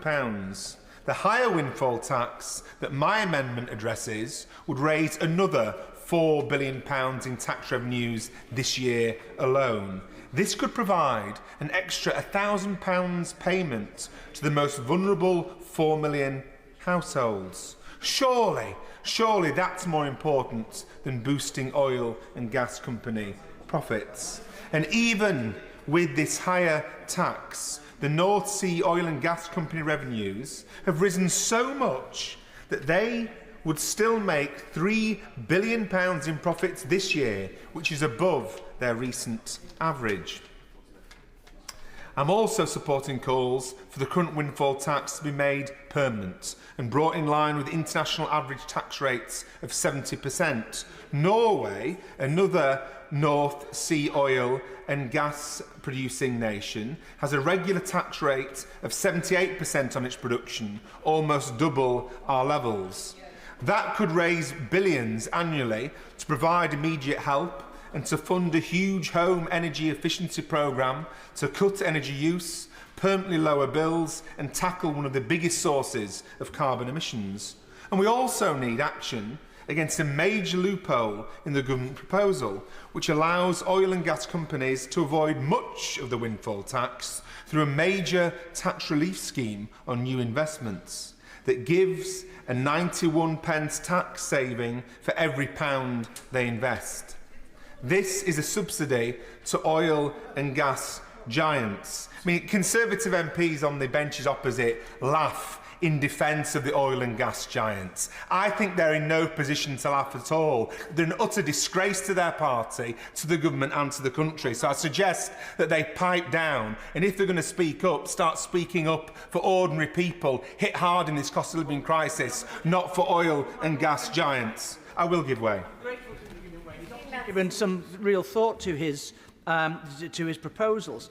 But does he agree with me that actually the money that ends up, these vast profits that end up in the oil and gas companies, don't stay with oil and gas companies? They go to their ultimate owners, which are the big city institutions, which, in my view, is who the Conservative Party represents these days.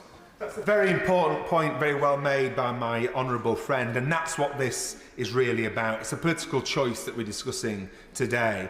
So when I'm referring to the government's major loophole that gives a 91p tax saving for every pound that is invested by the oil and gas companies, we need to be clear. This is a subsidy to oil and gas giants. It takes money away from supporting families and it encourages further fossil fuel production when we need to be ending all new oil and gas production to avoid climate catastrophe.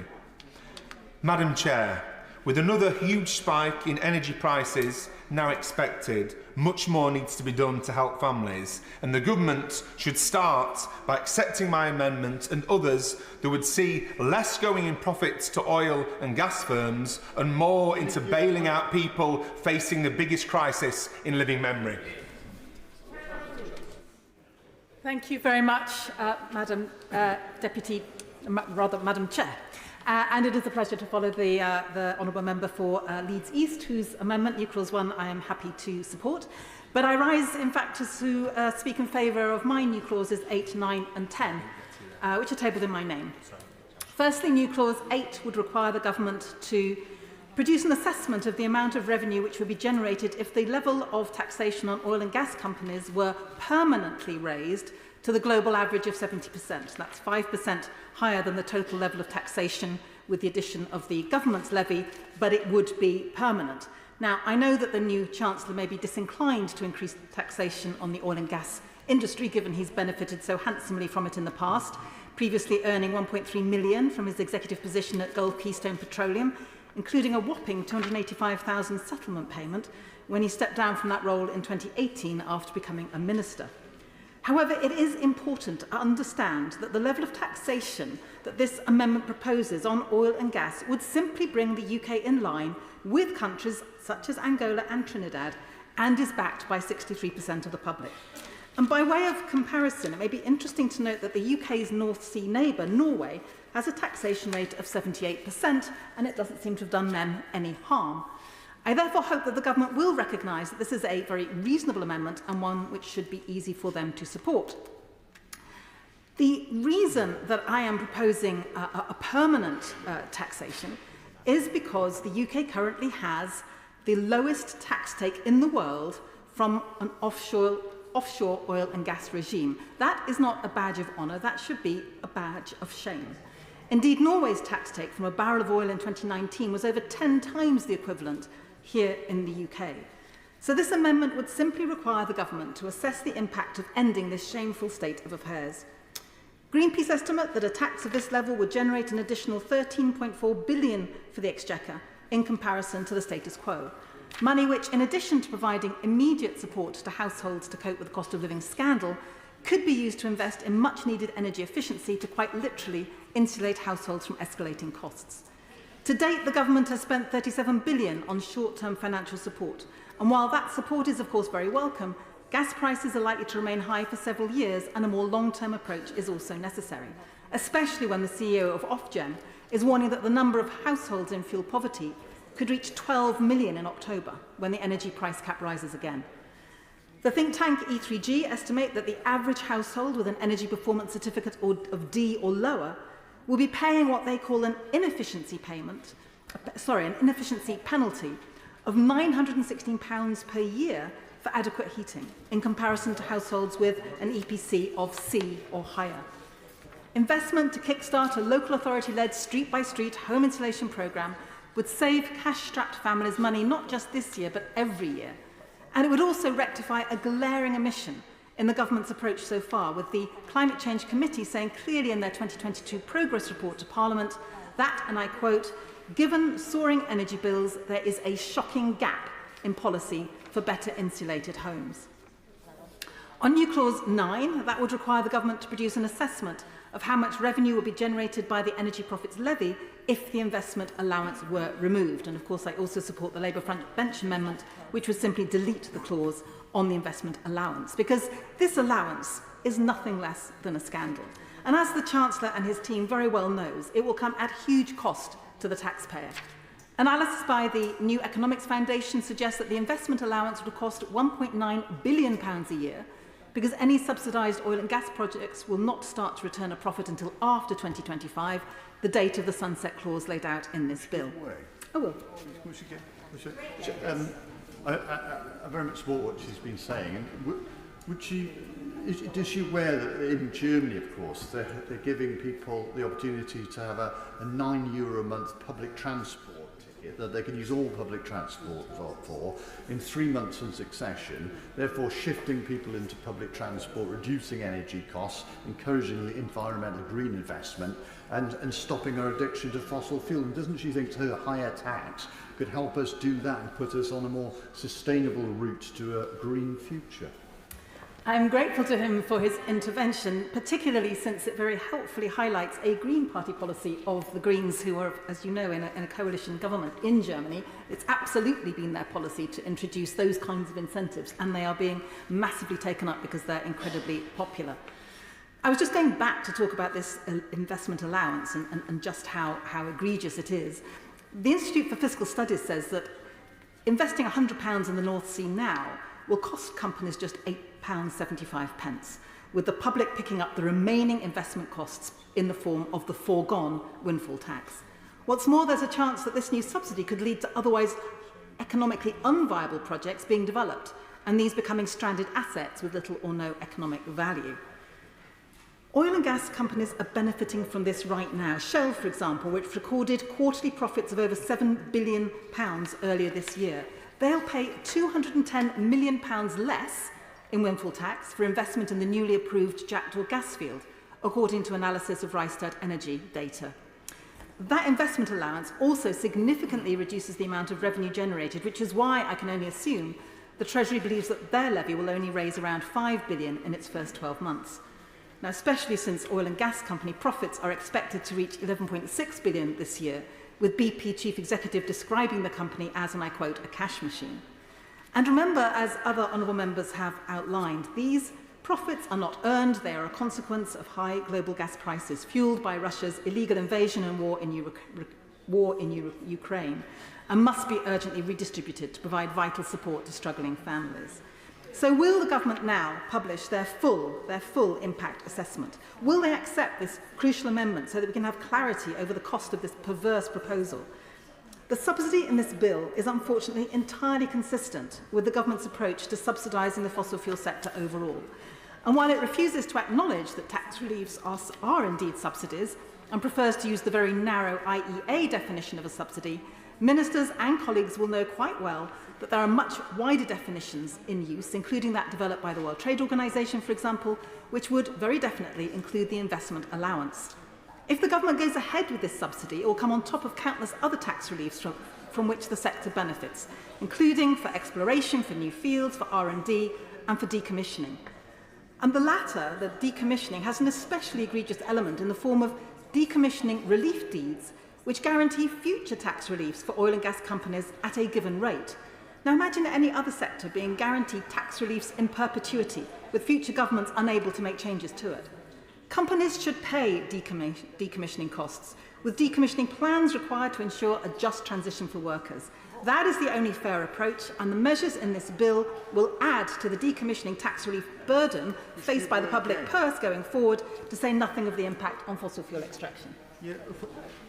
She'll be interested to know that in Swansea University they're looking at using the energy from wind farms that isn't used by the grid off-peak to create hydrogen that can be put in the gas pipes to dilute the gas to reduce the carbon footprint of everyday gas. So wouldn't it be better to put this investment into those sort of green investments rather than digging more and more holes to destroy the planet?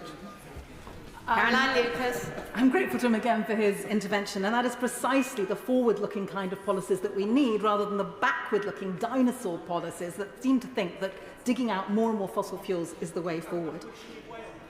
I'm grateful to the honourable lady for giving way, but can I make the same point that I made to my honourable friend from Leeds East? Can I urge her to follow the money?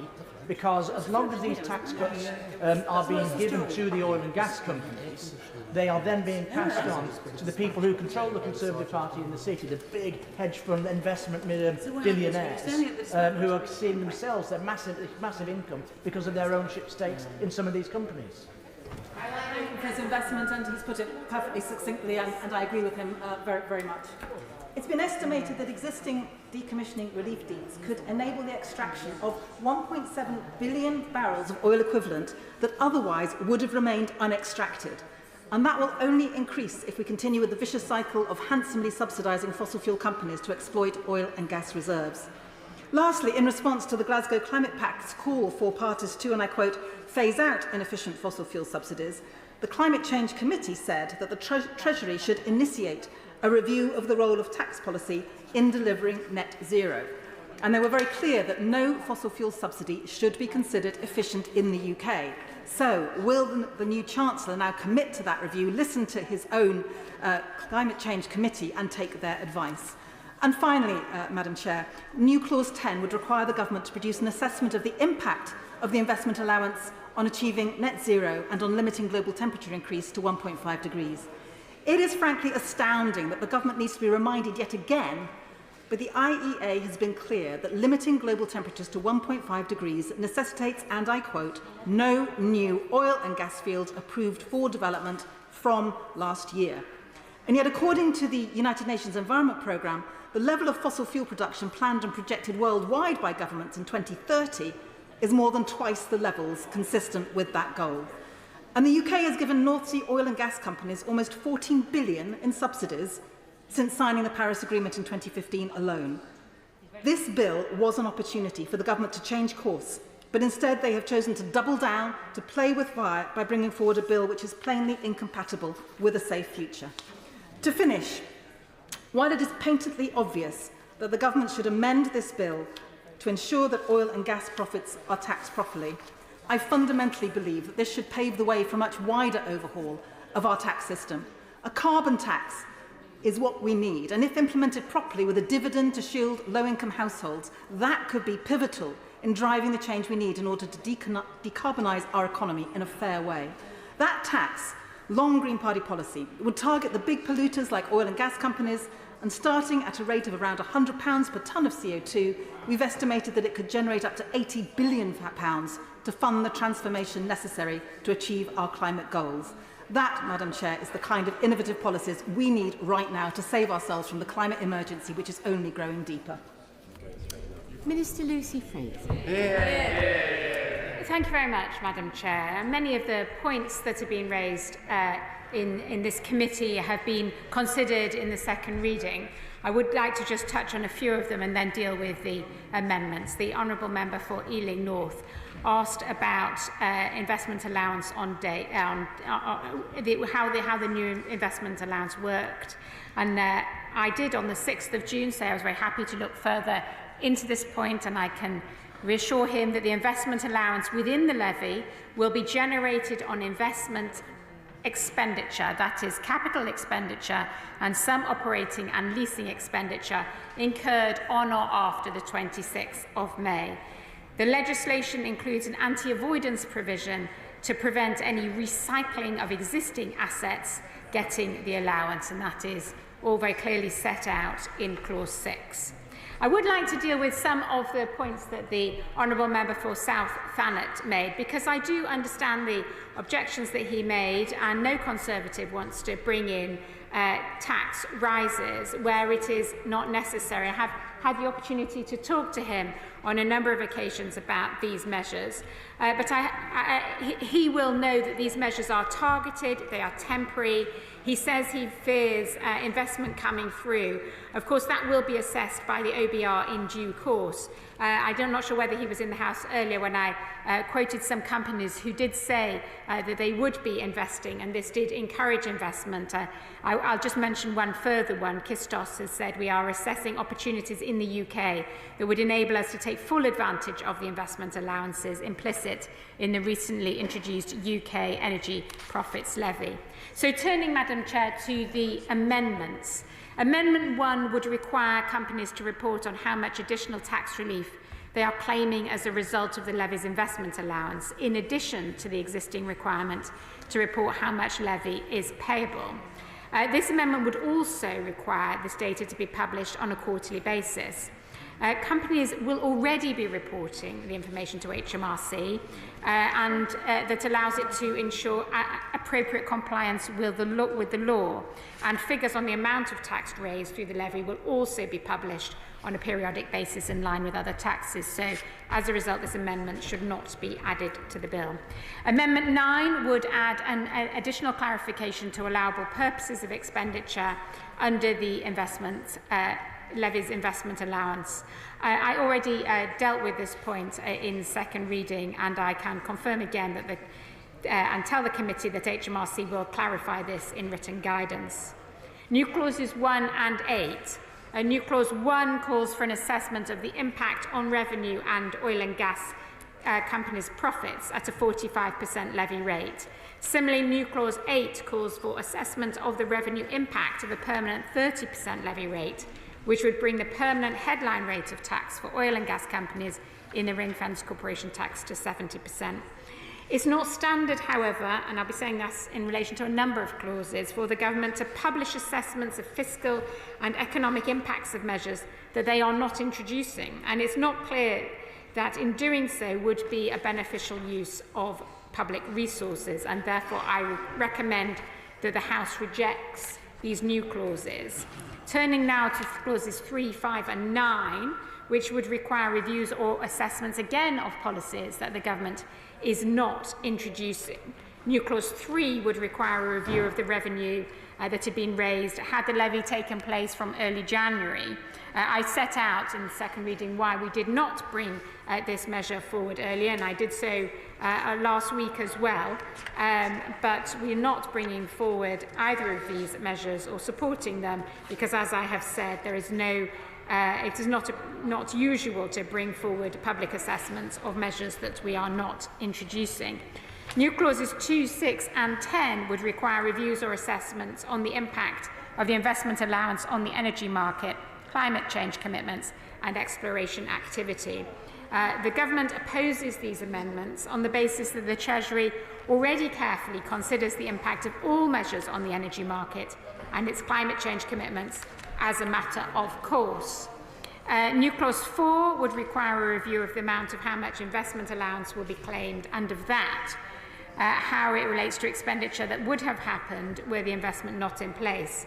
The first point to reiterate here is that the government expects the combination of the 25% levy and the 80% investment allowance to lead to an overall increase in investment, and the OBR will take account of this policy in the next forecast. HMRC already publishes data on the costs of non-structural reliefs, which will include the investment allowance in due course once data is available. And finally, clause 7, new clause 7, which would require the government to publish regular reviews of the oil and gas market, including assessments of the need for the levy and if it should be continued in order to promote further decarbonisation of upstream oil and gas activities. This also is unnecessary, since the government already monitors the UK oil and gas sector and data is published on gov.uk on a monthly and quarterly basis.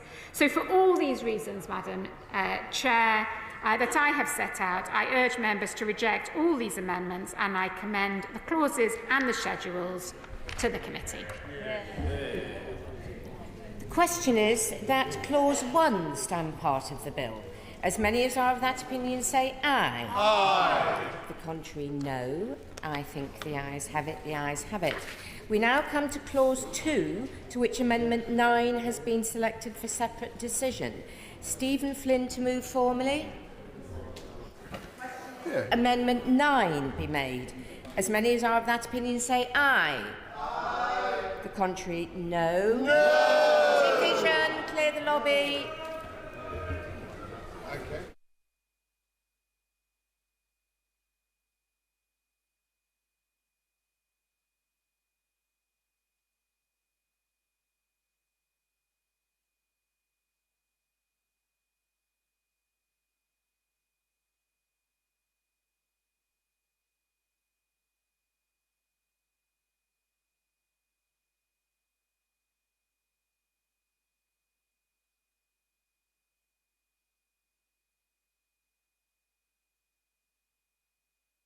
Amendment 9 be made. As many as are of that opinion say aye. Aye. Contrary, no. No. Tellers for the ayes, Richard Thompson and Marion Fellows. Tellers for the noes, Craig Whittaker and Sir David Evanet.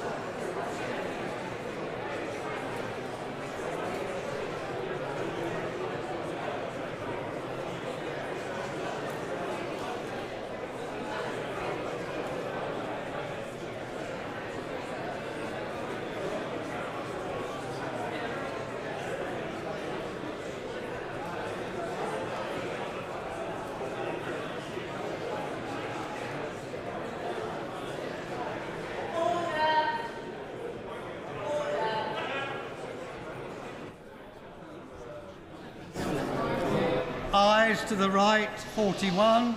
The noes to the left, 298.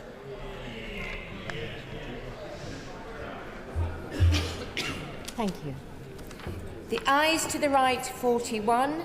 The noes to the left, 298. So the noes have it, the noes have it. Unlock. Thank you. The question is that Clause 2 stand part of the bill. As many as are of that opinion say aye. Aye. Of the contrary, no. No! Division, clear the lobby.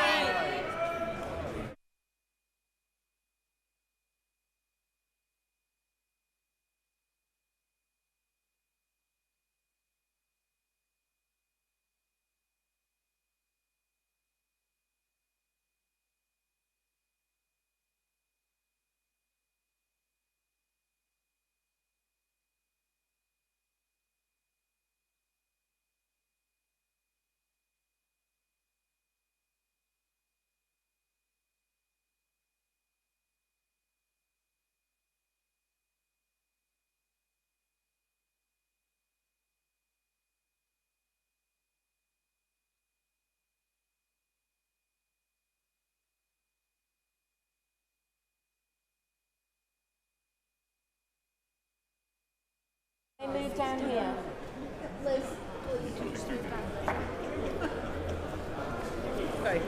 The question is that Clause 2 stand part of the bill. As many as are of that opinion say aye. Aye.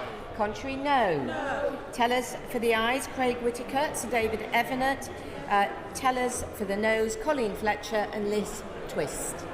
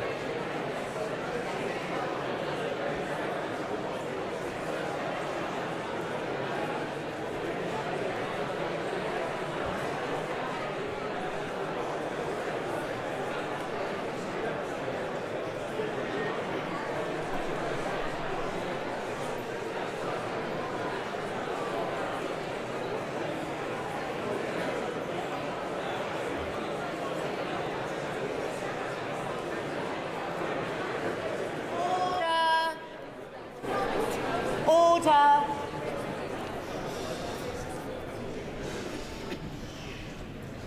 The ayes to the right, 284.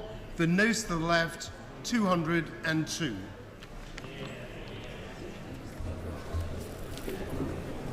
Thank you. The ayes to the right, 284. The noes to the left, 202.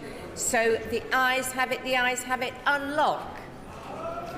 With the leave of the committee, I will put as one question that clauses 3 to 19 stand part of the bill and that schedules 1 and 2 be the first and second schedules to the bill.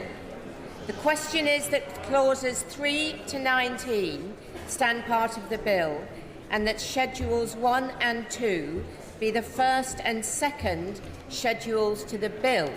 As many as are of that opinion say aye. Aye. The contrary, no. I think the ayes have it. The ayes have it. We now come to new clause 3. James Murray to move. New clause 3, review of impact of earlier start date of the levy. The question is that new clause 3 be read a second time. As many as are of that opinion say aye. Aye. The contrary, no. Division, clear the lobby.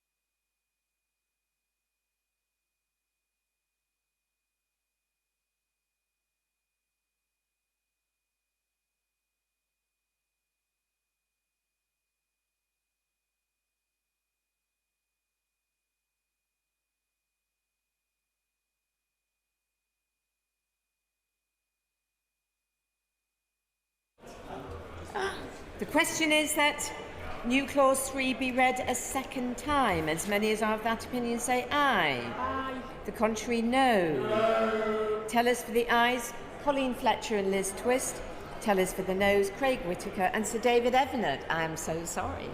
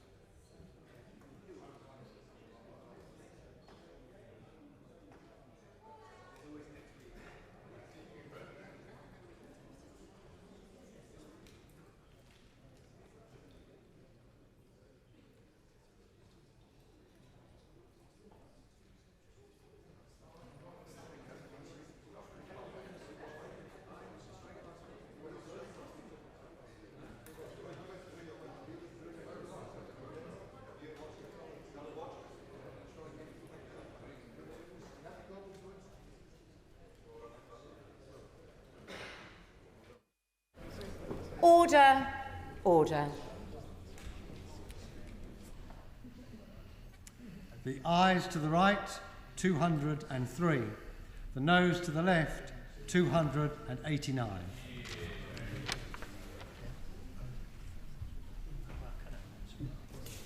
Thank you.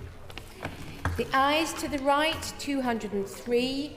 The noes to the left, 289. So the noes have it. The noes have it. Unlock. Order. Order.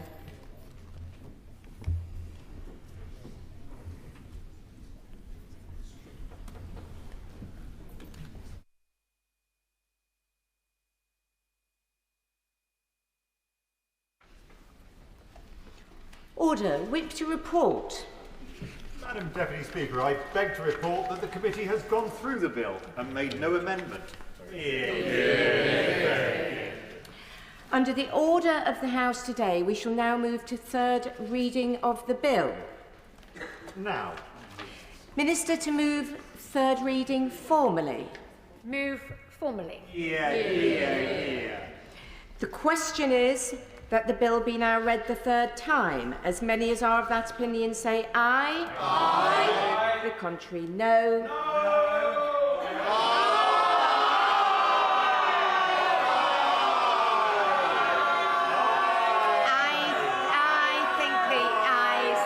I think the ayes have it.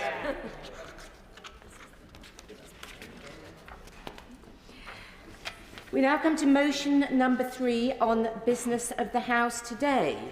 Deputy Leader of the House to move. Thank you, Madam Deputy Speaker. It's my great pleasure to move formally. The question is, as on the order paper, as many of us as are of that opinion say aye. Aye. The contrary, no. I think the ayes have it. The ayes have it. The business of the House today motion just agreed to by the House provides for the two motions under item 4 on the order paper to be debated together. At the end of the debate, I will put the question on the first motion. When that is decided, I will ask the opposition to move the second motion formally, and I will then put the question on it.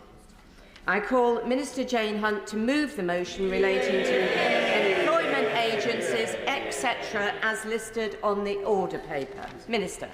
Thank you very much, Madam Deputy Speaker.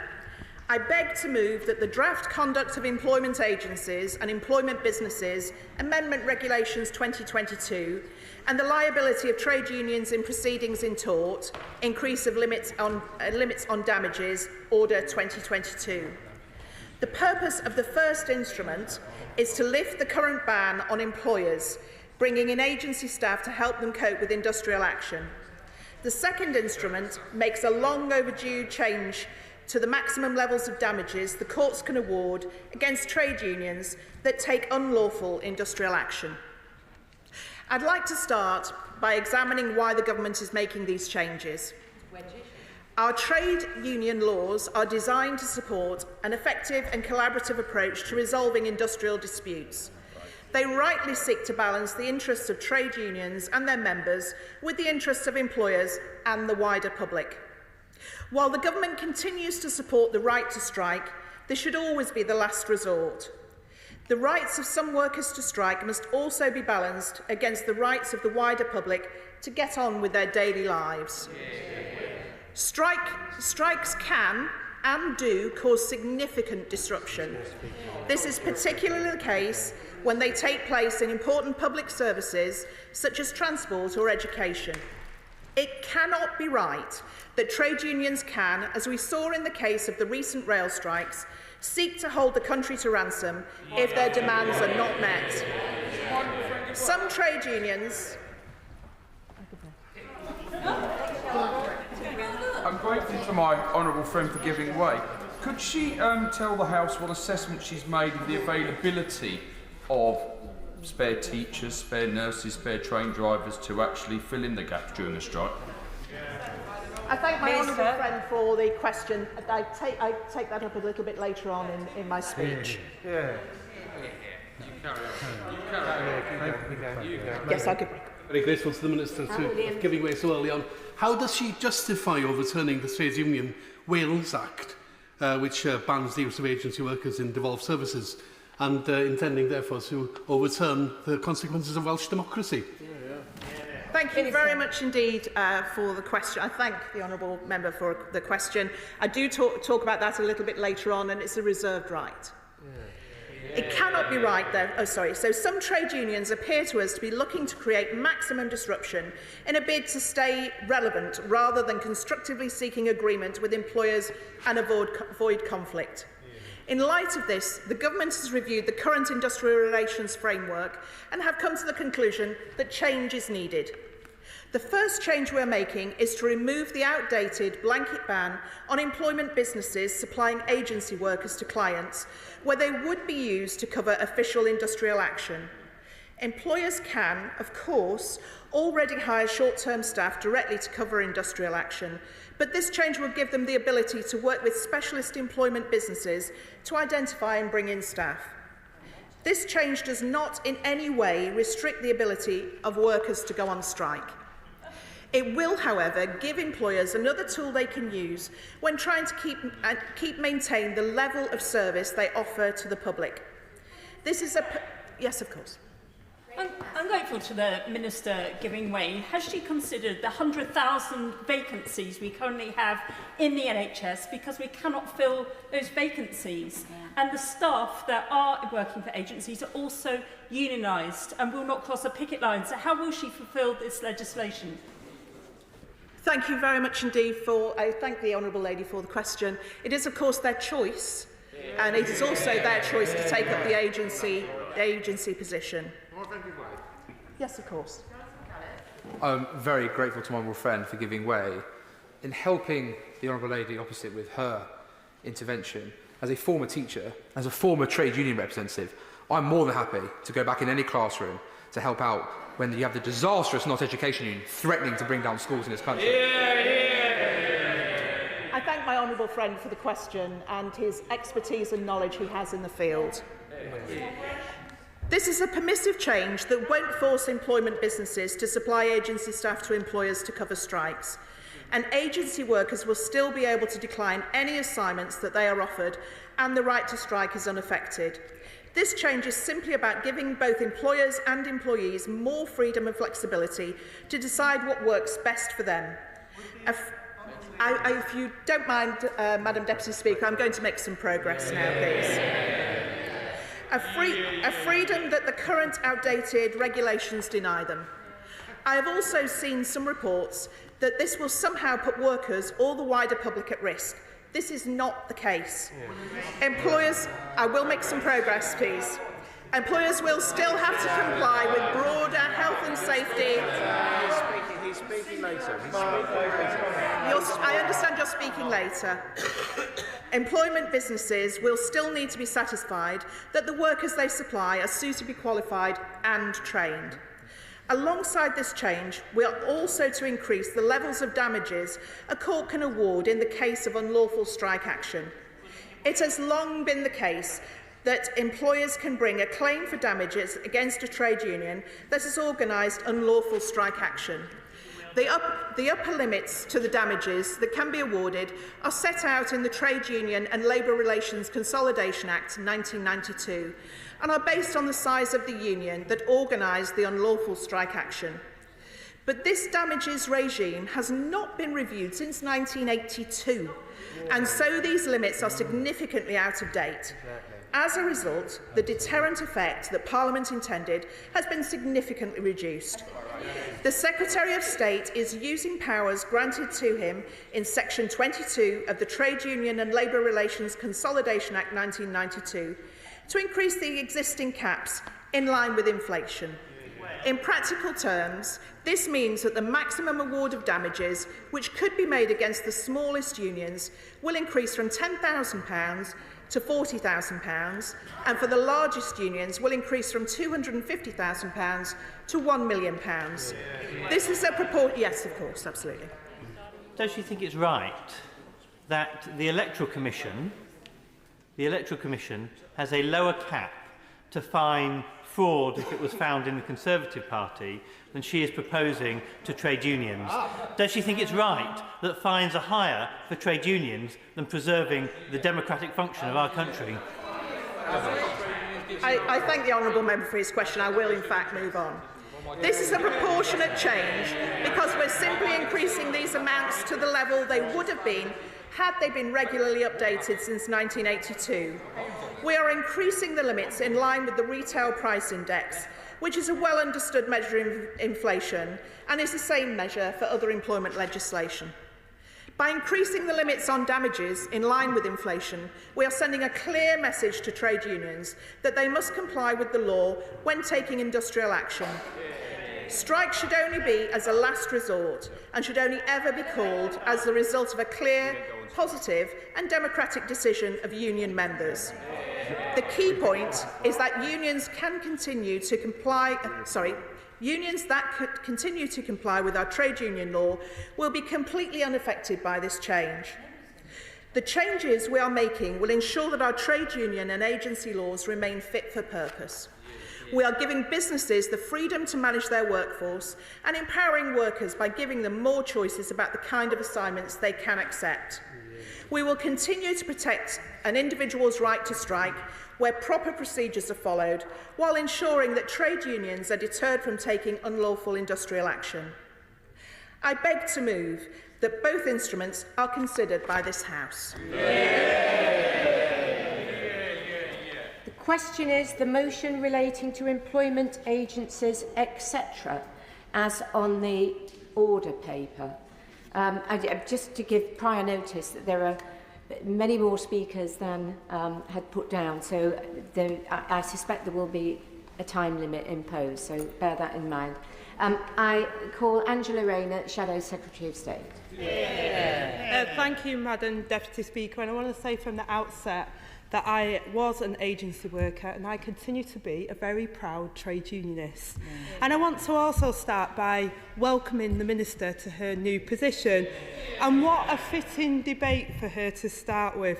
Over the last week, dozens of members of government found themselves forced to work in intolerable conditions, answering to a boss who only cared for himself and not their interests. So they withdrew their labour, Madam Deputy Speaker, and they achieved some change in their result. So they do understand the right to strike. They just seek to deny this right to others. She now finds herself much like agency workers under the regulations she proposes, filling in at short notice as a desperate last resort with no time to prepare in an organisation reduced to chaos. It just doesn't work, Madam Deputy Speaker. The shambles opposite has disproved their own theory. Because these regulations are not just utterly wrong in principle, but totally impractical. They promise no new policy while the Prime Minister clings to his desk by his fingernails, but it appears they have made an exception in this case, ripping up decades of national consensus. These proposals are anti-business and anti-worker. They will risk public safety, rip up workers' rights and encourage the very worst practices. And above all, Madam Deputy Speaker, they will not prevent strikes, they will provoke them. It's hard not to believe that this is what they were after and their whole intention all along. The proposals are simply unworkable. Not my conclusion. That is the body that represents agency worker businesses, the Recruitment and Employment Confederation, and it's not hard to see why. We already face severe labour shortages, in part caused by the decisions of this government. They simply aren't the agency staff to cover the industrial action. And the honourable member opposite asked the Minister about the impact, and the government have their own impact assessment that they rushed out this afternoon, and it estimates that only 2% of working hours lost to strikes would be covered.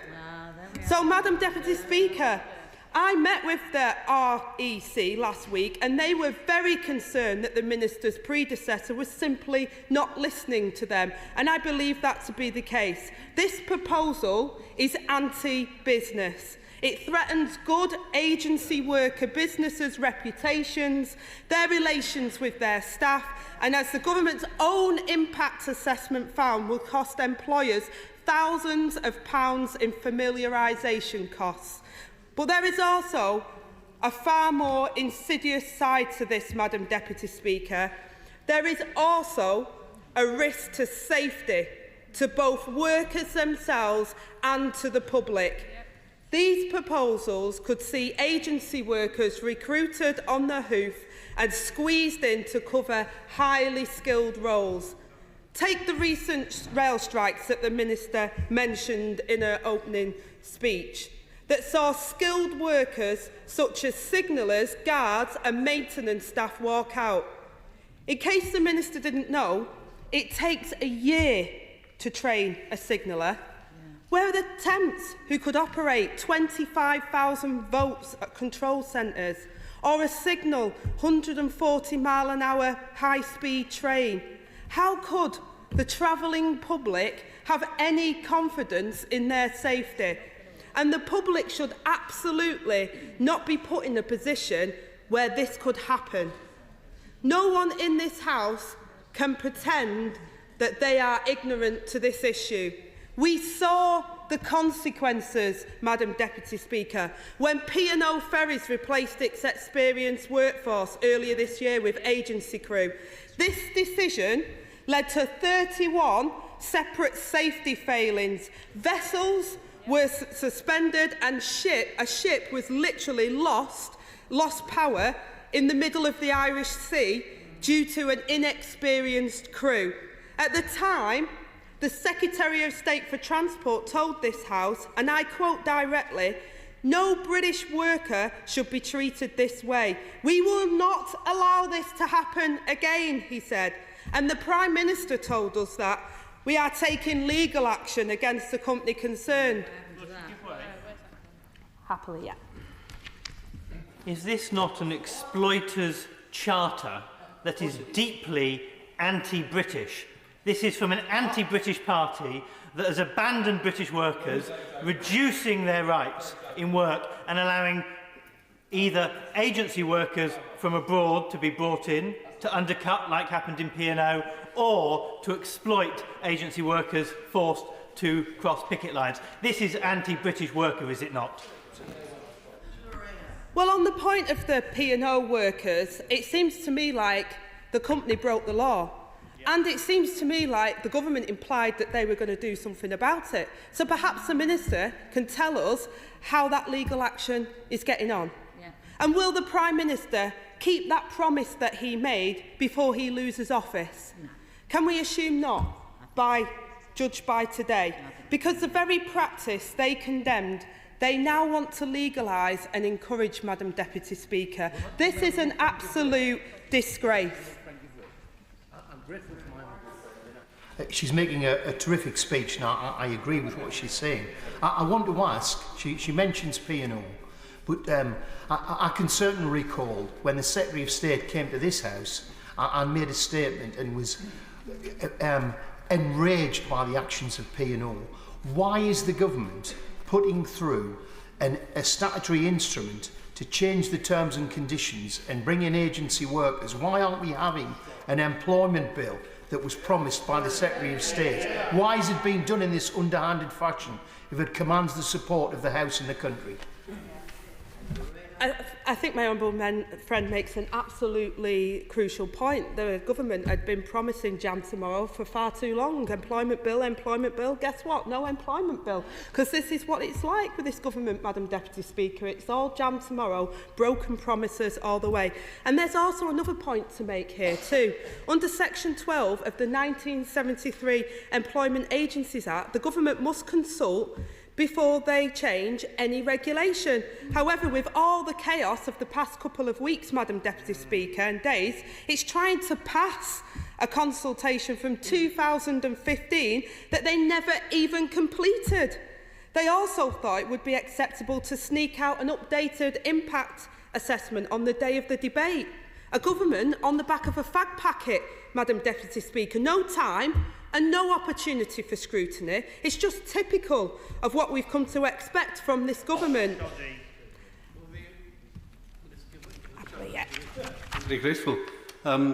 Earlier on, I made an intervention on the Minister, pointing out that the government is determined to repeal the Trades Union Wales Act, and she undertook to refer to her decision later on in her speech, and surprisingly, she failed to do so. Can the Shadow Minister commit a future Labour Westminster government to reinstate our Senate's ability to implement a ban on agency staff in devolved services? Thank the honourable member for his point, and I can promise him that the Labour Party will always support Welsh devolution and support the Wales government in what they've been trying to achieve, because actually, as we've seen with the industrial action that we've seen on the railway, we've avoided that in Wales, where we have a Welsh Labour government, because we respect devolution on this side of the House. This government want to break up the union with their petty squabbles and their sleaze and their scandal, Madam Deputy Speaker. I now move on to the second motion, Madam Deputy Speaker. I want to congratulate the Minister's new team for finding one of the lesser-known industrial regulations. It's funny the government is proposing to increase by fourfold the damages that could be claimed under a measure that hasn't even been used. The party opposite is wasting precious parliamentary time in a week when piles of legislation has had to be postponed due to there being no minister to take them.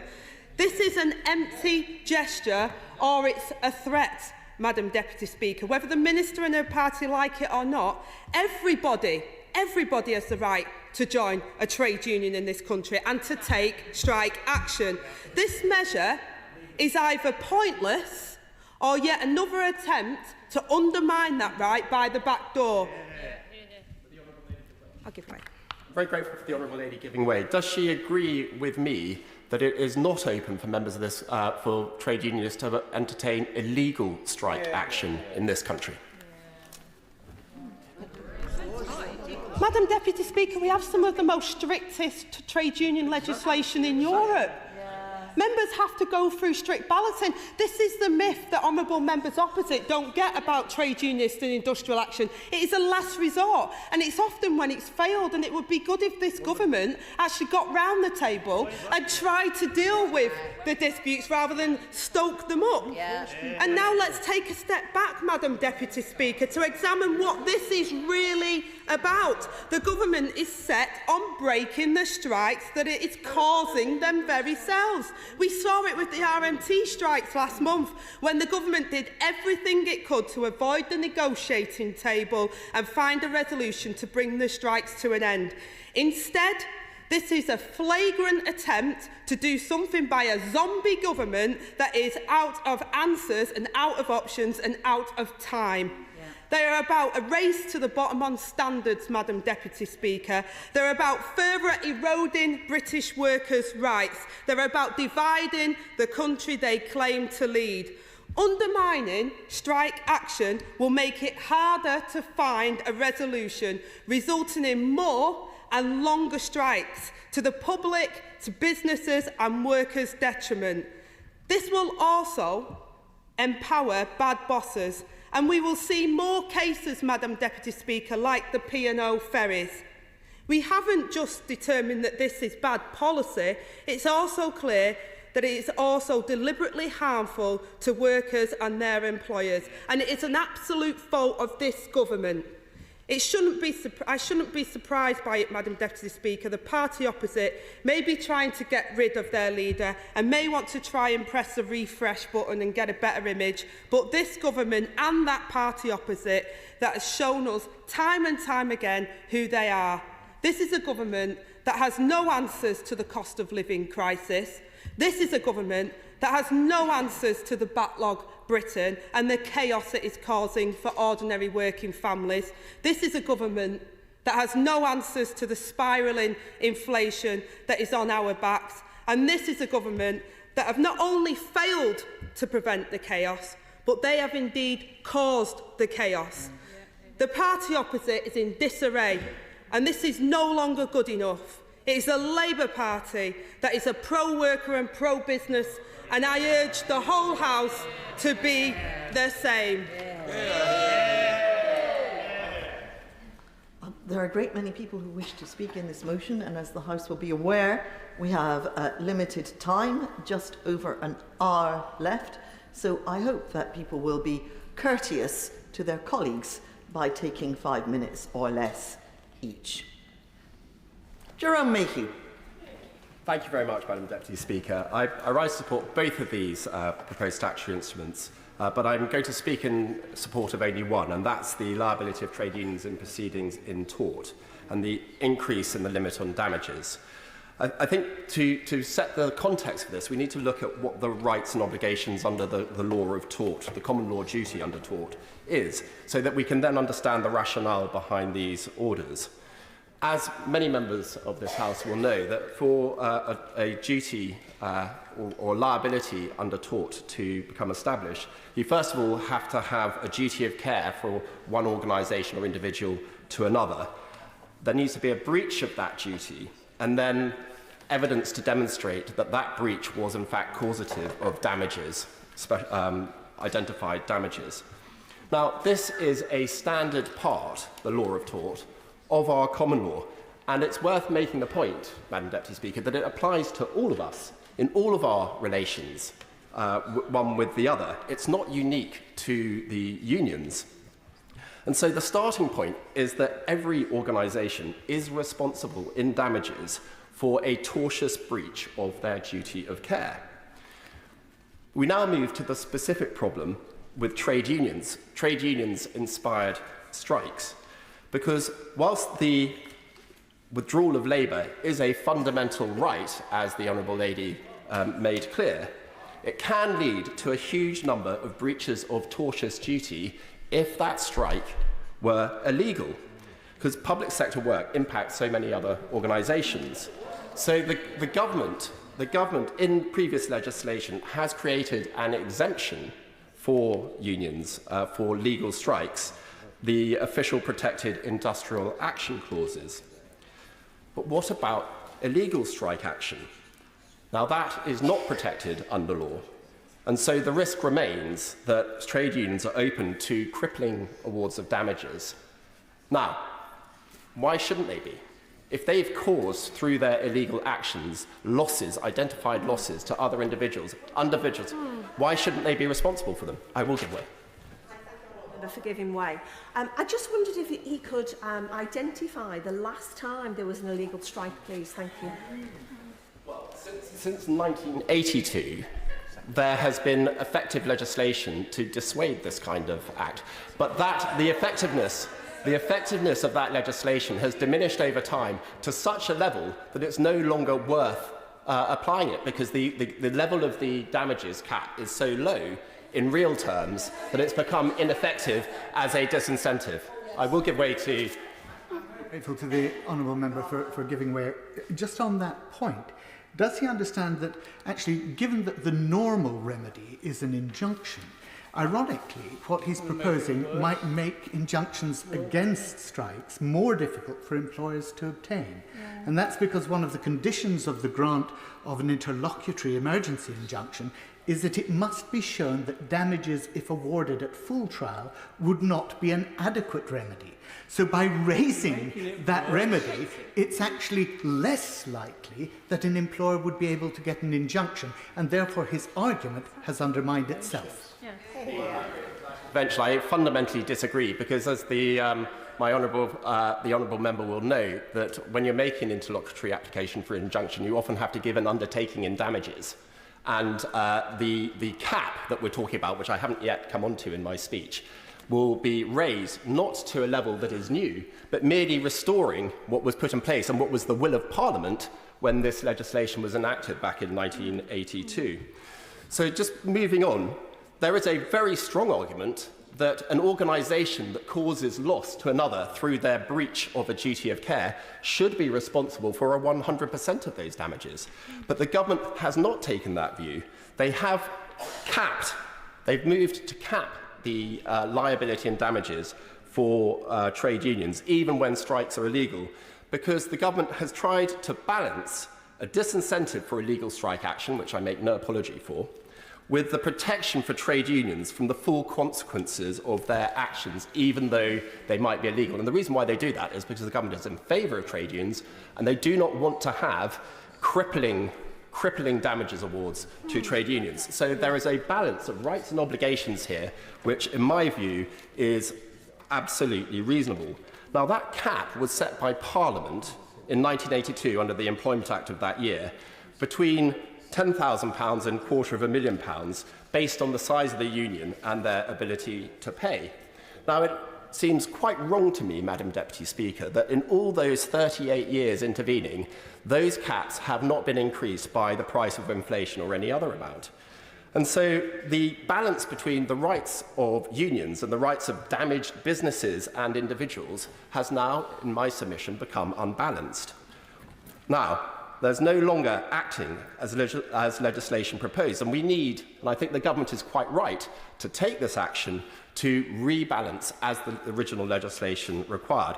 Now, I looked up the inflation rate between January 82 and May 2022 on the ONS website for RPI figures, and the multiplier would be 4.31963, to be entirely accurate.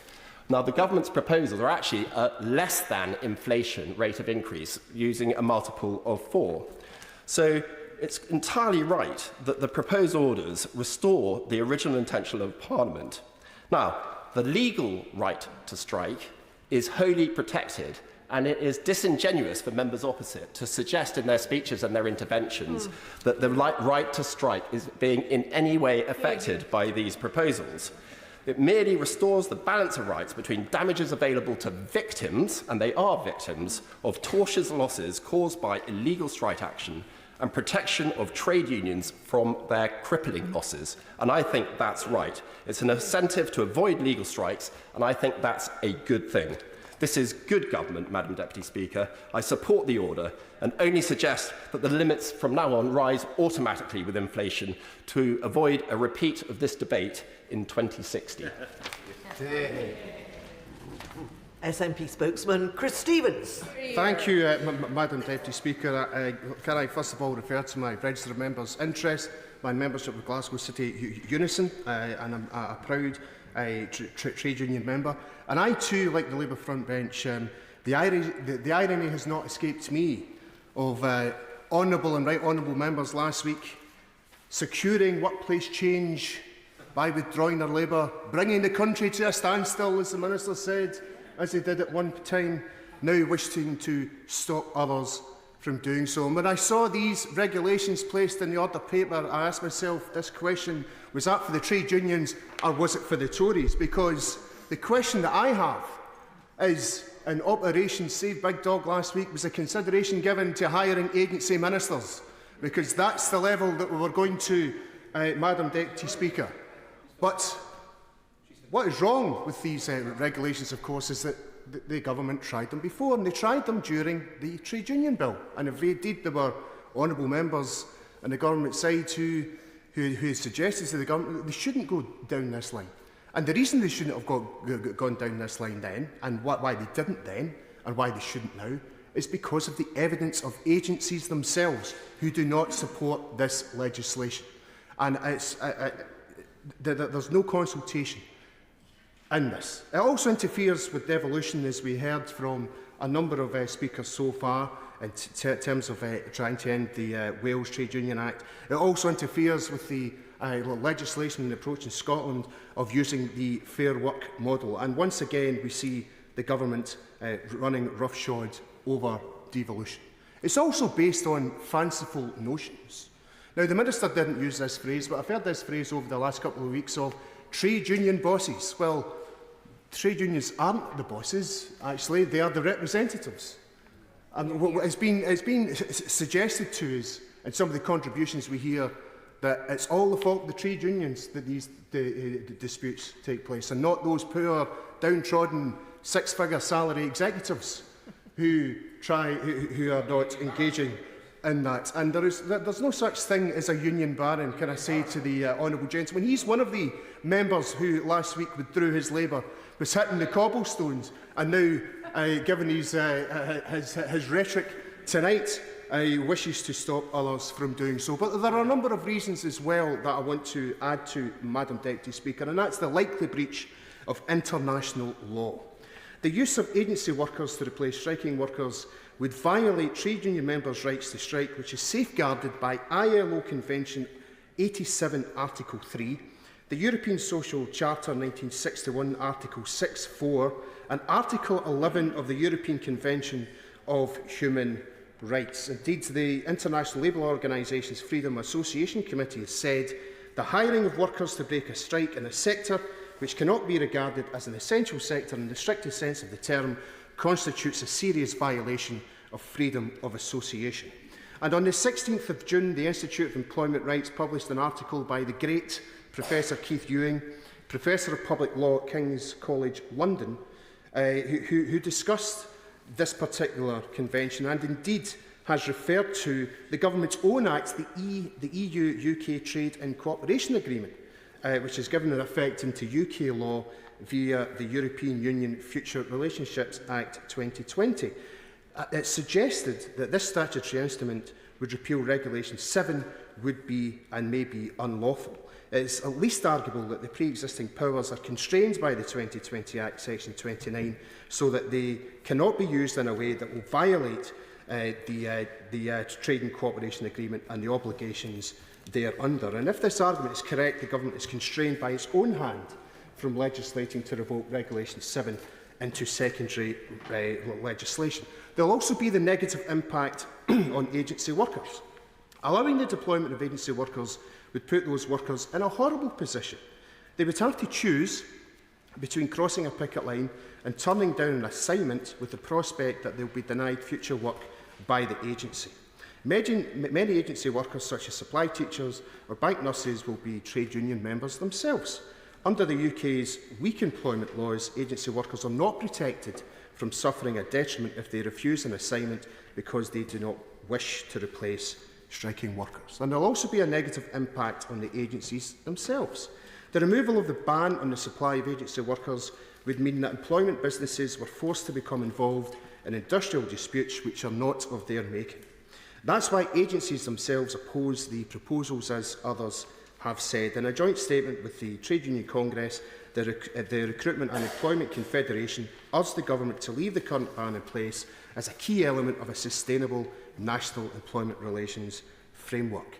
And part of the reason for that, Madam Deputy Speaker, is that there's a realisation between employers and trade unions that disputes come to an end.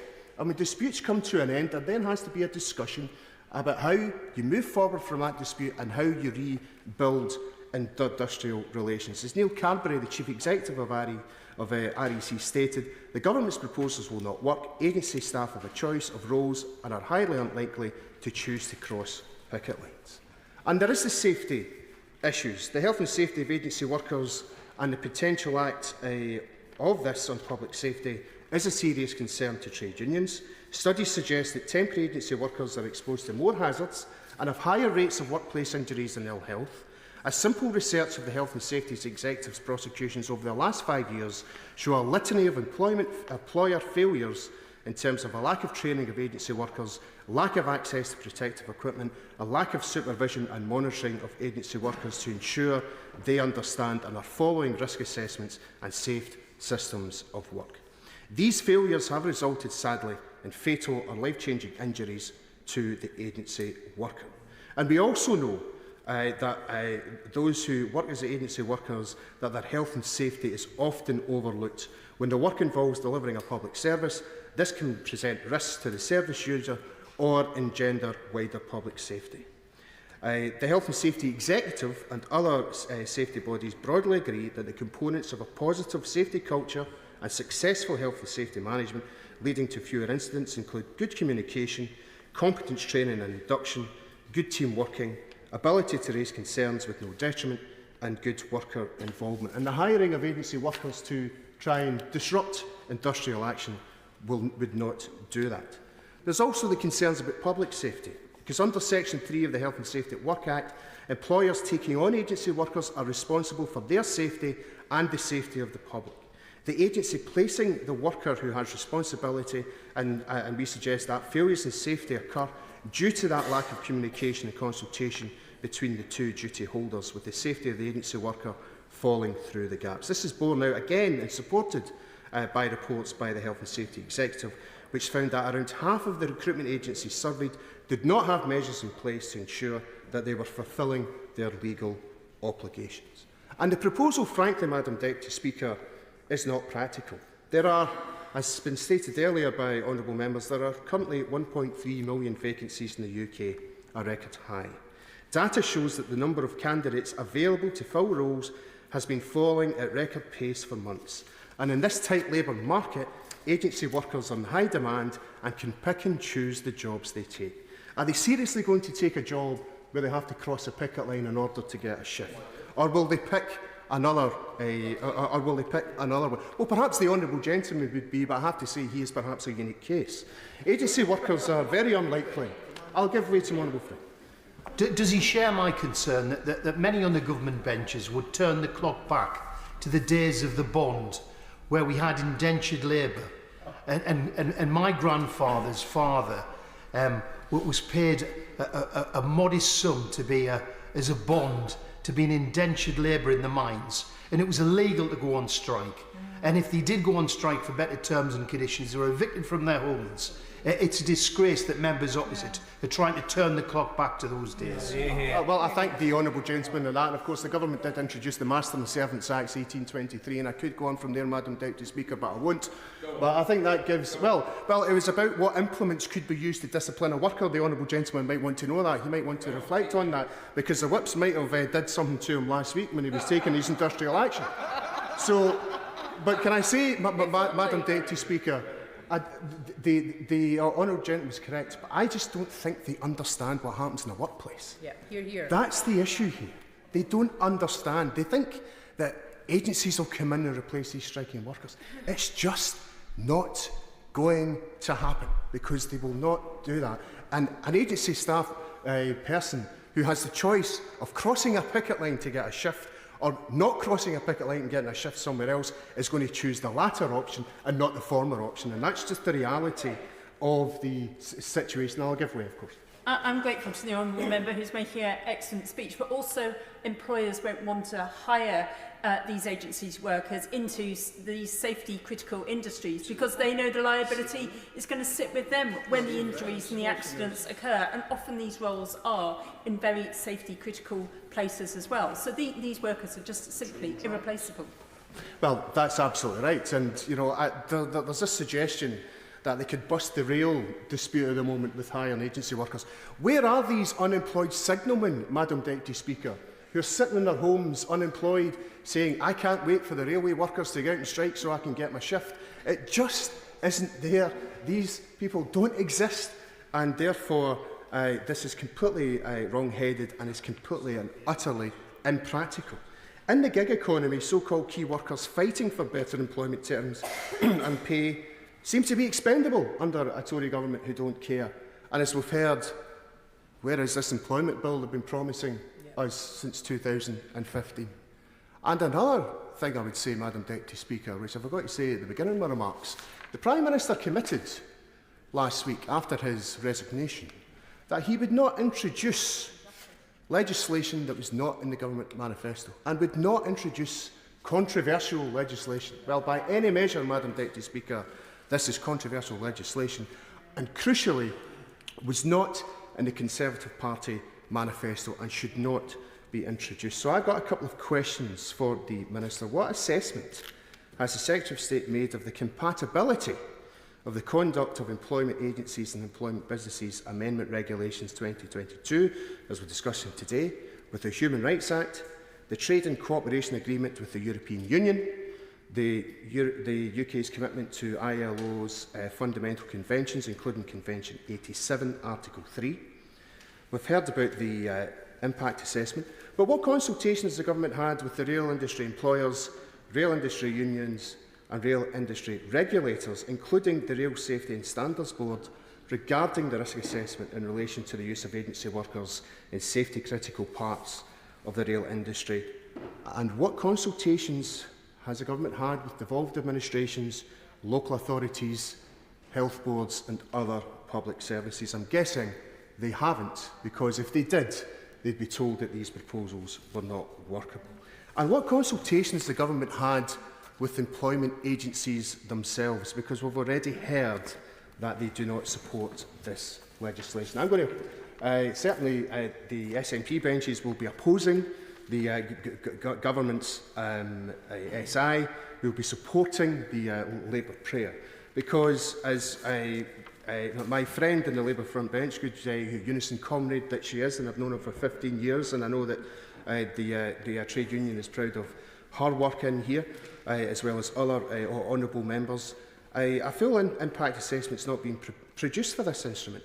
It's no significant impact on the private, voluntary or public sector is foreseen. It's just madness. Fining trade unions for pursuing strike actions deemed as unlawful is a deliberate Tory attack to undermine trade union members and working people from pursuing their aims. And instead, the Transport Minister should be negotiating with the trade unions, sitting down with them and seeing if he can help resolve this dispute. And so, Madam Deputy Speaker, I will draw my remarks to a close by saying that once again, it's quite incredible how this government does not understand working people, how modern trade unionised workplaces operate and work, and therefore these the statutory instrument they propose tonight should be placed in the bin. Here. Thank you. I'm going to impose a time limit of 4 minutes. Natalie Elphick. Thank you, Madam Deputy Speaker. It's well known to honourable and right honourable members across the House that I'm an enthusiastic supporter of the role of trade unions and marches and protests, particularly in my own constituency of Dover and Deal. Quite right. I myself have been a member over the last 20 years across it. I've been a member of a trade union. I've been involved in assessing collective bargaining arrangements with unions. I've marched with the unions, I stood alongside them, and of course most recently in relation to the disgraceful, unacceptable behaviour of my constituents in Dover, P&O, I have taken firm action against them. I've also helped in my role as a Member of Parliament in negotiations between the unions and the P&O management through 2 previous restructures during the COVID pandemic. So I fully support the role of trade unions where workers wish to be involved in them, and I think that sentiment is actually widely shared on this side of the House. However, the particular and special responsibility of the trade unions, the rights that they and their members are afforded by law, is not unfettered. It is the role of this place to assess where the balance of rights and responsibility lies, and it seems to me that the measures today are about the responsibilities as well as the rights. Regrettably, in the most recent actions in relation to trains, it seems to me that strike action has been taken precipitously, not as the last resort. In my constituency, there were no trains at all running on strike days. It's caused upset and also financial loss to others. It hasn't been the right balance of fairness to people going to school to sit their public exams, to work, or to see loved ones. Now, let me say very clearly that I fully understand why those working on the railways are seeking pay rises. And I'm pleased that pay freezes had already been announced on this side of the House as ending. But in my area, train prices are already too high, and I have spoken in this place about this before. And the railways are in need of urgent modernisation, and it's important that those conversations take place so that can happen. I think the Transport Secretary has many times set out how important that is. For this is an absolutely essential service on the trains, and we must look at how basic services, critical, essential services that people need to get around in their ordinary lives and to their work, can be provided where industrial action is carried out, while also respecting the rights of workers to exercise that right of industrial action. This must never be done to undermine the rights of workers, but it must be done taking into account the needs of the public. And it seems to me that this is to the heart of the measures that are put forward today. So, Madam Deputy Speaker, let me just conclude my remarks by underlining that the increased measures in terms of the damages under the Trade Union Damages Order under debate are set to only apply where the unions act unlawfully. And as we've heard today, it is, it's good that that is few and far between. It doesn't fetter the types of activities that I've described or that I have supported. But it seems to me that it must be the right decision to look at where we have the rights and responsibilities and the fairness of those, particularly in the current situation where there seems to be an encouragement of industrial action and strikes, not always as the last resort. I don't want to see this country brought to its knees by unnecessary strike action, and I think these measures will help strengthen the responsibilities of everyone involved in resolving employment disputes to do so in a responsible way. Paula Barker. Madam Deputy Speaker, and I would like to draw the House's attention to my register of interests. I'm a proud member of Unison and Unite Trade Unions. Many members on this side of the House will make well-reasoned, well-articulated arguments as to why the government's intention to break strikes with agency workers and bankrupt trade unions violates international law and threatens safety-critical infrastructure in key sectors during periods of industrial unrest, not to mention its economic illiteracy. Those arguments will be made and undoubtedly fall on deaf ears amongst a governing party looking into their own spiral of moral depravity. For all their so-called love of liberal democracy, they are now effectively seeking to remove the fundamental right of workers to withdraw their labour. And as we enter the period of a leadership election and the insufferable spectacle of hopefuls distancing themselves from the low-wage, high-tax, low-growth economy they created with unrealistic, unfunded promises, I have no doubt looking tough on trade unions will feature as part of the show for the Tory party faithful. They say we live in the 70s, Madam Deputy Speaker, but it is they who live in their own warped reality of more than 40 years ago.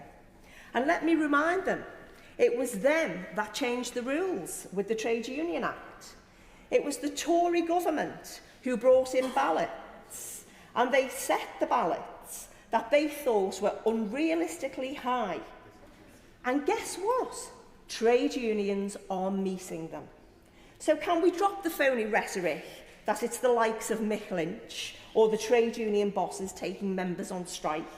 It is the members of the RMT and other trade unions that take those decisions. They do not stand behind their trade union leaders. Their leaders stand shoulder to shoulder with them. And other unions will undoubtedly follow as working people attempt to claw back a fairer slice of the pie rather than the crumbs they're being offered, like the CWU, whose workers in the Crown Post Office are taking their third day of industrial action today. I support every worker taking a stand for their dignity in the workplace and the prosperity of their communities. And what this government fears is that the action taken by RMT and CWU will encourage other working people to do the same. All this comes at a time when the government boss's mates are dipping the till by suppressing wages, paying out millions in dividends and giving themselves bonuses, whilst millions of people cannot afford to eat, to heat their own homes or to put petrol in their cars. After so many decades of believing their own dogma, the Conservative Party are running out of things to privatise, with Channel 4 and the Passport Office in their sights. Similarly, with trade unions, they push the needle so far, the obvious next step is to break strikes using agency labour, break international law on which they have form. But let me ask them this, what next? Ban trade unions altogether or simply legislate them out of existence? how far the party opposites have descended into the throes of authoritarianism. We must oppose this with everything we have. Thank you, Madam Deputy Speaker. Alex Shelbrook. Thank you, Madam Deputy Speaker. Madam Deputy Speaker, the behaviour of the pay demands in the public sector, I feel at this time, are unjust. There are plenty of my constituents in the private sector who are going to be nowhere near getting the pay demands that are being put forward, and to threaten strike action to do those, I find an insult to my constituents who will have their livelihoods disrupted by it and will probably have to see their taxes increased to pay for it. However, Madam Deputy Speaker, there is a phrase called act in haste, repent at leisure. The proposal for agency workers was not in our manifesto. It seems to me that it was done very quickly in reaction to what's going on in the public sector, which, don't get me wrong, I completely think is the wrong place to take. But the public sector employees represent a small proportion of employees in this country. And the private sector does have quite a few unscrupulous employers. And if people are going to lose their ability to have an effect when they withdraw their labour, then I'm afraid they have effectively lost the ability to withdraw their labour. We can't take a step back and say we're going to change these rules because of the service levels that we demand as a public and ignore the considerable factor more of private sector workers. Employers who may just turn around and say, I'm sorry, costs have gone up so high, I'm cutting all your wages back to minimum wage. OK, we'll withdraw our labour. That's fine, I'll bring in agency workers. That takes away all the rights of working people to be able to make those decisions. Over history, and certainly many decades back, there were plenty of examples of people working in terrible conditions and being able to be part of a collective to be able to withdraw labour, got those conditions improved. We are all gobby in this place. That's how we got here. We all feel it in here. We all stand up. We say something. You know what, Madam Deputy Speaker? Most people aren't like that. Most people are not like that at all. They want somebody to stand up and do it for them. And you have that negotiations, those levels. I take issue with the Right Honourable Lady for Ashton-under-Lyne, but I fully expected her speech to go down that way, and in many ways we've sort of invited it, but I don't believe that the cost of living crisis is created by this government. I believe that there are many issues in the world that are creating a cost of living crisis, and I think that it is inflationary to try and chase those pressures, and that will have to be favourable of the private sector. However, Madam Deputy Speaker, for the first time in my entire parliamentary career, I shall be voting against the government tonight on the measure to bring in agency workers. Graham Morris. Madam Deputy Speaker. That's very kind of you.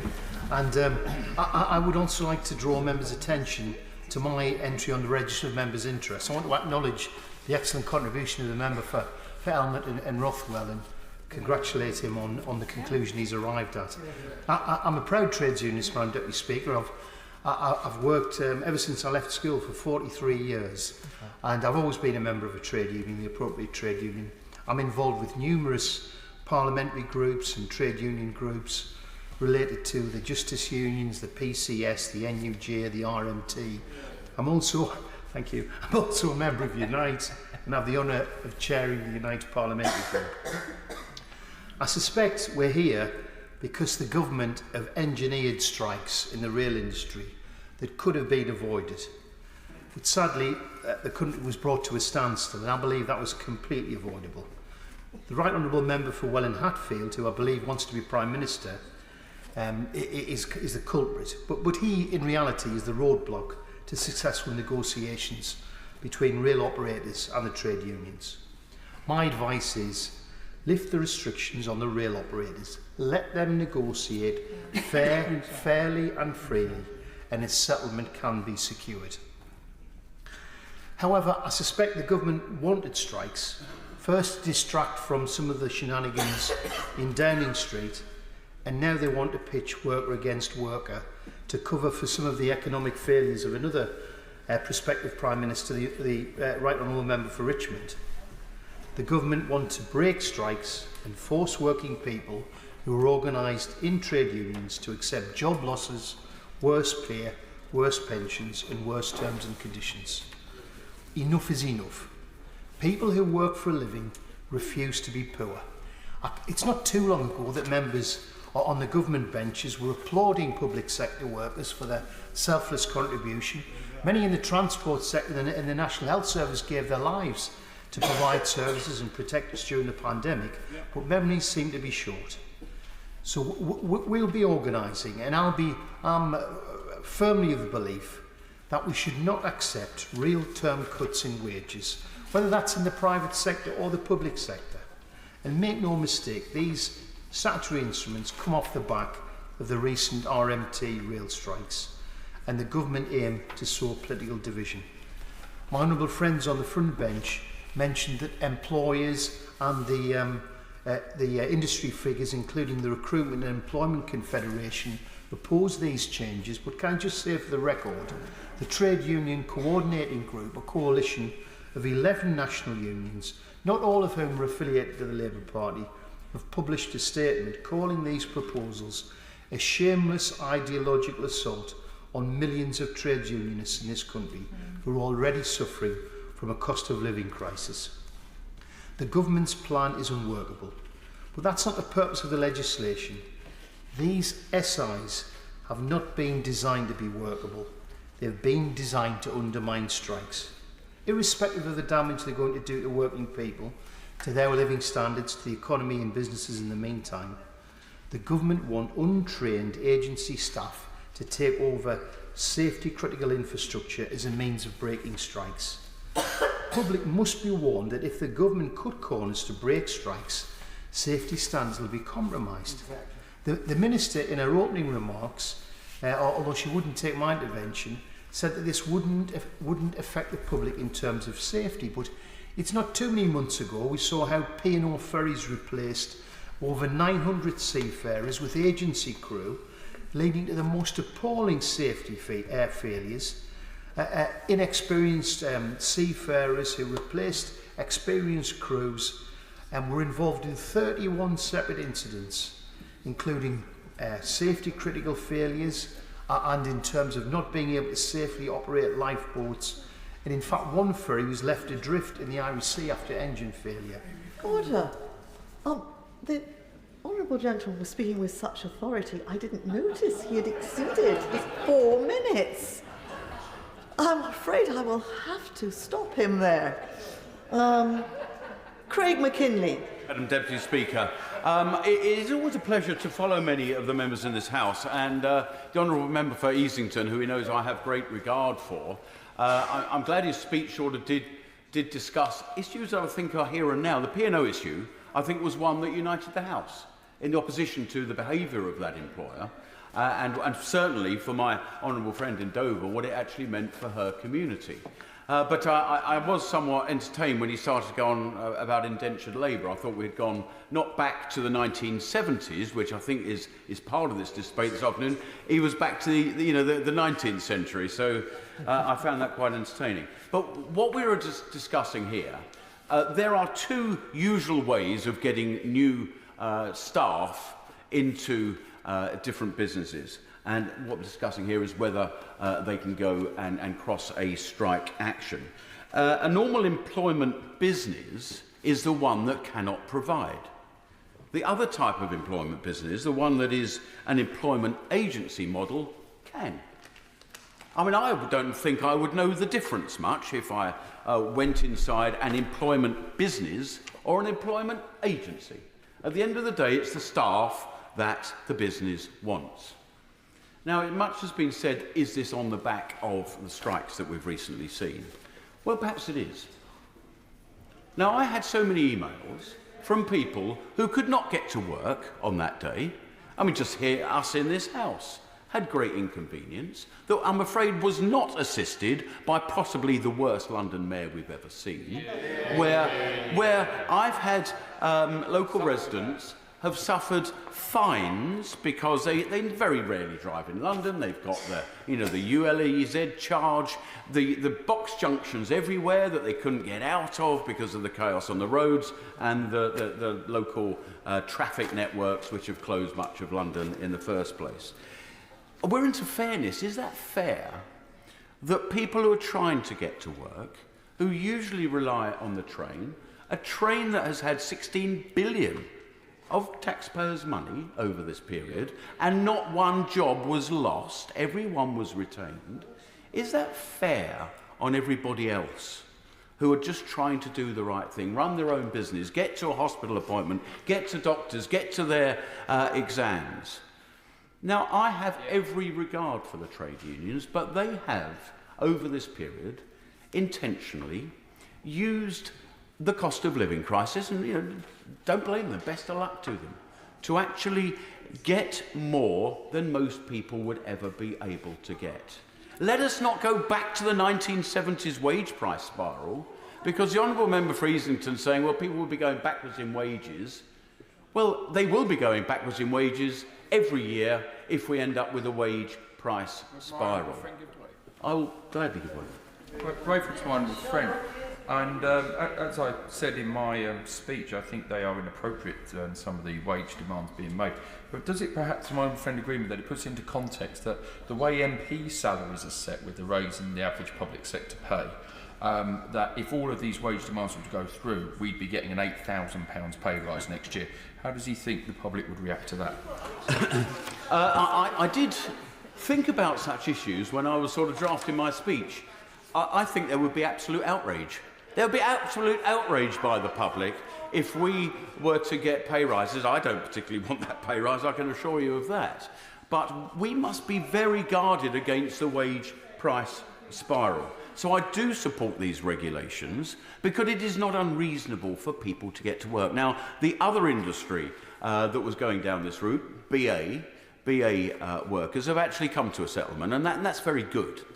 But I mean, if BA had effectively closed down over this holiday period, what would that have meant to the employment of London, the number of tourists that spend a lot of money in London and other tourist areas around this country, including my own, a coastal town?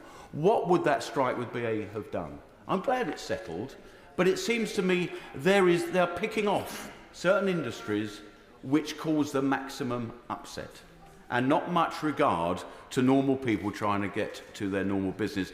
I have every respect for what they're trying to achieve. That is what unions are for, and they've done a marvellous work in the past. But I think at this time, we need to pull together as a nation. I really wish we could pull together as a nation. And I've heard from the front bench of Labour, and again, a friend of mine from a Glasgow South West, who raised the spectre of danger. He knows very well there are such regulated industries, such qualified staff, that the reality of some agency workers doing that employment is pretty low. So I think he's raising a spectre that doesn't really exist. But I'm supportive of these measures. I hope they don't need to be used. I hope we can get common sense, get people back to work, and let's get some of these disputes settled. Thank you. John McDonnell.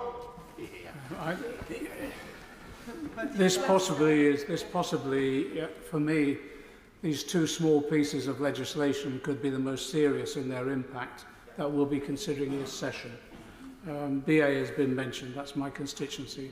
Let me explain what happened there. We went into the COVID crisis with the airport shutting down, but many workers were asked to remain in post to bring in essential supplies, and as we repatriated people back into this country. 2 of our immigration officers caught COVID and died. Others went in, and they were part of, in my constituency, when you all went, honourable members went out to applaud on the doorsteps, we went out to applaud our workers working at the airport and putting their lives at risk. We negotiated a deal. The union accepted that there would have to be some jobs reduced in the short term, wages reduced as well, to ensure the company survived. That was the negotiation. What the assurance was given that as we became fully operational again, wages would be reinstated. So when we became nearly fully operational, 80%, £10,000. What happened was a group of workers, the company reneged on that commitment. You can imagine how angry they were. They weren't asking for a pay rise, they were asking for the 10% cut to be reinstated, that's all. What then happened, we did the normal thing as we do at the airport. We went into negotiations and we settled the dispute. What we did, there was a threat of industrial action, and I tell you, my whole community would have supported them.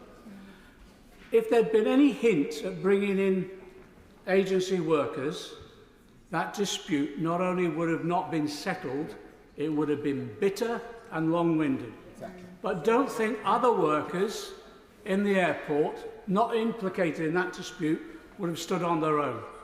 They wouldn't have taken illegal action, but it's easy to find a grievance at the airport if you want it.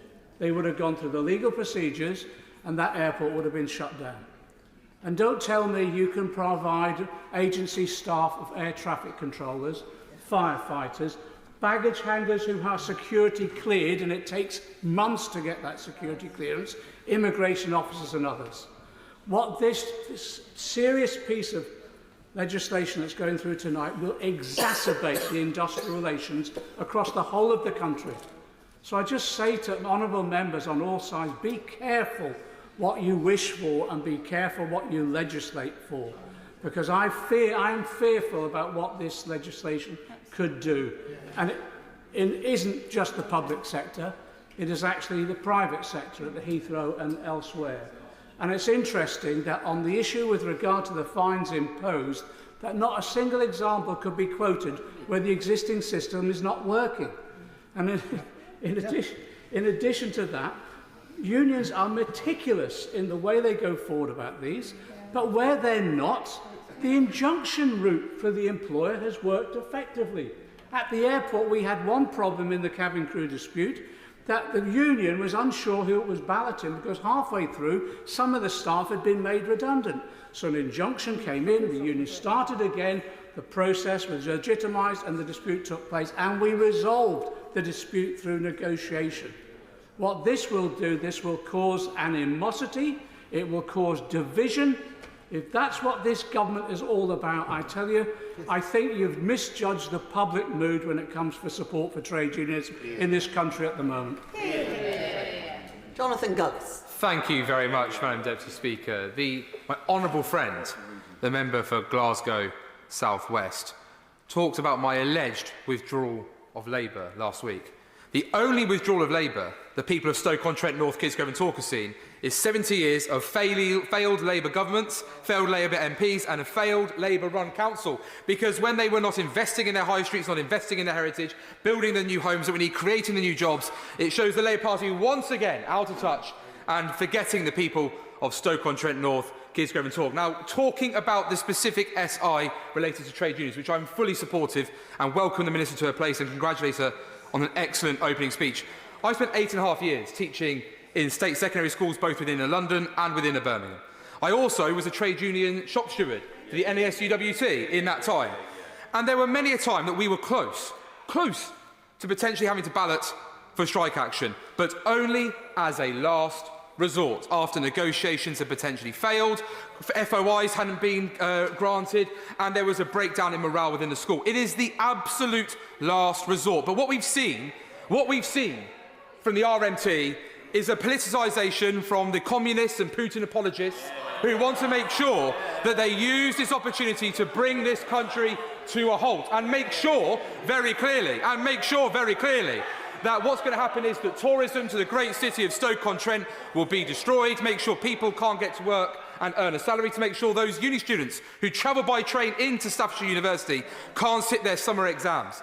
But then you also got the Not Education Union, and Madam Deputy Speaker, Hansard always correct when I say the Not Education Union. That is their name. I don't want to hear their official name, because when they are obsessed with doing these silly 120-point plans for when schools could reopen during COVID, one of which was somehow reforming the welfare state, which had nothing to do with education, when they have the audacity to tell kids that they're going to have potentially teachers out on strike at the start of the new term, damaging further the education of children who have been affected by COVID, and the Labour Party, Madam Deputy Speaker, are silent. They haven't got it in them to stand up to these trade union barons on their six-figure salaries, earning most in cases more than the Prime Minister of this country, because they simply want to make sure those donations keep coming in to their party coffers and into their constituencies as well.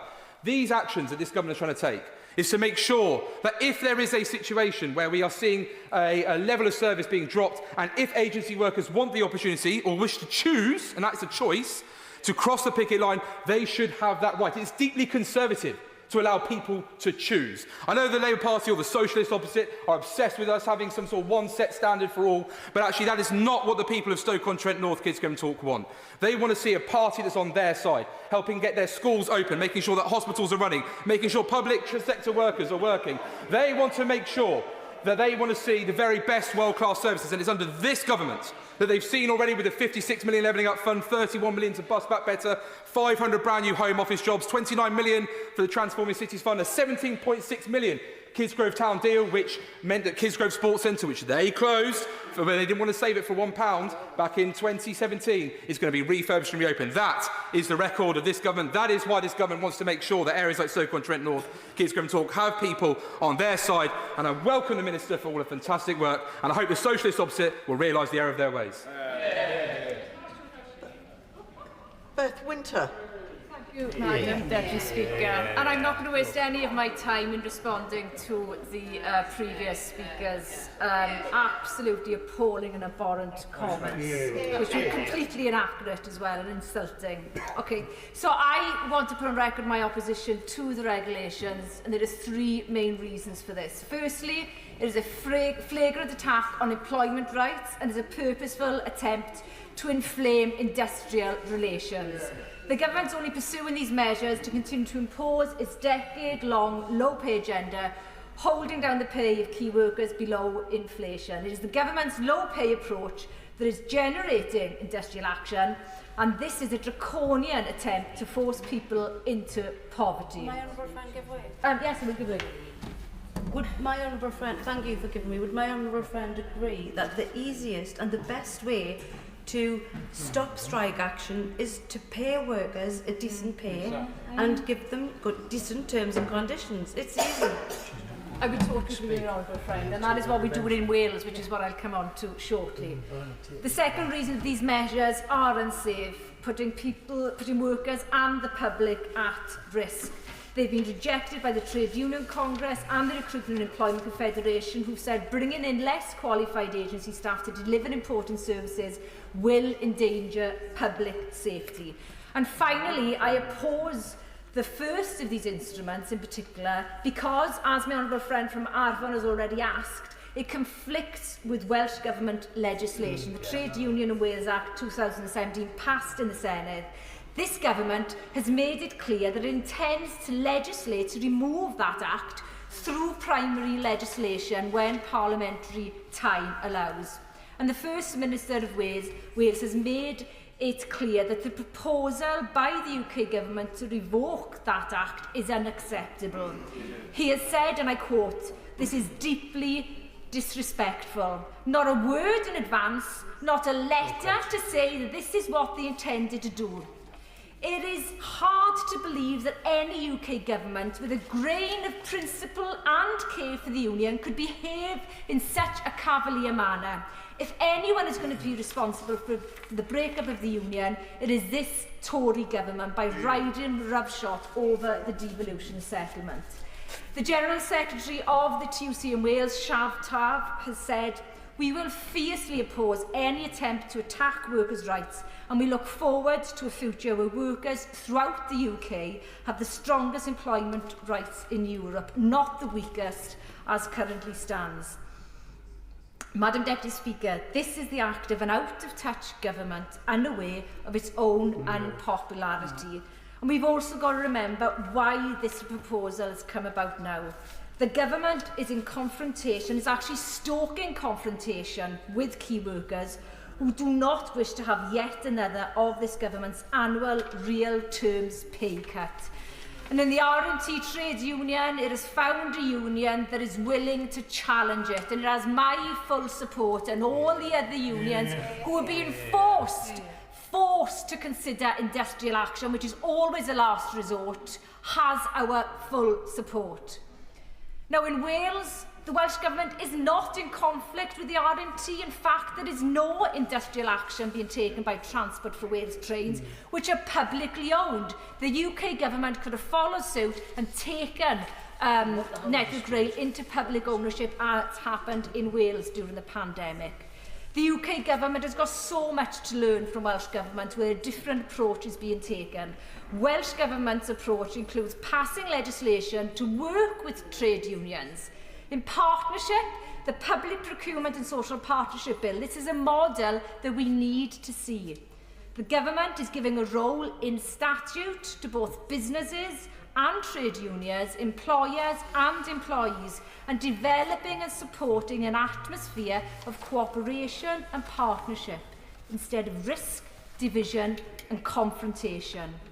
So please, can the Minister set out in your closing remarks what discussions has she had with the First Minister and Council General in Wales? What discussions has she had with the TUC and other trade unions in Wales? What do employer bodies in Wales and in the rest of the UK think about the proposals? What consultation has happened with them? And can I ask, what's the view of the new Welsh Secretary of State on these proposals? I am disappointed that the member for South Swindon has not already committed to opposing any progress in overriding Welsh Government and Welsh legislation while we have a caretaker government. And finally, can I ask if it is the intention of the Government to bring forward primary legislation to revoke the Trade Union Wales Act 2017, and if so, when will this happen? This is a government doubling down on its cost of living crisis. People will not accept this, and we will fight back. Thank you, Madam. I have to reduce the time limit to 3 minutes. Barry Gardner. Madam Deputy Speaker, the Government seems to think that most workers are unskilled or uncertified. Agency workers are simply not there with the relevant skills and certification to perform the work in a way that is safe.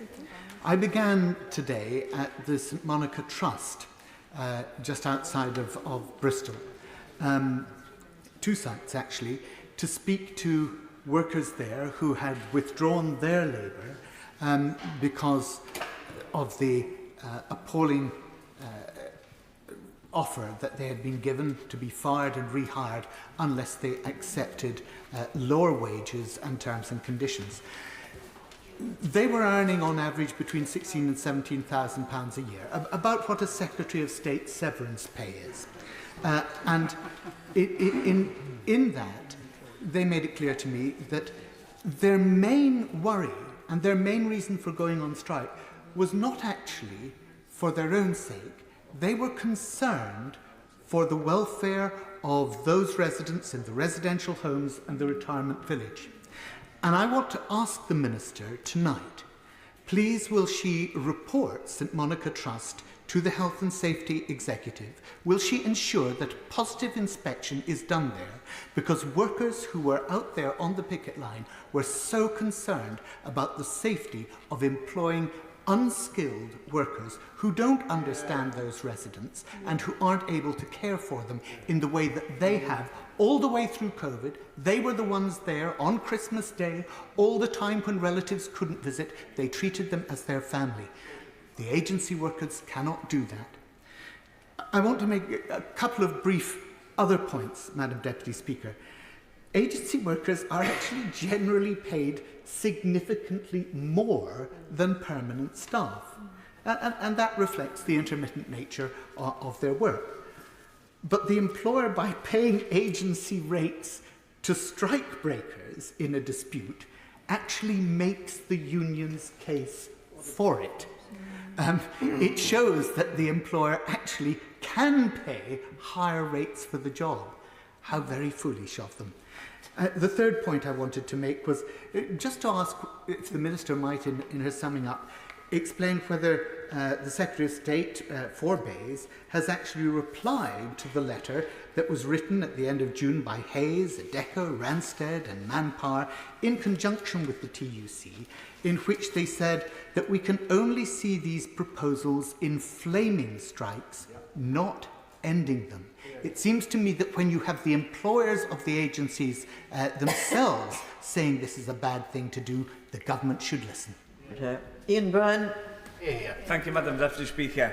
And I'd like to put on record that I'm a proud member of United Union and GMB. I'd like to start by paying tribute to all those in Liverpool, West Derby and indeed across the country who are facing real-term pay cuts of their pay, facing attacks on their conditions, security at work, attacks on their pensions, facing redundancy, threats to their health and safety in workplace, and are having to take industrial action as an absolute last resort, to stand in absolute solidarity with them. While workers worry about their families, and their families worry about their futures, are forced to leave industry they've dedicated their whole lives to and are forced into poverty and using food banks, we have the disgraceful spectacle of a morally bankrupt government using this Parliament to attack fundamental workers' rights, and in the middle of a cost of living crisis, when workers are fighting against real-term cuts to paying for the wage that means they can actually put a meal on the table. The government has once again, I'll give way. He's obviously making a fantastic speech. But to be a working person in Britain today, to have lived through a decade of stagnating wages, to have seen your pay collapse in real terms while prices soar, and to know your own government refuse to lift a finger, don't you think that forces people on low pay to take strike action, to try and enforce? Absolutely. I agree with everything the Honourable Gentleman said. This is a government that furiously defends the class interests of who are representing this place, and it is never the working class. The Trade Union Congress has pointed out the action is a violation of trade union members' right to strike, which is safeguarded by international law. Make no mistake, this is a risk to public safety, and standards will be lowered. And any consequences of these actions will lie at the foot of this government. The government's cynical regulations put forward tonight put agency workers who they know have limited rights in the position of having to turn down an assignment with the prospect that they will be denied future work by the agency if they don't want to cross a picket line. Many agency workers, such as supply teachers, bank nurses, will be trade union members themselves and have suffered terribly in this pandemic. This highlights the insecurity of the labour market, erosion of workers' rights and how flawed and how immoral it is. With the pandemic shining a light on this immorality, when workers with COVID had to work because they had no sick pay. It's an employment model broken for millions. We should be legislating and learning lessons from COVID, enhancing worker protections, including sick pay. Instead, tonight, we are voting on a scab charter for bad employers from a government that has picked its side. Trade unions are a transformational vehicle for positive change and have been for centuries, and despite the efforts of this wretched government, will continue to be for future generations. I will always be proud to stand shoulder to shoulder with them, supporting workers in struggle who refuse to be poor. Madam Deputy Speaker, tonight is yet another sad day for democracy in this place. I stand in absolute solidarity with all those trade unions and trade union members who are fighting so hard for our communities and the rights of workers everywhere. Their fight for economic and social justice has never been needed more. Thank you, Madam Deputy Speaker. Minister Jane Hunt. Thank you, Madam Deputy Speaker. By the leave of the House, I am grateful to the House for its consideration of the draft amendment regulations on agency workers that will allow agency workers to cover strikes, and the order raising the upper limit on damages against trade unions that organise unlawful strike action. To cover some of the things that were mentioned, for example, the Honourable Member for Ashton-under-Lyne and the Honourable Member for Glasgow South West regarding health and safety. This change does not change broader health and safety issues which businesses will still have to comply with. Similarly, the obligations on employment businesses to only supply suitably qualified workers still remains in place. The member for Brent North, please could you write to me with some urgency with the details of the case you've referred to and you've spoken about this evening. Member for Ashton-under-Lyne referred, and others actually, to P&O ferries. The situation is quite different. In P&O ferries, the case case, the company have admitted deliberately choosing to ignore statutory consultation requirements when firing staff with no notice. The member for Glasgow South West and others actually talked about the trade cooperation agreement. We are confident that this change complies with relevant international legal obligations. And the member for Orphan and also the member for Sime Valley, thank you.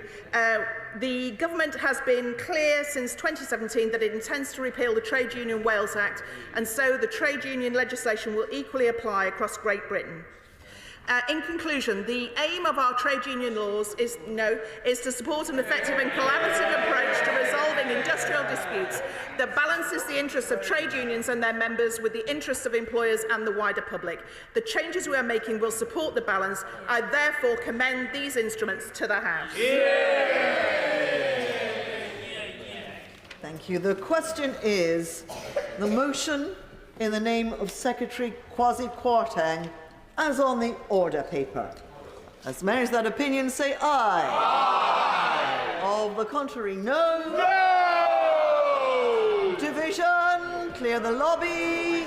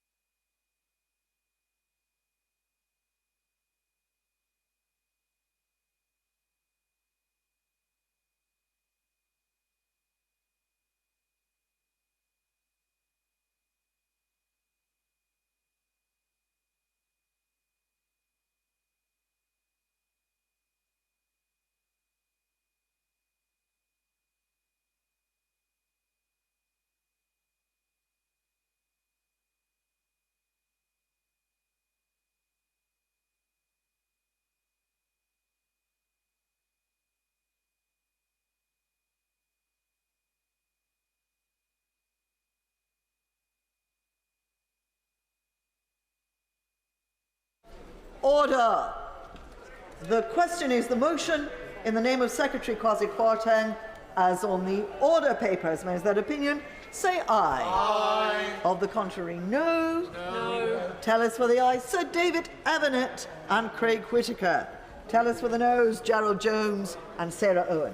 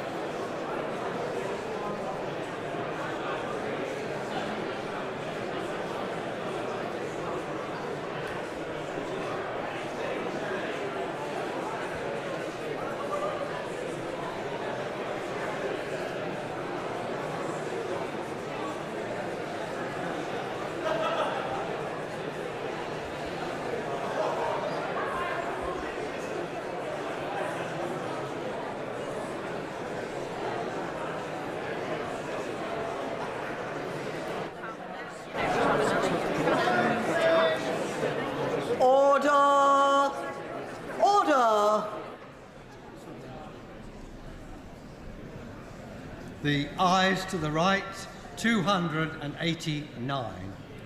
The noes to the left, 202. Surely not. Can't get above 300 this week. Thank you. The ayes to the right, 289. The noes to the left, 202. So the ayes have it. The ayes have it. Unlock. I now call Angela Rayner to move the motion relating to trade unions formally. The question is, the motion in the name of Keir Starmer, as on the order papers. May that opinion say aye. Aye. Of the contrary, no. No. Division. Clear the lobby.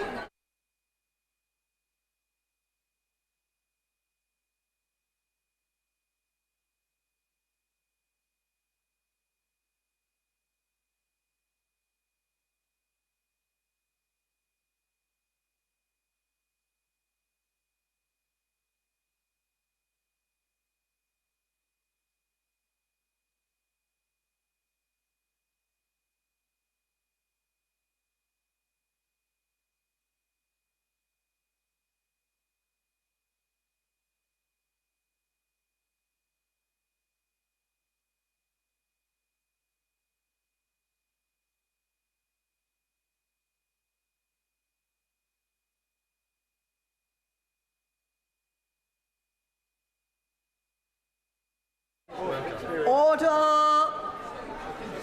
The question is the motion in the name of Keir Starmer, as on the order papers. May that opinion say aye. Aye. Of the contrary, no. No. Tellers for the ayes, Gerald Jones and Sarah Owen. Tellers for the noes, Sir David Evanet and Craig Whitaker.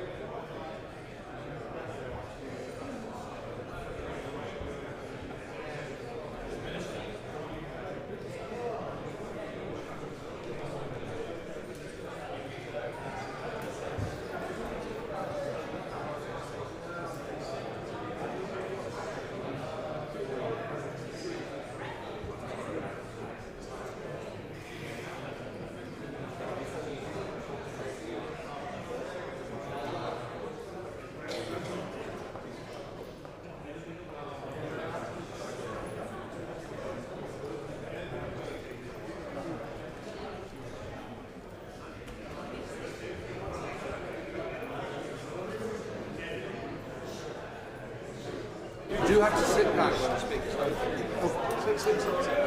Order! Order! The ayes to the right, 201. The noes to the left, 290.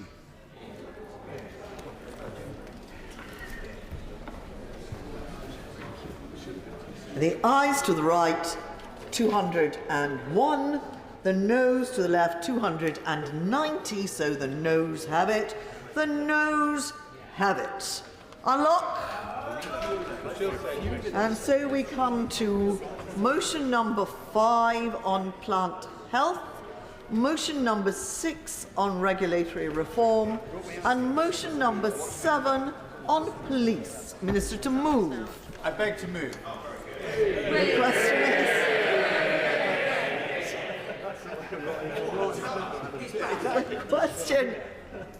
The question is, as on the order papers, is that opinion? Say aye. Aye. To the contrary, no. The ayes have it. The ayes have it. And we now come to motion number 8, relating to the draft mental health bill joint committee. Minister to move, Mr. Peter Bone. Thank you very much, Madam Deputy Speaker. It is, in fact, an unexpected pleasure to speak to this motion as my first outing as Deputy Leader of the House, as it relates to pre-legislative scrutiny. The draft bill seeks to ensure patients suffering from mental health conditions have greater control over their treatment and receive the dignity and respect they deserve, as well as making it easier for people with learning disabilities and autism to be discharged from hospital. This is clearly an important bill, which is why it is important that the Joint Committee is established to conduct pre-legislative scrutiny. I hope, Madam Deputy Speaker, the whole House will support the motion to allow the Joint Committee to begin its important work. I beg to move. The question is, as on the order paper. As members of that opinion say aye. Aye. Of the contrary, no. The ayes have it. The ayes have it. We now come to motion number 9, relating to the Environmental Audit Committee. Sir Bill Wigan to move. I beg to move. Very good. Order papers, members of that opinion say aye. Aye. Of the contrary, no. The ayes have it. The ayes have it. And motion number 10 on Northern Ireland Affairs Committee. Not moved. Not moved. I beg to move that this House do now adjourn. The question is that this House do now adjourn. Robbie Moore. Thank you, Madam Deputy Speaker, and may I extend my thanks to you and Mr. Speaker for granting me this urgent debate. And it is truly urgent, for just in 10 days' time, people in Keighley will be heading to the polls to vote in a public poll, a referendum to determine the fate of a key strategic site in the heart of Keighley. And I am, of course, talking about the much-loved green space, which adjoins North Street and the top of Cavendish Street, right in the centre of Keighley. Madam Deputy Speaker, this is a unique site, and the people in Keighley, quite rightly, care about it and care about its future. And they want to have a say in how it looks, how it feels, how it interacts with the remainder of Keighley's streetscape, and of course, how it is utilised long into the future. This unique site was once home of the Keighley College, before the college was demolished and rebuilt on a bigger and better site. This enabled a rare opportunity to present itself as a newly created open site, right in the heart of Keighley, and this site was formed ready for that opportunity to be utilised by all. And this unique site was sown with grass and quickly was adopted by the name, or by all across Keighley, as the green space. Hope was raised and a new open green space was created. And a new green lung right in the heart of Keighley was formed with the potential for it to go on and be landscaped as a fantastic town centre space, perhaps planted with trees, wildflowers and a permanent grassed area for all in Keighley to enjoy. Because, Madam Deputy Speaker, place and the sense of place is important.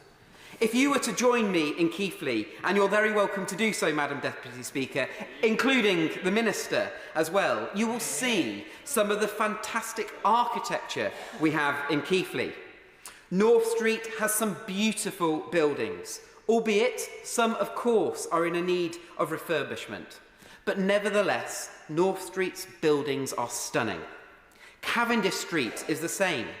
And whilst we have some challenges in Keighley, like many high streets do, our town centre has soul, and the green space, uniquely positioned right in the centre of town at the junction of North Street and Cavendish Street, opposite the fantastic, imposing beauty of the Carnegie Library, adjacent to the Town Hall and the Town Hall Square with our awe-inspiring cenotaph. The green space, in my view, makes the soul of our town all the more better. But this is all at risk, as Labour-run Bradford Council are determined to build on this key site, stripping away that hope of Keighley's town centre's streetscape being improved by a permanent green space in the centre of our town. And as I said, Madam Deputy Speaker, place and the sense of place is important. And in my view, Bradford Council's determination to build on this site, no matter what, only illustrates their lack of willingness to consider the negative impact this will have on Keighley's soul. But there is a bigger underlying and much more detrimental issue at heart here. We are governed locally by a local authority which is unprepared to listen to what the people in Keighley want. Now, I am very proud to say that this Conservative government announced Keighley would receive £33.6 million in funding as part of the Keighley's Towns Fund deal. This included some seriously exciting projects for our town, including a new skills hub, a new manufacturing, engineering and future tech hub, more money for town centre improvements, for regeneration and for cultural offerings like Keighley Creative, but also funding for many, many other projects. I am also proud to say that this Conservative government has allocated as part of the Keighley Towns Fund deal money to help deliver a new health and wellbeing hub in Keighley, to improve local healthcare services and address some of the health and wellbeing inequalities which we have present in our town. And I am delighted that I have been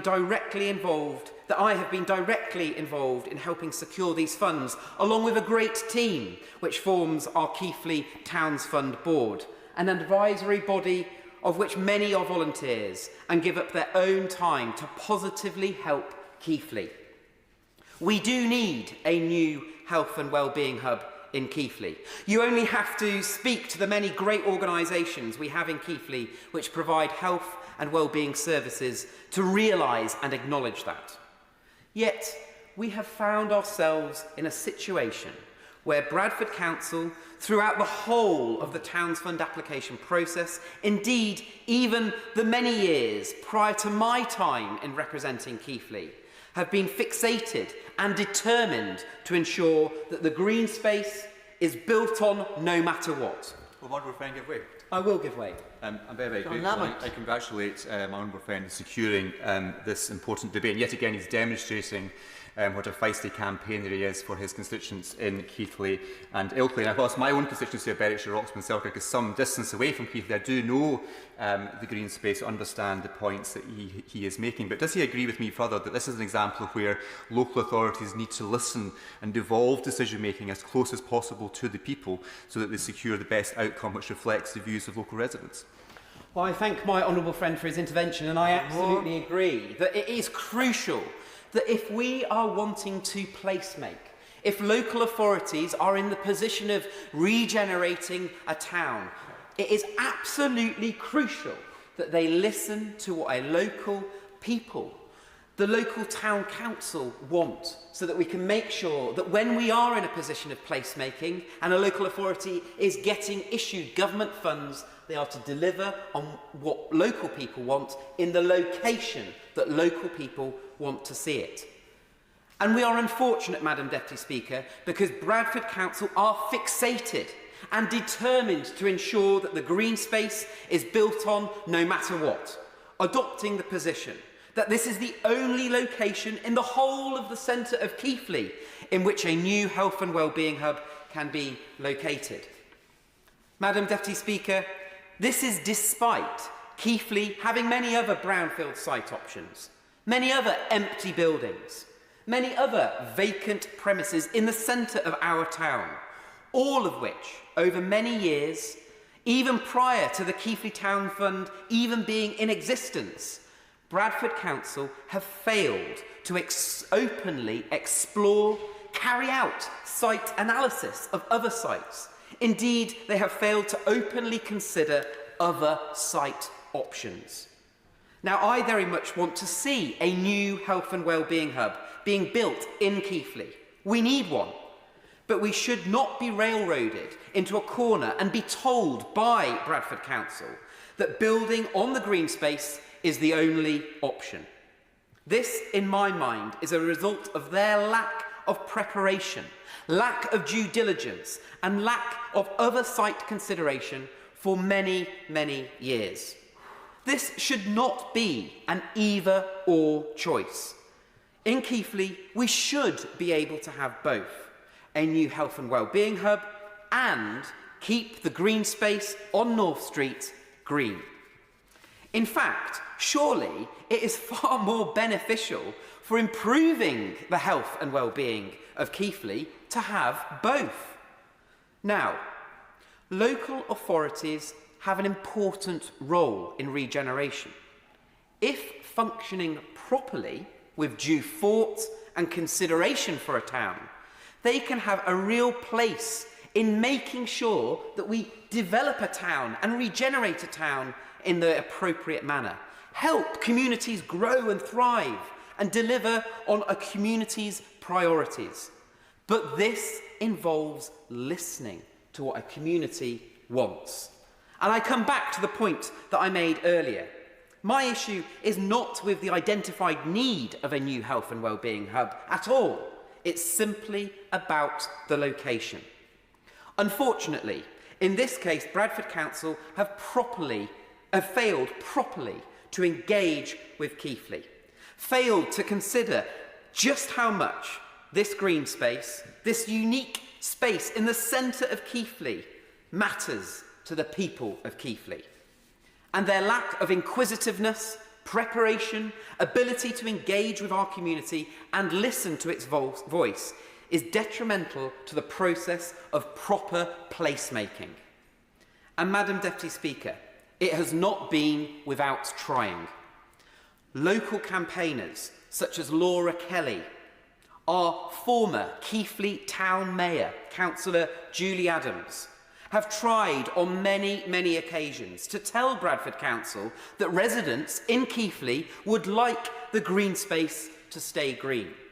Likewise, Keighley Central Ward District Councillor Mohammed Nazem and Keighley West Ward District Councillor Julie Glentworth, as well as Worth Valley councillors Rebecca Paulson, Chris Hurd and Russell Brown have tried to get Bradford Council to listen by making their voice heard in Bradford's City Hall, but no one in Bradford's running administration would listen. In fact, I have to say that Labour-run Bradford Council's approach to debate on the green space has been shameful. All of their Labour councillors in Keighley are failing to listen on this issue. Let's be clear, Labour are determined to build on this green space, no matter what. When the council's political executive gathered to discuss building on the green space just over a month ago, Local campaigner and Keighley Town Councillor Paul Cook turned up to a meeting at Bradford Council in good faith to put forward his views. He had a pre-registered slot to speak at this meeting, but then was silenced by the council and not given the time to properly speak on this matter. Madam Deputy Speaker, as I say, placemaking is about listening to what local communities want, not silencing them. At the end of last month, I, along with many other residents, attended a packed public meeting in Keighley's Civic Centre. It was an opportunity kindly organised by Keighley Town Council to allow local people to raise their views. The mood of the room was strong, and it represented, I believe, the mood of the wider town, which was absolutely clear. We want to save our green space, and as a result, Keighley Town Council have decided to hold a public vote on this very matter, triggered by a Keighley resident, Graham Mitchell. This public poll will take place in just 10 days' time. Everyone in Keighley will get the chance of voting on Thursday, the 21st of July, between 4 p.m. and 9 p.m, Madam Deputy Speaker. Everyone living in the Town Council parish area, which includes Riddlesden, East Morton, Beechcliff, Utley, Ingro, Longley and Freights-Brow, Guardhouse, Braithwaite, Brackenbank, Oakworth, Laycock, and of course the wider Keighley area will be able to vote in their regular polling stations. For any constituents unsure where this is, they can find out by searching at wheredoivote.co.uk or by calling Bradford Council's election office. This really matters because people in Keighley will be asked 3 questions on the ballot paper, and the choice for all is very clear. The first question is, do you want a new health and wellbeing hub? As I've said before, we need a new health and wellbeing hub in the centre of Keighley, and therefore I am urging everyone to say yes. Secondly, residents will be asked, do you want a new health and wellbeing hub on the vacant land at the corner of North Street and Cavendish Street? This, of course, is the green space. There are other places in the centre of Keighley that should be explored where a new health and wellbeing hub could be located. And of course, I want to keep the green space green, and therefore I am urging all residents to answer no. And finally, residents will be asked, should the vacant land at the corner of North Street and Cavendish Street be considered as a public open space? This is our chance, people in Keighley's chance, to send Bradford Council a clear message to save this green space for generations to come. And of course, for many generations to enjoy into the future. And of course, to keep it green, I'm urging all to vote yes. This really is an important moment for our town. Development, like the one proposed by Bradford Council, is irreversible. If we lose our green space, this unique space in the centre of town, we will never get it back. So I really must reiterate my calls for as many people as possible to get involved and let their views known. So I am urging people to vote yes, no yes in the referendum that is coming before us. We must ensure this green space is protected for future generations of Keighley. Just like the children at St Anne's Primary School, located next to the green space, who kindly wrote to me saying they want the green space to be kept green. If it is destroyed now, there will be no turning back. This is not an either-or choice. I want to see a new health and wellbeing hub, and I want to protect our green space, to protect and enhance the soul of our town. So in just 10 days' time, people in Keighley will have a clear choice, and I urge all, on Thursday the 21st of July, to get out and vote and let their voice be heard. Let's keep it green. Minister.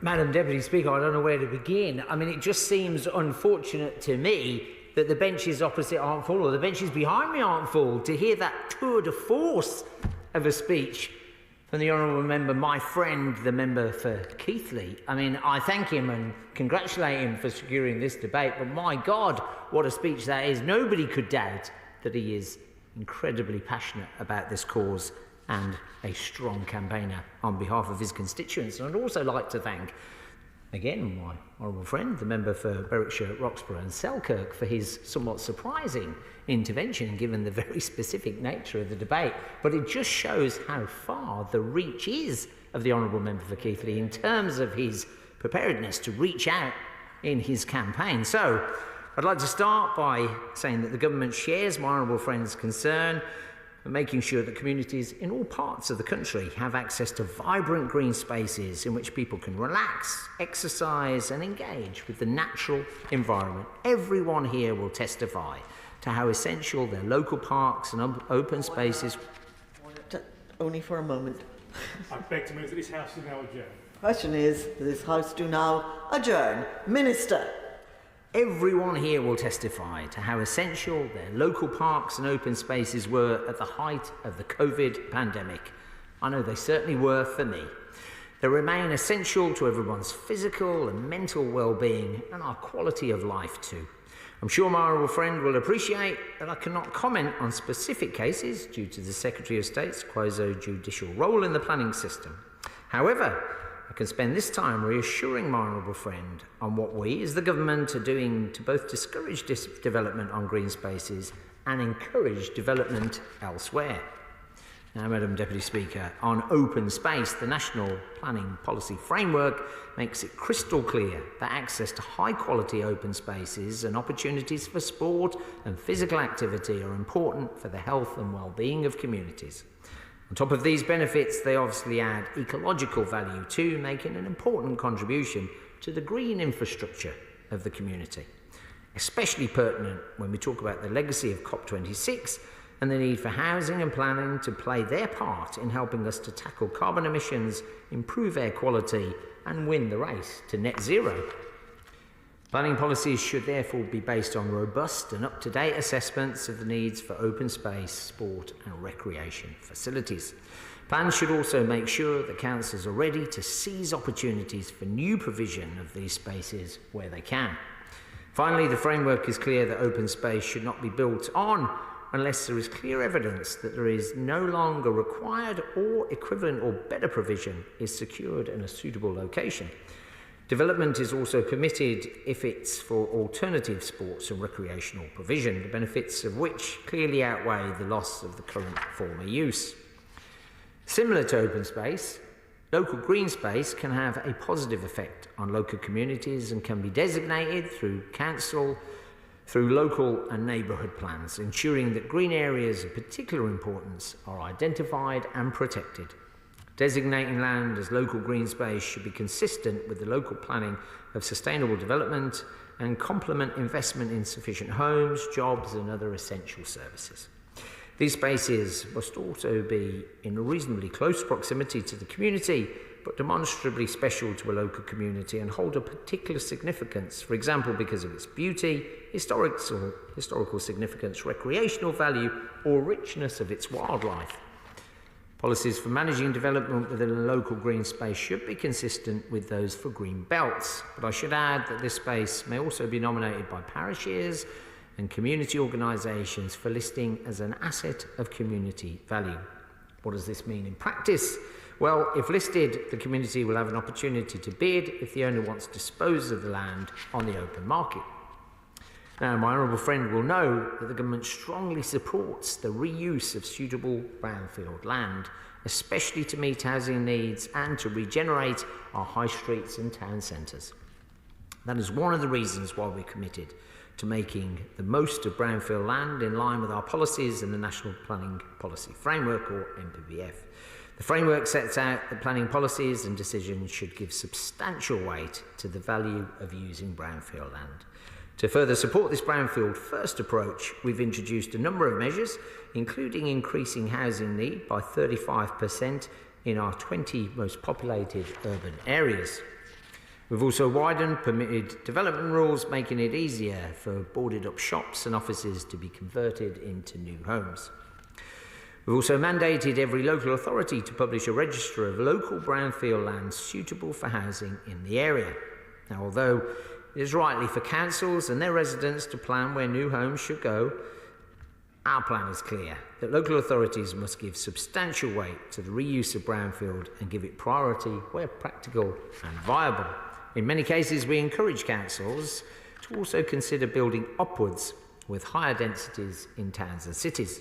However, it goes without saying that brownfield sites vary greatly, and our default position is that local authorities are generally best placed to assess the suitability of each development.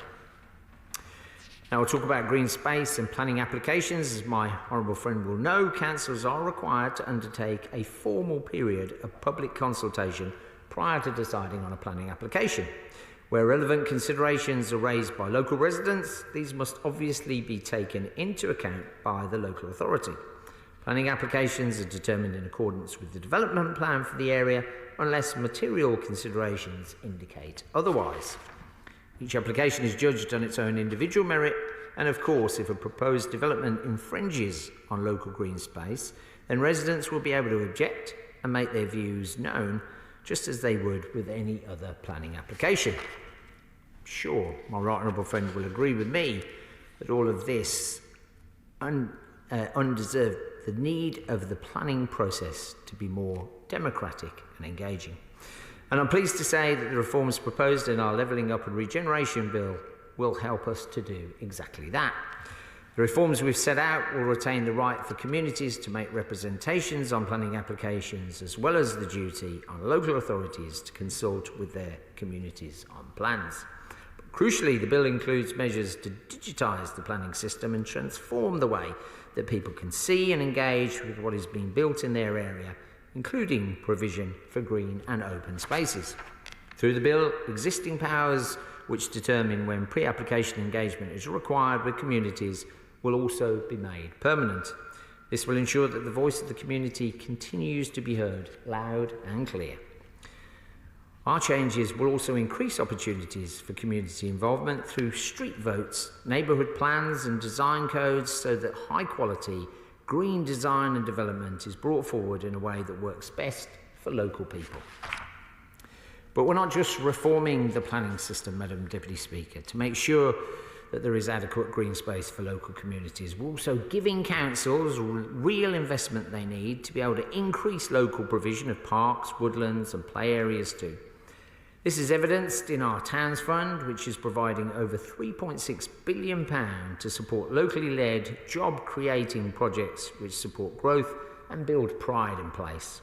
As my own friend will be aware, £33.2 million, Madam Deputy Speaker, of the Towns Fund has been committed via the Keighley Town Deal to invest in capital projects designed to improve connectivity with both Keighley and within the area, improve land use in and around the town, and make the best use of the area's rich and economic cultural assets. As I understand, the proposed £2.4 million of public realm improvements include improving public spaces such as new squares and parks for residents to enjoy, along with upgrades to walking/cycling links and the regeneration of Low Street with significant tree planting.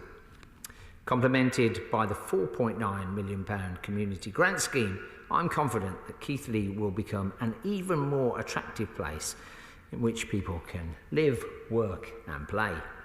It's an exemplar of how the government is supporting councils to level up and increase the provision of green spaces in their communities. And we want to get more growth-spurring, life-improving projects like this off the ground in the coming weeks and months. So, Madam Deputy Speaker, in closing, I'd like to thank once again my honourable friend for that amazing, compassionate speech and for raising this incredibly important debate. I hope that my remarks have gone some way at least in reassuring him that this government is committed to protecting our vital green spaces. We'll continue to take a brownfield first approach to development which protects our existing green spaces while making sure that in the future we build greener, more sustainable neighbourhoods for the benefit of all. Thank you. The question is that this House do now adjourn. As many as that opinion say aye. I think the ayes have it. The ayes have it. Order. Order.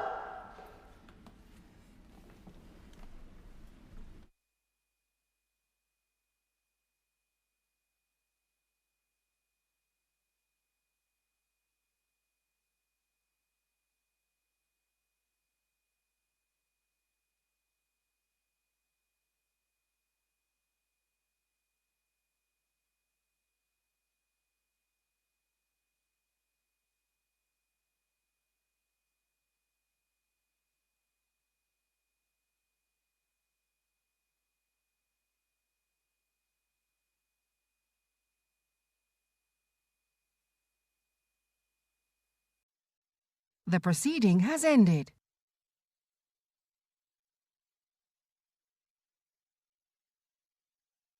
The proceeding has ended.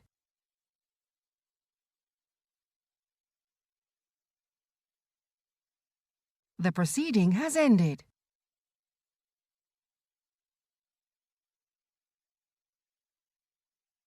The proceeding has ended.